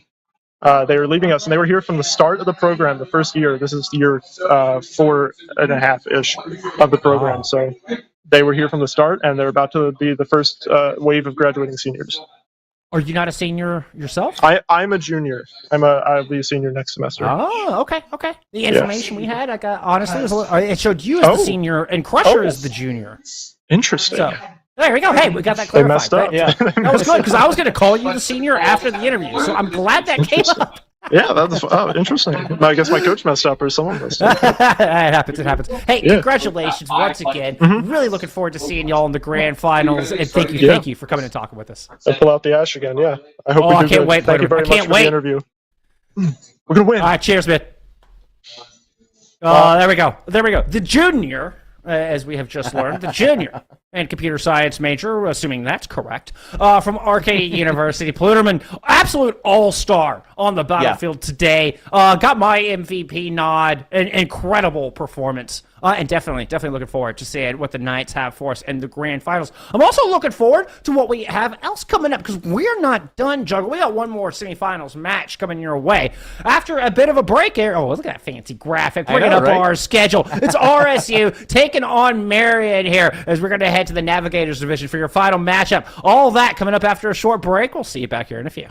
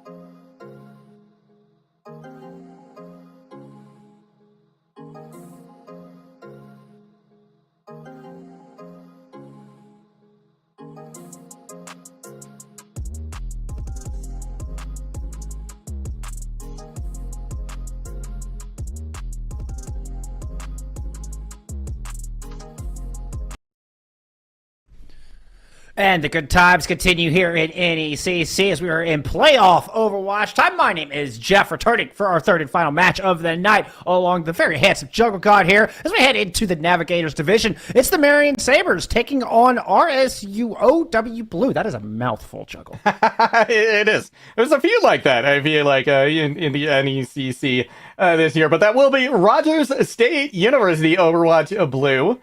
They are going to be the number 6 seed. It's the NECC.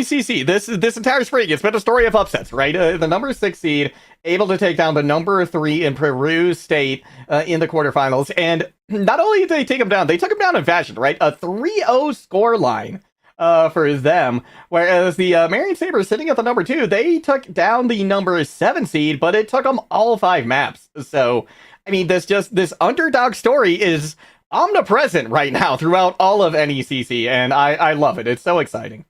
It's ridiculous. It's something that's typically the exception. The once every blue moon you get a 7th seed or a 6th seed that'll come through and really surprise you. You know, pull in like one upset win or something that's truly punched over their weight class and very impressive. I feel like everybody's doing it. Yeah, like it's ridiculous. I feel like Marion are in real trouble here because they're the 2nd seed coming in at 6-2. Like that's my brain just doesn't compute. And like you said, I mean, Rogers State 3-0'd. It wasn't close. Yeah, at least not by these metrics. Like that is a clean sweep over your 3rd seed. They are no strangers to taking down opponents that are ranked way above them. Exactly. And the last time, I think what's really cool about this match, especially, right, is that the last time these two teams faced was in week 1. Week 1 of the season. So I think just given, right, and let's take a deeper dive, right, into kind of the record of RSU as well, right? The first 3 maps, the first 3 games they played, they all lost 0-3, right? So this is a team that between weeks 3 and 4 just did something tremendous. Between week 3 and 5, sorry, they had a 3 and 6. Yeah, I mean 2 bye weeks essentially. Yeah, so this is a team that has just had a phenomenal second half and is definitely improved in a very big way. So, the Marion Sabres, this is not going to be easy for them, but given the fact that they had such a tough match leading up to this, I think they're going to be in prime position just from a mental standpoint, right? To be able to handle a squad like this that is just really burying their teeth in the back half of this season. Oof. And then, of course, whoever wins this matchup gets the honor of going up against the Hastings Broncos, who With the number 1 seed coming from the top and so far looking terrifying up there. But you know what? With the aforementioned underdog storyline, it's kind of takes the edge off of that, doesn't it, a little bit? A little bit, right? Like it's like I feel like this year you see the number 1, 2, 3 seeds, you're like, doesn't actually mean much right now, at least to these underdogs. It's just a big target, I guess, on their backs that everybody is just firing for. But we've got our first map pick in. We're going to be headed to Nepal. And we got to see this map in our first series. And what was really interesting about that one is that we saw a lot of flyers, right? That series was all about the flyers. And so I'm going to be curious to see if we see something like that again. Certainly not what you're expecting going into Nepal. But I found a lot of value there. It's more likely going to be a lot of Brawl, a lot of Reinhardt, and honestly, I think a lot of Ramattra coming out. We've just been seeing more and more and more of that tank hero. And for good reason. I mean, Ramattra just seems to be able to do it all. A lot of utility, fights close range, fights long range, and that ultimate seems unstoppable at times. It does, and you know, as a Reinhardt, there's really not a whole lot of answers to the Ramattra, right? A lot of times when you're in this tank v tank head-to-head match, you've got things that you can do to the other tank to really deal with them, right? But the only thing you really do have is that shatter, I feel like, for Reinhardt. So you have to rely on the rest of your team to kind of get the job done. But at least at the moment, we're not seeing that right now. The Marion Saber is going to be coming out with this Rhine May Bap, Lucy. There's a very standard looking composition here. It's going to be causing a lot of problems to the DPS and the support of RSU. Trying to kind of get in and control space could be very, very difficult for him. So a lot is going to be on Cinder. And it's a lot of weight on the shoulders. Coming in with the Orisa, not something we see a lot lately. Play a little do-si-do, a little dance around here to start. Marion Sabres are hoping to catch a support or somebody sleeping on the back, but good rotation here from Roger State. Everybody gets onto the objective. Sabres are going to follow win, but a javelin spin forcing them back, trying to buy a little bit of space, but K9 has already broken through the ranks and finished off Bashful Bro. Now they do end up way behind enemy lines, but it turns into a nasty affair here in this little cubicle, one where the Sabres emerge victorious. And it was down to the DPS, right? This Mesa Metra combination is going to be absolutely brutal to run into for RSU. And with Cinder going down, I mean, the moment that happened is when the DPS for the Marion Sabres really picked up the pace and got things done. So, again, keeping Cinder alive, that's going to be the main goal here for RSU, because short of that, it's going to be very difficult for them to get a fight win. Rushing in, may wall out. Cinder's already in a lot of trouble. It's going to take a lot to try to save him here. Down to 1 health. He saw it try to peek back up. Despite the best efforts of those supports, the Orisa falls. The Marion Sabres win another clean fight. And again, the DPS are really opening things up here for the Marion Sabres. They're the ones who are getting the job done. The May wall there from Evolution was spectacular. It isolated Cinder. Now we see a big wholesale swap coming over. We're gonna have the Winston and actually the Winston, the Bastion, and the Tracer. So now this backline is gonna be in a much more vulnerable position, but they've got the sound barrier. They're gonna need it, because here comes a Blizzard from Evolution. First to 5 ults online. Sound barrier not available there for RSU. Only the Sabres had it, and they're not the ones that needed it. Clean, easy, still flawless. I'm not sure the Sabres have lost a single player yet. No, I don't think they have, because they also haven't swapped. No, they did. They did it in the very first fight down in the queue. They lost 2. Yeah, they lost. Yeah, exactly. There's a massive shatter. Wow. That's 4. Give me the 5K. K9 kills everyone. A huge shatter coming out from them. That probably won the map right there, because now RSU Blue, they just have to send Bashful to the point to try and touch. And with the May wall stopping everybody as well, now Bastion trying to get to the point through the May. This is going to be very tough. They do get a touch, though. Yeah, it's the Tracer that actually ends up making it, and it's the sound barrier celebratory here from Diet Coke. Marion Sabres with 100-0 to start things off there on Sanctum. That's once they grab control, they just never let go. And I really think it was that first fight was the best opportunity for Roger State. That's where they looked the strongest, and they were able to get K9 down first, and it got a little scrappy down there.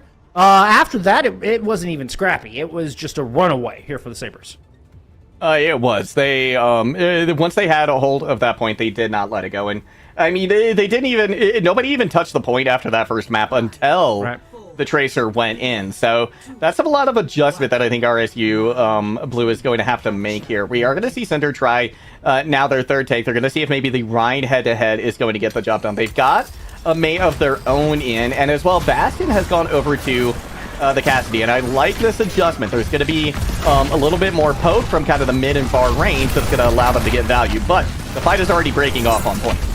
Oh, and Cinder's already in a bit of trouble. Even though the Maywall from Evolution didn't completely seal it off, it was enough to deny a retreat from Cinder. And the same story holds true. Once the main tank falls, it's nothing but dominoes for the rest of the team.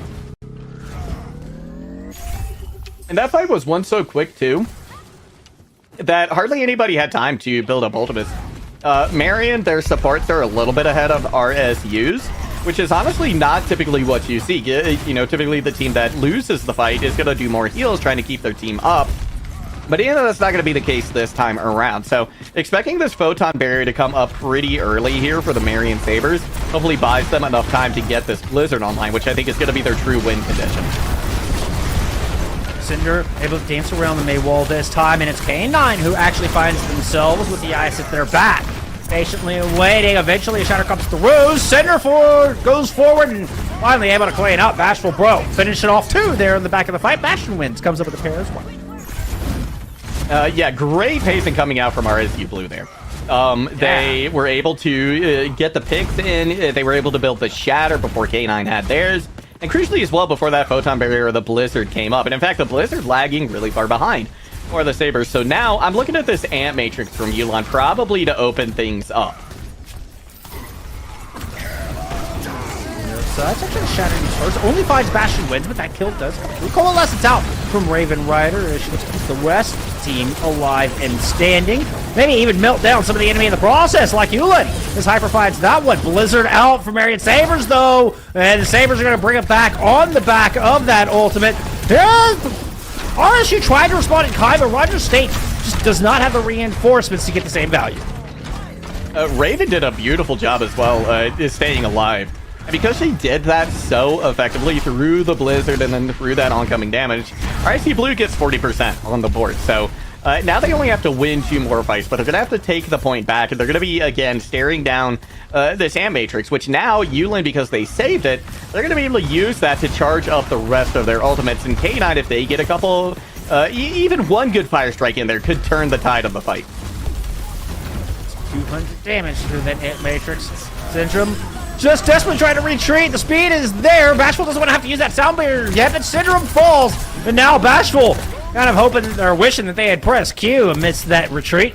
Ends up being the Sabres coming out on top as they pursue those kills, find those kills, and now just need to hang on for one more fight. The only ultimate they had to use as well was from Dirty Dan, right? They were able to use the Photon Barrier to isolate Bastion. The Deadeye gets no value. And that gives them enough time to just kind of overtake the rest of the team. So now, it's going to be an old battle here. The Shatters come out. Overwatch Blue has to win this fight. That Bashful Bro, I think, got canceled out of their sound barrier. I did not see any of that shielding come through. I think the Shatter stopped it, hence the solo Shatter at the front of that fight. And this is going to be Marion Sabres able to clean up on the back of it. Clean. 100. Well, 2. It wasn't quite 100 to 0 there in that one, but 2 very dominating sub-maps here from the Sabres at the very least. Yeah, it was. And I think the, kind of the narrative, kind of the story that we've been following all night of kind of the underdogs really taking it to these top-level teams. The Marion Sabres, they want to put a stop to that right now. Right, and they are absolutely looking like a top-level, a top-performing team in this division. I mean, Sanctum was just a bloodbath, right? They had that completely under the control, practically from the word go. And then the second one, right, when we go to Shrine, sure, a little scrappier there, but they still got the job done, and honestly, they looked to be in charge for most of that fight, right? Or that map. They were sitting on so many ultimates, right? And they were using them so economically that RSU Blue just wasn't able to get any kind of traction into that map. I mean, and Evolution was doing such a good job with the May walls as well. So we go back to the first point. It was, after the first fight, Marion didn't lose a player. Like, that's every single team fight was perfect after that. And then, it was really Evolution taking over. We saw Cinder, start to dance around the walls a little bit better towards the back end of that. That's when we saw RSU, win a fight or two, is when Cinder was doing a better job of kind of baiting out the walls or positioning around the walls. But it was already too much. It was the damage had been done. Evolution taking over there on the May, and I would expect that to continue as we head into our hybrid map. And I think that, that brings up, I think, one of the biggest points for RSU Blue is that they have to find a way to deal with this DPS. Because it's just been, sure, they're getting enabled, right, by the tank, which I think is wonderful. That's absolutely what you want to do. But they have definitely been the difference makers here, right? And so RSU has to find a way to mitigate their effectiveness, right? I liked the Orisa pick. I also like the Winston pick, right? But the problem is, Winston you can bring out to kind of deal with the Sim to an extent, but then you've got the May to worry about. Cool, okay, go to Orisa. Now you are dealing. Now you're dealing with the May, right? You've got the Fortify to be able to sustain longer, to get out of dodge, to get out of blizzards. But then you have to deal with the Symmetra, who can just dance all around you with TPs, things like that. So there's no easy answers here for RSU Blue. We do have our map pick coming through, and as we had the regular season, your winning team does get to ban out a map, so the Sabres decided they do not want to go to the new map of Midtown, at least new to Overwatch 2. So Roger State decided we're going to head to Blizzard World. Blizzard World has been extraordinarily popular here in the past month or so. We saw it played almost exclusively in the Overwatch Collegiate Championship. It's been interesting to see this map kind of have a renaissance. Yeah. Relatively recently. And there's a lot to love about this map. This is a map that I think is very flexible in terms of the kind of compositions you run on it. And I think that's just kind of the place that RSU Blue wants to go. Because they haven't found an answer yet for what Marion is throwing at them, and this is going to give them ample opportunity to do just that. Now, we do have a swap coming in as well. Bastion is going over to tank, and we've got Cinder actually on the DPS, I believe, for RSU Blue. So we're getting a bit of a swap. The tank and DPS going to change positions, and that says to me that we're looking at just a different tank pool. Right, for Bastion. Yeah. So I'm curious to see what comes out here, because we've seen some mainstays already, right? Like the Winston, the Rhine, and the Orisa, all great tanks. So this says to me that we're going to see maybe some more non-traditional picks. Maybe the Sigma comes out. Maybe we see a Ball coming out. Maybe a Diva, a Junker Queen. Who knows? A Doomfist, perhaps even. So I'm going to be real curious to see what is going to happen here for RSU Blue. I would think like Doom or Wrecking Ball, given the map and given the circumstances. That kind of makes sense. It could just defy logic and just be like, hey, let's put somebody in who also plays the same heroes, but slightly different style, or just feeling tank a little bit more.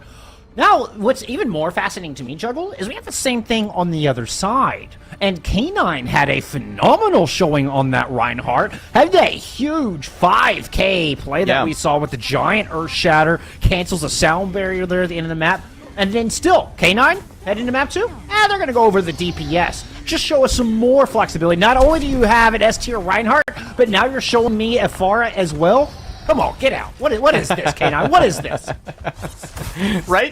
This is really interesting. The fact that we're seeing it come out from both squads is just... It's so wild. Honestly, so... Let's take a moment, though, to dive into kind of the nuts and bolts of these different compositions, though. Because we have Hyper now on the Sombra, which is a very interesting pick, because I'm not necessarily sure who that counters. Maybe you get rid of the Blizzard with an EMP, something like that. But again, we don't have May showing up here. Cinder onto the Reaper could be to try and put a little bit more damage into the tank, right? To really see if they can win out that duel. But with this early rotation underneath, expect to dive pretty heavily onto the high ground soon. I'm fascinated by the support line. This is the take off of 6-man that we saw in Overwatch 1, but you would see the Lucio and the Moira alongside the Sombra, the Reaper, and the Winston. We've seen this more recently in Overwatch 2, but you do it with the Kiriko and the Lucio. So you still have that speed. This Ana variation is interesting because you don't have that ability to engage as quickly as you would like. So look at this approach. RSU are playing this very differently. They're spreading out. They're sending Cinder on a flank angle here, coming to take the high ground, and then leaving the rest of the team on the back left. Unfortunately for RSU, K9 is onto this and has already taken Bashful and Raven Rider out of the fight. Yeah. It's a 3v3, but RSU has no supports. There's no way they win this. No, there's not. They're going to have the closer walk back to point, but that's still ample time for the Sabres to be able to get the kills that they need, and we can see that that's exactly what's happening. Ooh, that kill on the end is actually pretty huge. A late kill onto the Mercy. This is the opportunity RSU needed. Yeah, it absolutely is, especially since they were pretty close to back to full strength by that point, too. Now Cinder is able to get this high ground, too, from which to stage. Bastion can go up there if they need to, but instead, RSU is doing the surround and conquer thing, right? Which we see a lot with the Wrecking Ball comp. She's gonna get caught out. Oh! She barely escapes with her life. Oh, Cinder had a golden opportunity. Some nice dance moves out of Diet Coke. Stay alive through that. They're rewarded as K9 is able to get one before blowing themselves up on a direct rocket onto the Winston. A Bastion wins. Almost called the Bastion main. That's a different player altogether. Diet Coke has fallen, and RSU here with a bit of an advantage, particularly getting that immortality field out, using this primal rage to cap point A. Yeah, that was just an unfortunate circumstance, I think, there for Diet Coke. Because K9 went down on the far, I'm presuming that was over the water. They just weren't able to Guardian Angel back to anyone. So her going down towards the end of the fight, absolutely the nail in the coffin there for first point for the Marion Sabres. So RSU Blue now, they're going to be moving into the second point, which is honestly going to benefit them even more. The poke opposition is going to struggle a little bit more here because once RSU can get a hold of this high ground and maintain it, then your Sigma, it just doesn't have very many great places to go. They're going to have to play much more like a brawl composition, which is not what they want to do. Now, that is a big assumption, because, of course, the Sabres aren't going to let RSU just walk up and take this high ground. They're going to fight tooth and nail to keep this Winston away. Down to 8 health! Somehow, Bastion Wins is able to stay alive through all the hyperspheres coming out, and the rockets out of K9, who's at 70% towards a barrage, by the way, and moving down onto the point where they're going to take out Bashful Bro. Now putting rockets down on a Raven Rider as well. Both fall and both supports had their ultimates ready to go. Could have turned this fight. Cinder's trying to do as much, but it's just not going to be enough. No, it's not, and you were absolutely right. The Marion Sabres, they just held on. They were like, no, this is our high ground, and I think sensing that if they let that go, it's going to be nigh on impossible for them to reclaim it. So they just, from the word go, say, this is ours. But now they're going to be looking at an EMP. And Dirty Dan is going to have to be, I think, especially aware of this, because if they get EMP'd out of their Gravitic Flux, could be devastating, but they're using it early. Barrage from K9 isn't going to counter it well enough. Can't even keep the blue squad from taking Uland out of the fight. Dirty Dan will fall shortly thereafter. Big pick. As Roger State recognized exactly who they need to pounce on, and that was the Baptiste. That was the right call. Dirty Dan does get res back up into this fight. So there's a bit more stability now on the battlefield, returning to the battlefield, should I say, here for the Sabres. And a Gravitic Flux to try to turn this around. A translocate out from Hyper at about 5 health to get them to safety. Cinder's still on this point, but Dirty Dan just doesn't want to die. No, they do not. And Eula's going to be coming back as well with the M-Matrix, which can help sustain them through it as well. But RSU has the point right now, and Bastion with the Primal is going to be trying to boot people away. And with the aerial support going down, this should be RSU. They're able to get that Ant-Matrix and the Kitsune, able to get the Kitsune Rush out from Roger State to counter the Amplification Matrix from Yuan. And that's, I mean, Cinder and the Ant-Matrix is just too much. There's just no way anybody from the Sabres is able to get close. Hey, it cost him, though. It cost him pretty heavy. Right, like, that's the thing. Honestly, it cost both teams quite a bit. Truth. It's going to be Diet Coke. She's going to have her Valk ready to go. And that's going to be crucial because Cinder is going to have their Death Blossom online very soon. And that coupled with an EMP from Hyper could be absolutely devastating. So K9 and Diet need to get in and get this barrage off early. Trying to build up that last 5%. Unfortunately, those directs not quite hitting the mark. That one will land. There it is, ready to go. Hyper has to translocate out. Bionade already used for Bashful Bro. This is the go sign here. This is the green light for K9 to move in. There's the barrage into the back. And no, Bashful Bro. Bashful Bro survives all of those missiles and manages to find that pick out of the sky. That is not supposed to happen.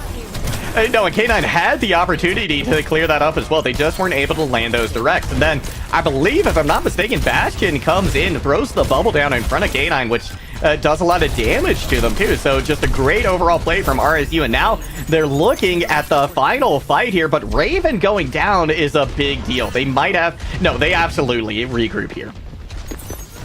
Yeah, after Bashful fallen as well. But they're going to be coming back in with... Yeah. They're going to be coming back in with so many ultimates here, right? Yeah. 4 of them to their name. So, Evolution, this Bob is going to have to be big. But with an EMP and with the hacks, and with potentially a sleep, I don't see how they're going to get a whole lot of value from it. Unless they burn out all of those resources first. So, maybe you do that with the Gravitic Flux. There's no easy path here to victory for the Sabres. I think that RSU Blue is looking primed here. But there's only a minute left to go. So, 2 Cinder? fights. I mean, if Cinder makes a mistake like that, then that could be Miriam bringing it back. Evolution is going to fall, but K9 is still in this thing. Bob on the point and is alive, well, and even conscious and shooting down the Winston. Yeah, that was a golden opportunity there, wasted by RSU Blue. Cinder just got a little too greedy with it. Wanted to make the play happen. Should have just looked at that as a sunk cost and said, you know what? The EMP is gone. We got to regroup. We got to try again. And Hyper swapped over to the Soldier now. Try and put a little bit more pressure onto K9 because they know this barrage is coming in soon. Gonna be a nano on the Bastion Wind, pushing in the back, 93% primal rage. Barrage in response, but it looks like the nano ends up being too much in this moment. Both the Fara and the Mercy fall.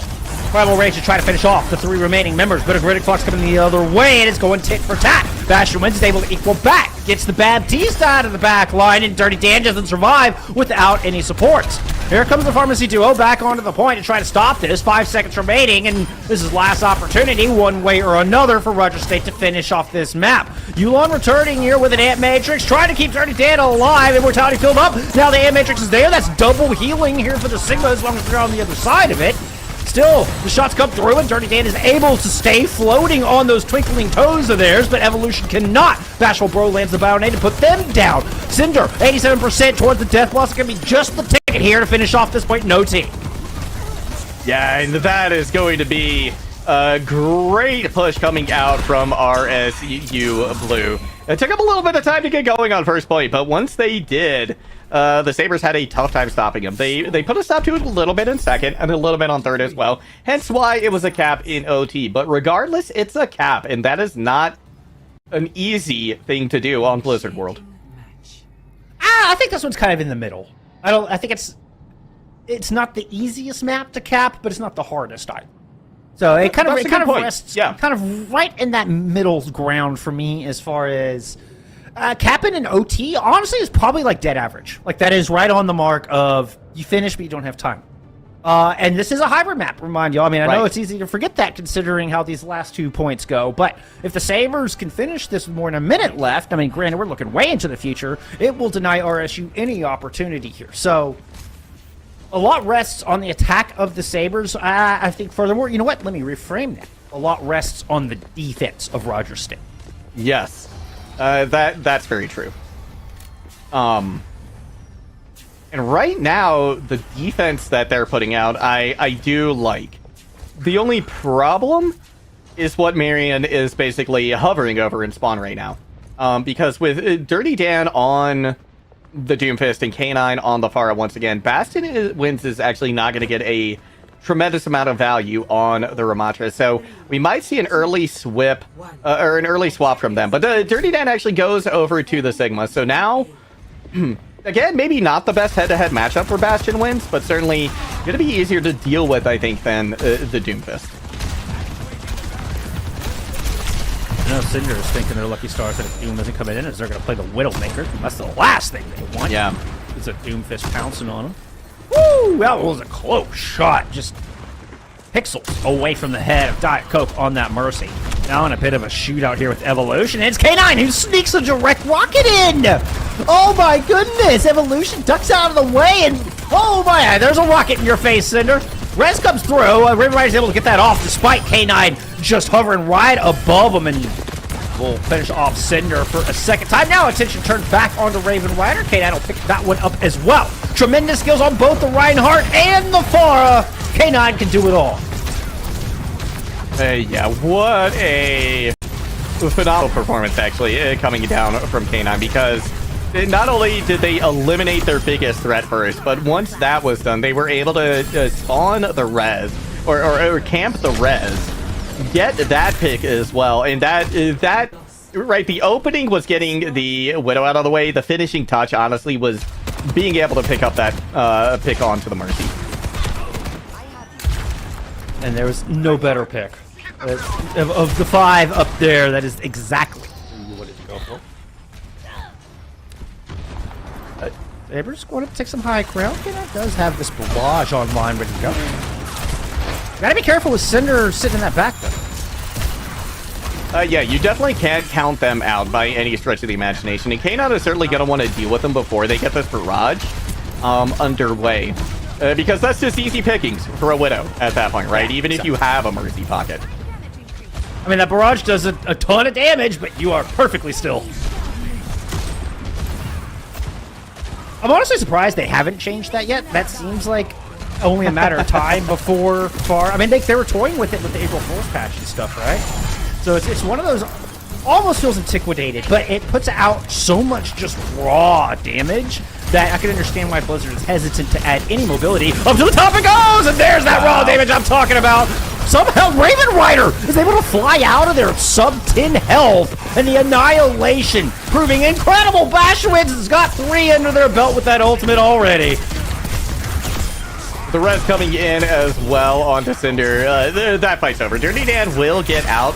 Are you sure? Are you sure? They will not. That's fine. They misplayed the corner. That was a win for the map geometry right there.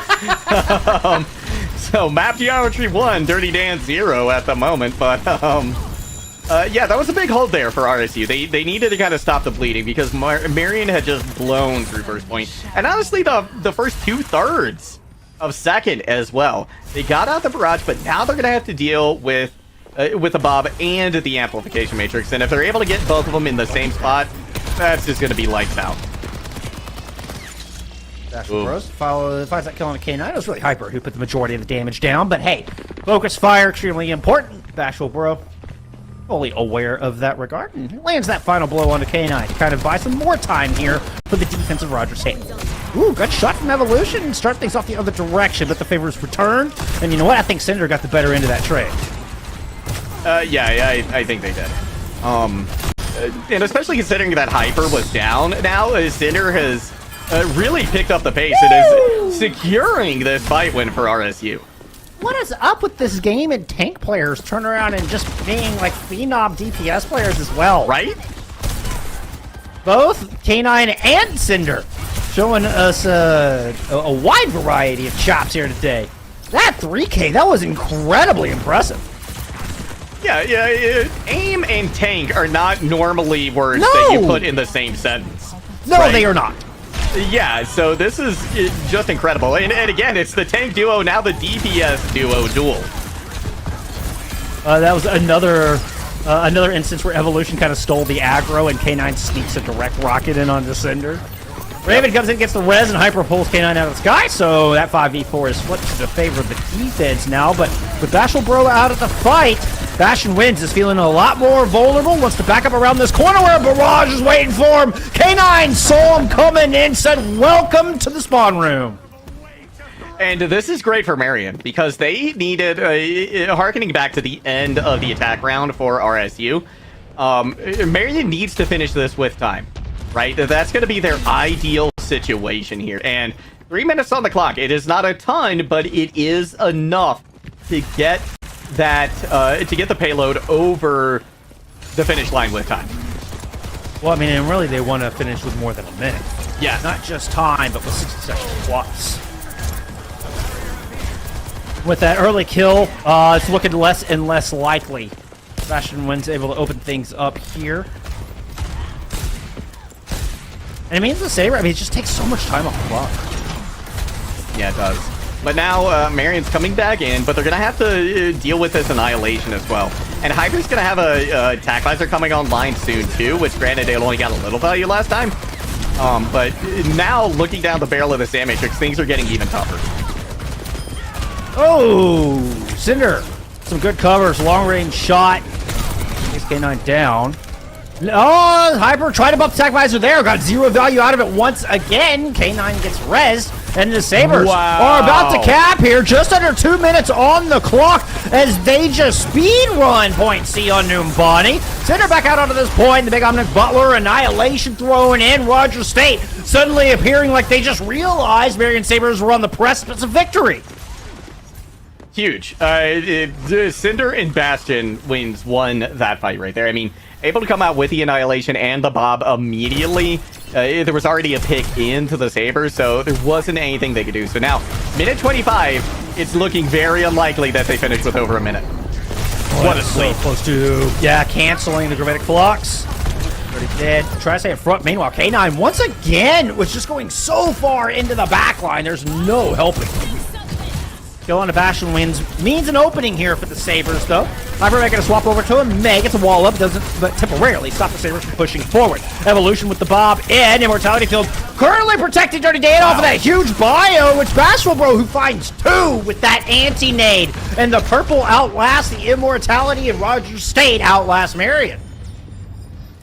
That was huge. And this fight, if RSU Blue comes away with a win here, it is going to be because of that last fight that we just saw. The one before that, where Cinder came out with the Bob, Bastion came out with the Annihilation, but now Bastion has swapped over to the ball, just to make sure they can get back to point.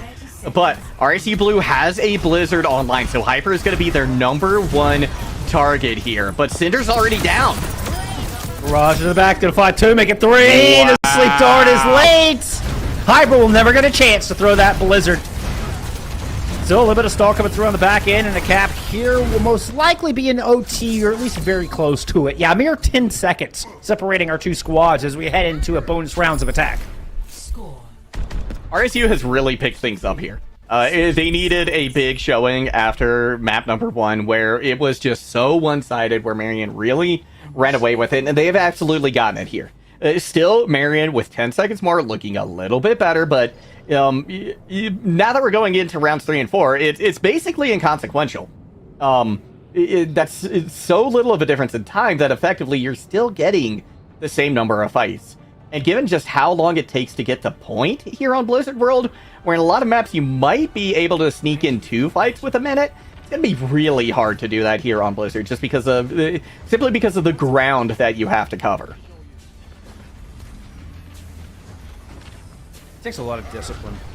You know, we talked earlier in the day about kind of push and pull, and it's one of my favorite aspects to focus on in this game, because it's so important in this game, and unlike anything else I've ever seen or ever played. And that push and pull is so integral. And if done right here, if you can commit, fight, maybe die quick if you're the attacking team, regroup even quicker, maybe, just maybe, you could sneak 2 fights in a minute. 3, 2, 1. Certainly Marion going to have a little bit of an easier time with that. Defend objective A. That 10 extra seconds. Not much, but it could be the difference maker. Hyper back onto the Sombra too, and now we're seeing Echo come out for the first time here in this matchup, but they're not going to have a Mercy behind him, which I think is kind of curious. No, it's going back over to that Carolina. I will say, Bashful Bros had some high impact bio nades. I mean, that one in the very end, obviously on the forefront of my mind. Dive into the back here from Bastion Wins, but overwhelming focus fire means they lasted less than a second. And indeed, RSU will die fast. Let's see if they can get that second fight in. If they do, it is going to be barely, right? Because the the cleanup kills came in too, so we're either going to need to see like a swap to a ball or to a Lucio or something to try and touch point here. Because with 5 seconds left to go, they might not even get it. Oh, no, it's Cinder. Okay, Cinder got the touch. They're going to die, but the OT has been initiated. Bastion wins back on that point, but dies equally as quick. Marion Sabres, 1 by 1, answer the challenge and do not allow any percentage here in extra innings. The best Roger State can hope for is a draw. Score 3. And if we think about how quickly Marion was able to take the first point as well, that's going to be tough. RSU did not put up much of a defense. They had Cinder starting out on the Widow, who just got picked immediately by K9, and once they were down, we were able to bait the Mercy into the res, take care of them as well. So RSU Blue cannot allow that to happen again. So do we see Cinder go back onto the Widow? That kind of, again, high risk, high reward character. Are they going to play something a little safer, something that can maybe have a little bit more point presence and just survive some of this incoming damage? Well, looks like it's going to be a Diet Widow? Budget Widow. Budget Widow. Yeah, I like that. I like that. Marion is also going full in on sustain here, too. They've got the Reaper and May on the DPS, and that's going to allow them to just stay in these fights for a very, very long time. And considering that Diet Coke, that she's gone over to the Lucio now as well, that means that Marion also might be able to get in a couple of fights. And if they do, if Diet Coke, if she's able to build up enough of a sound barrier, that could be a big boon to them as well, if they need to go on to fight number 2. So, Yeah, exactly. It's all going to come down to this. Yeah, if we head into that overtime, keep a sharp eye on Diet Coke, and if she has that sound barrier that can make or break this map can make or break this series. Sabres looking to go on match point as they push on to this objective. A wonderful Maywall early evolution. We saw those planning on Nepal, and it works out well here. Bastion wins is going to fall. Bashful Bros as well. This is going to be one and done. The defense not putting up any more of a hold the second time around. Marion Sabres move up 2-0 here in your semifinals. Match 1 map away from the grand finals. Yeah, that was very, very quick. That composition did everything it needed to. Plus, they got out the Immortality field so early, too, because of that Maywall that came out. That Maywall just isolating the Orisa, pulled that out, and then just a big charge into the backline, too. Didn't get a kill initially, but it gave them enough ability to finish off the kills. By isolating those supports, keeping them away from the tank. Cooldowns, right? Yeah, it pulled all the cooldowns out. Yeah, so just a great showing for Marion. 1 map away, like you said, from punching their ticket to the grand finals. RSU, they got their work cut out for them, but we saw a lot of great success, honestly, on Blizzard World. So maybe they can tap into more of that as we move into map 3 and potentially 4 and 5. Yep, map 3 will be Escort, and it will be RSU's pick. So we'll see where they want to take us. Can they bring it back? Will we see a reverse sweep? Who knows? We'll find out after this break.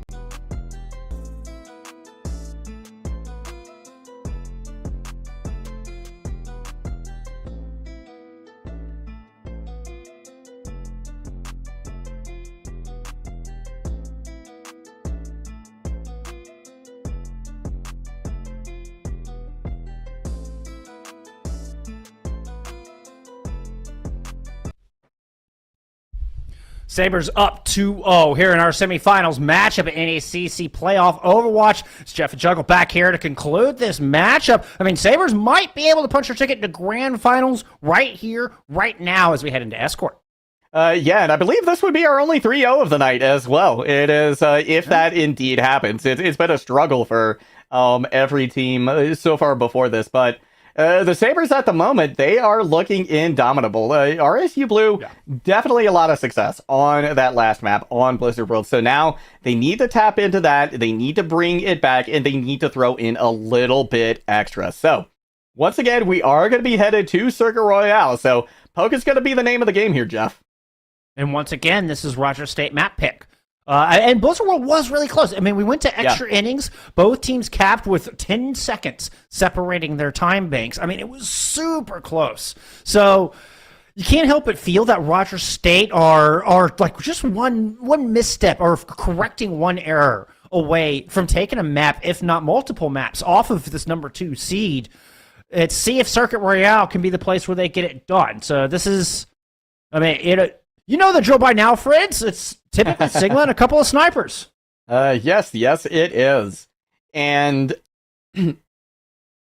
one thing that I think it bears mentioning here, right, that we haven't actually talked about, I think, at all tonight, is the fact that now that we're moving into Escort, right, let's think back to what was the difference maker in the last map for the Marion Sabres. It was the fact that they were able to cap a first point so quickly. Yeah. Now, that's not on the table, right? RSU Blue doesn't have to worry about that here. They can take this fight where they want to and when they want to. And when you're playing these poke style compositions, that's the name of the game, is making sure you're kiting away so that you enable your DPS to get the picks that they need to secure the fight win. So now that we don't have that static objective that RSU has to stay on, that they have to defend, this could look a lot different. And even if they choose to come out with something, if they choose to break the mold, we saw that in our last series. If they want to break against the double sniper in the Sigma, still they can use this geometry and try to draw the Sabres in to where the Roger State has the favorable fight. Last series we saw that done with a Cassie and a Tracer, something you never see here on Circle Royale. Yet the team made it work. So it's not even as composition reliant as I kind of made it out to be in the first moment. It really does come down to that where you take your fights. Exactly, and that's what RSU is afforded here, right? On Circle Royale, on just the straight escort map. So, gonna be very excited to see how they decide to approach this. They're gonna be on attack first. And we're not seeing anything. Well, take that back. Actually, K9 onto the Pharah. That's unusual. Most definitely. And it also, of course, means that you're going to have Diet Coke going over to the Mercy as well. Anytime you pick a Pharah, essentially half your team, 40% of your team is now dedicated to this strategy. So it just leaves 3. And most notably, Evolution, to help hold this bridge and really keep Roger State at bay down these long sightlines and down these long streets. This is an interesting comp rolling out of the gate here. How did Roger State close the gap with this Bastion? And no teleporter this time. Yeah, that's going to be the name of the game, right? Maybe you're relying on Cinder to open things up here on the Ashe. They're certainly going to be, ahead, or at least with an advantage in this duel, which we're seeing right now between Evolution. It's a pocketed Evolution versus it's a pocketed Cinder versus a pocketed Evolution at this point, or a K9 rather. But first up is going to be Marion dealing a couple of devastating blows. Both DPS are down. Really smart move from K9 there. So K9 opts to Conk Blast to the rest of the team on that balcony, and it really narrowed the sightlines that Cinder was allowed, meaning Evolution was able to get that shot down and force Cinder into a really bad spot. Now Cinder swapping off that Ashe, wants to go to the Widowmaker, see if they can have a little bit more efficacy with the one-shot potential. Yeah, that just might be the way to go, right? They were able to kind of poke at K9 a little bit, but the Mercy Pocket was just too much. Now, they don't have that luxury, but again, already Marion Sabres with an advantage. See, Evolution's well aware, all attention focused on Cinder on that balcony and not letting them just free fire into the Pharmacy duo, knowing that that Pharmacy from K9 and Diet Coke is integral into keeping this Rogers State team at bay. If K9 goes down, Hyper's going to have a field day. But look at the ultimates that have already been generated for the Sabres, right? K9 is going to have this barrage. Bob is going to be online as well. Well before anything that RSU has. They are going to have this rush, but in the face of both of those ultimates, I don't know that it matters. Fashion Winds has managed to close the gap here quite a bit and land an accretion up top. Bob into the back from Evolution. It's got to put a lot of hurt down. Raven Rider and Hyper both caught on the business end of a big Almond Butler. I loved as well that Concussive Blast coming out from K9, right? Because Bastion Winds was already kiting back to try and help their team with the Bob. But K9 just says, no, come back over here. I'm not done with you yet. And because of that, the back line was just completely isolated. No help to try and deal with that Bob. And the Sabres won that with just one ultimate. They've got 3 online now. And just now we're starting to see one come up for RSU, especially since they're swapped again. Wheels used, blocked by Dirt Dan's Kinetic Grasp. Evolution and Bastion Winds trading. Oh, dropping out of the sky. K9's gonna find 2, almost 3 with the barrage. The direct will finish off Hyper. And then, yep, there you go. Might as well make it 4. K9, well done, well done. That was a sneaky Falcon dive move. 200 miles of Peregrine falling out of the sky. It really was. Hyper's going to let loose with their ultimate right here. This might just be to get out of spawn. They might be swapping here at this point. But Cinder opens it up with a pick, so now the res won't be available for this fight. If anything, I think Hyper's ult forced the Sabres just not take cover, which bought space for Roger State to get some positioning here. So now we're seeing Cinder have some sightlines to work with. Bashful Bro, unfortunately, found themselves with a bullet just coming right at their dome. Dirty Dan, Gravitic Flux, that's going to finish off Raven Rider. And the follow-up kill into Hyper as well. It was massive. This has been a phenomenal hold here from the Sabres. Now they're gonna have Bob again. They're gonna get the barrage online, but crucially they've already got this amp matrix, so they can work on building some of the rest. And again, we see this wholesale swap in composition. We got Bastion back over to the ball, and now Cinder is able to get the touch on point with the Tracer. Roger State has already used all their cooldowns. Bastion's already used their shielding. Immortality Field's already been used. Recall's already been used. Roger State just do not have enough resources. No ults to work with here. Marion Sabres built a wall, a moat, a fort, a dragon on top of it. Everything possible to protect Circuit Royale. There was no getting through. And that might be the series right there. I mean, what a dominant hold. A lot of times, I mean, let's talk about the last series, right? We didn't even really see a full fight happen until that first corner. The card did not make it to that corner here in this series, right? Marion just put the brakes on so hard that now RSU, I mean, what do you do here? Do you spawn hold? We've seen it before. It's not common, but you can do it. And that may just be their only option here. At least the first corner. They have to hold that first corner. I mean, the card's too close. You're not going to get 2 fights out of it, right? So if you try to hold the spawn doors, like, you have to hold the spawn doors for 4 minutes. There's no, we're going to hold up close and then sneak in a second fight. The card didn't make it that far. So do you opt for a little bit more high percentage play and sit back? But then you've got to make sure somebody like Bastion Wins is staying on the card, is staying close on that front quarter. So you're not allowed the freedom to back up and let your DPS do what they do, which is how the Sabres were able to hold so well. Really, really rocking a hard place positioning here for Roger State. That it is. And they're going. I think they're recognizing, right? Let's look at the DPS picks in particular. I think here that they recognize that, you know, they just can't sit back on a Widow and Ashe. They're gonna have to take this to the Sabres. So with Hyper on the Cassidy, that's gonna help them do that. It's also gonna put pressure on K9, and Cinder as well gonna be able to play a little bit closer in and chunk down the shield of Dirty Dan. But this has to be perfect. K9 will get res? Oh no, he dropped out of it. Yeah, I was gonna say, I guess Diet Coke wasn't able to get that one. I thought K9 fell on the backside, like on the attacker spawn side of that building. But hey, I just have to wait up 10 seconds to come back the old-fashioned way. It's a good opening for Roger State, but a little bit more than a morale boost for the remaining of the time, I'm afraid. Yeah, that card is already on the brink, so somebody has to drop down to it now, which Bastion does, but the Immortality Field already out. Yeah, I mean, Bashful, everybody dropped down. I don't know if that's smart either. Now, Hyper's able to get one of the kills, but I can't help but feel that your supports are in a really dangerous spot right now. Raven Rider is going to go down. Hyper falls as well. 2 kills traded out the other direction, but Evolution is going to bring this thing back as the TNT finishes 2, and Bastion Wins as the lone player left standing between Marion Sabres and a Grand Finals appearance. Bastion Wins will eventually fall as the hero namesake comes up, and the Sabres celebrate a trip to the Grand Finals, a clean 3-0 over Rogers State. The second time this season. Great showing from RSU, though, especially when we look back to the last map, right? Blizzard World, they did a wonderful job there. Very, very close. In the end, though, Marion just able to do what they needed to do.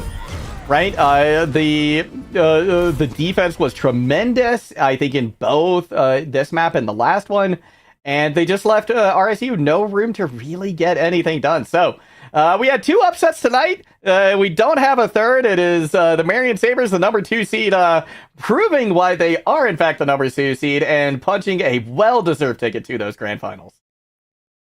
The world makes sense again, Juggle. It does, right? It's all good. The world makes sense again. I feel bad for Roger State. It always hurts me inside whenever we have to send one of our teams home.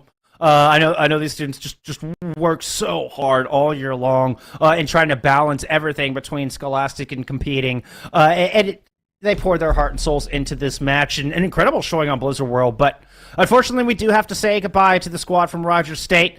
as it's the Marian University Sabres moving on into the grand finals. And you know what? We're going to get a chance to talk to them. We're going to try to get an interview, get one of our winners in here, get their thoughts, feelings, reflections on this this match that we just saw. That's going to take a couple minutes. Give us a moment. We're going to get that set up. When we come back, it's going to be an interview. We'll see you in a minute.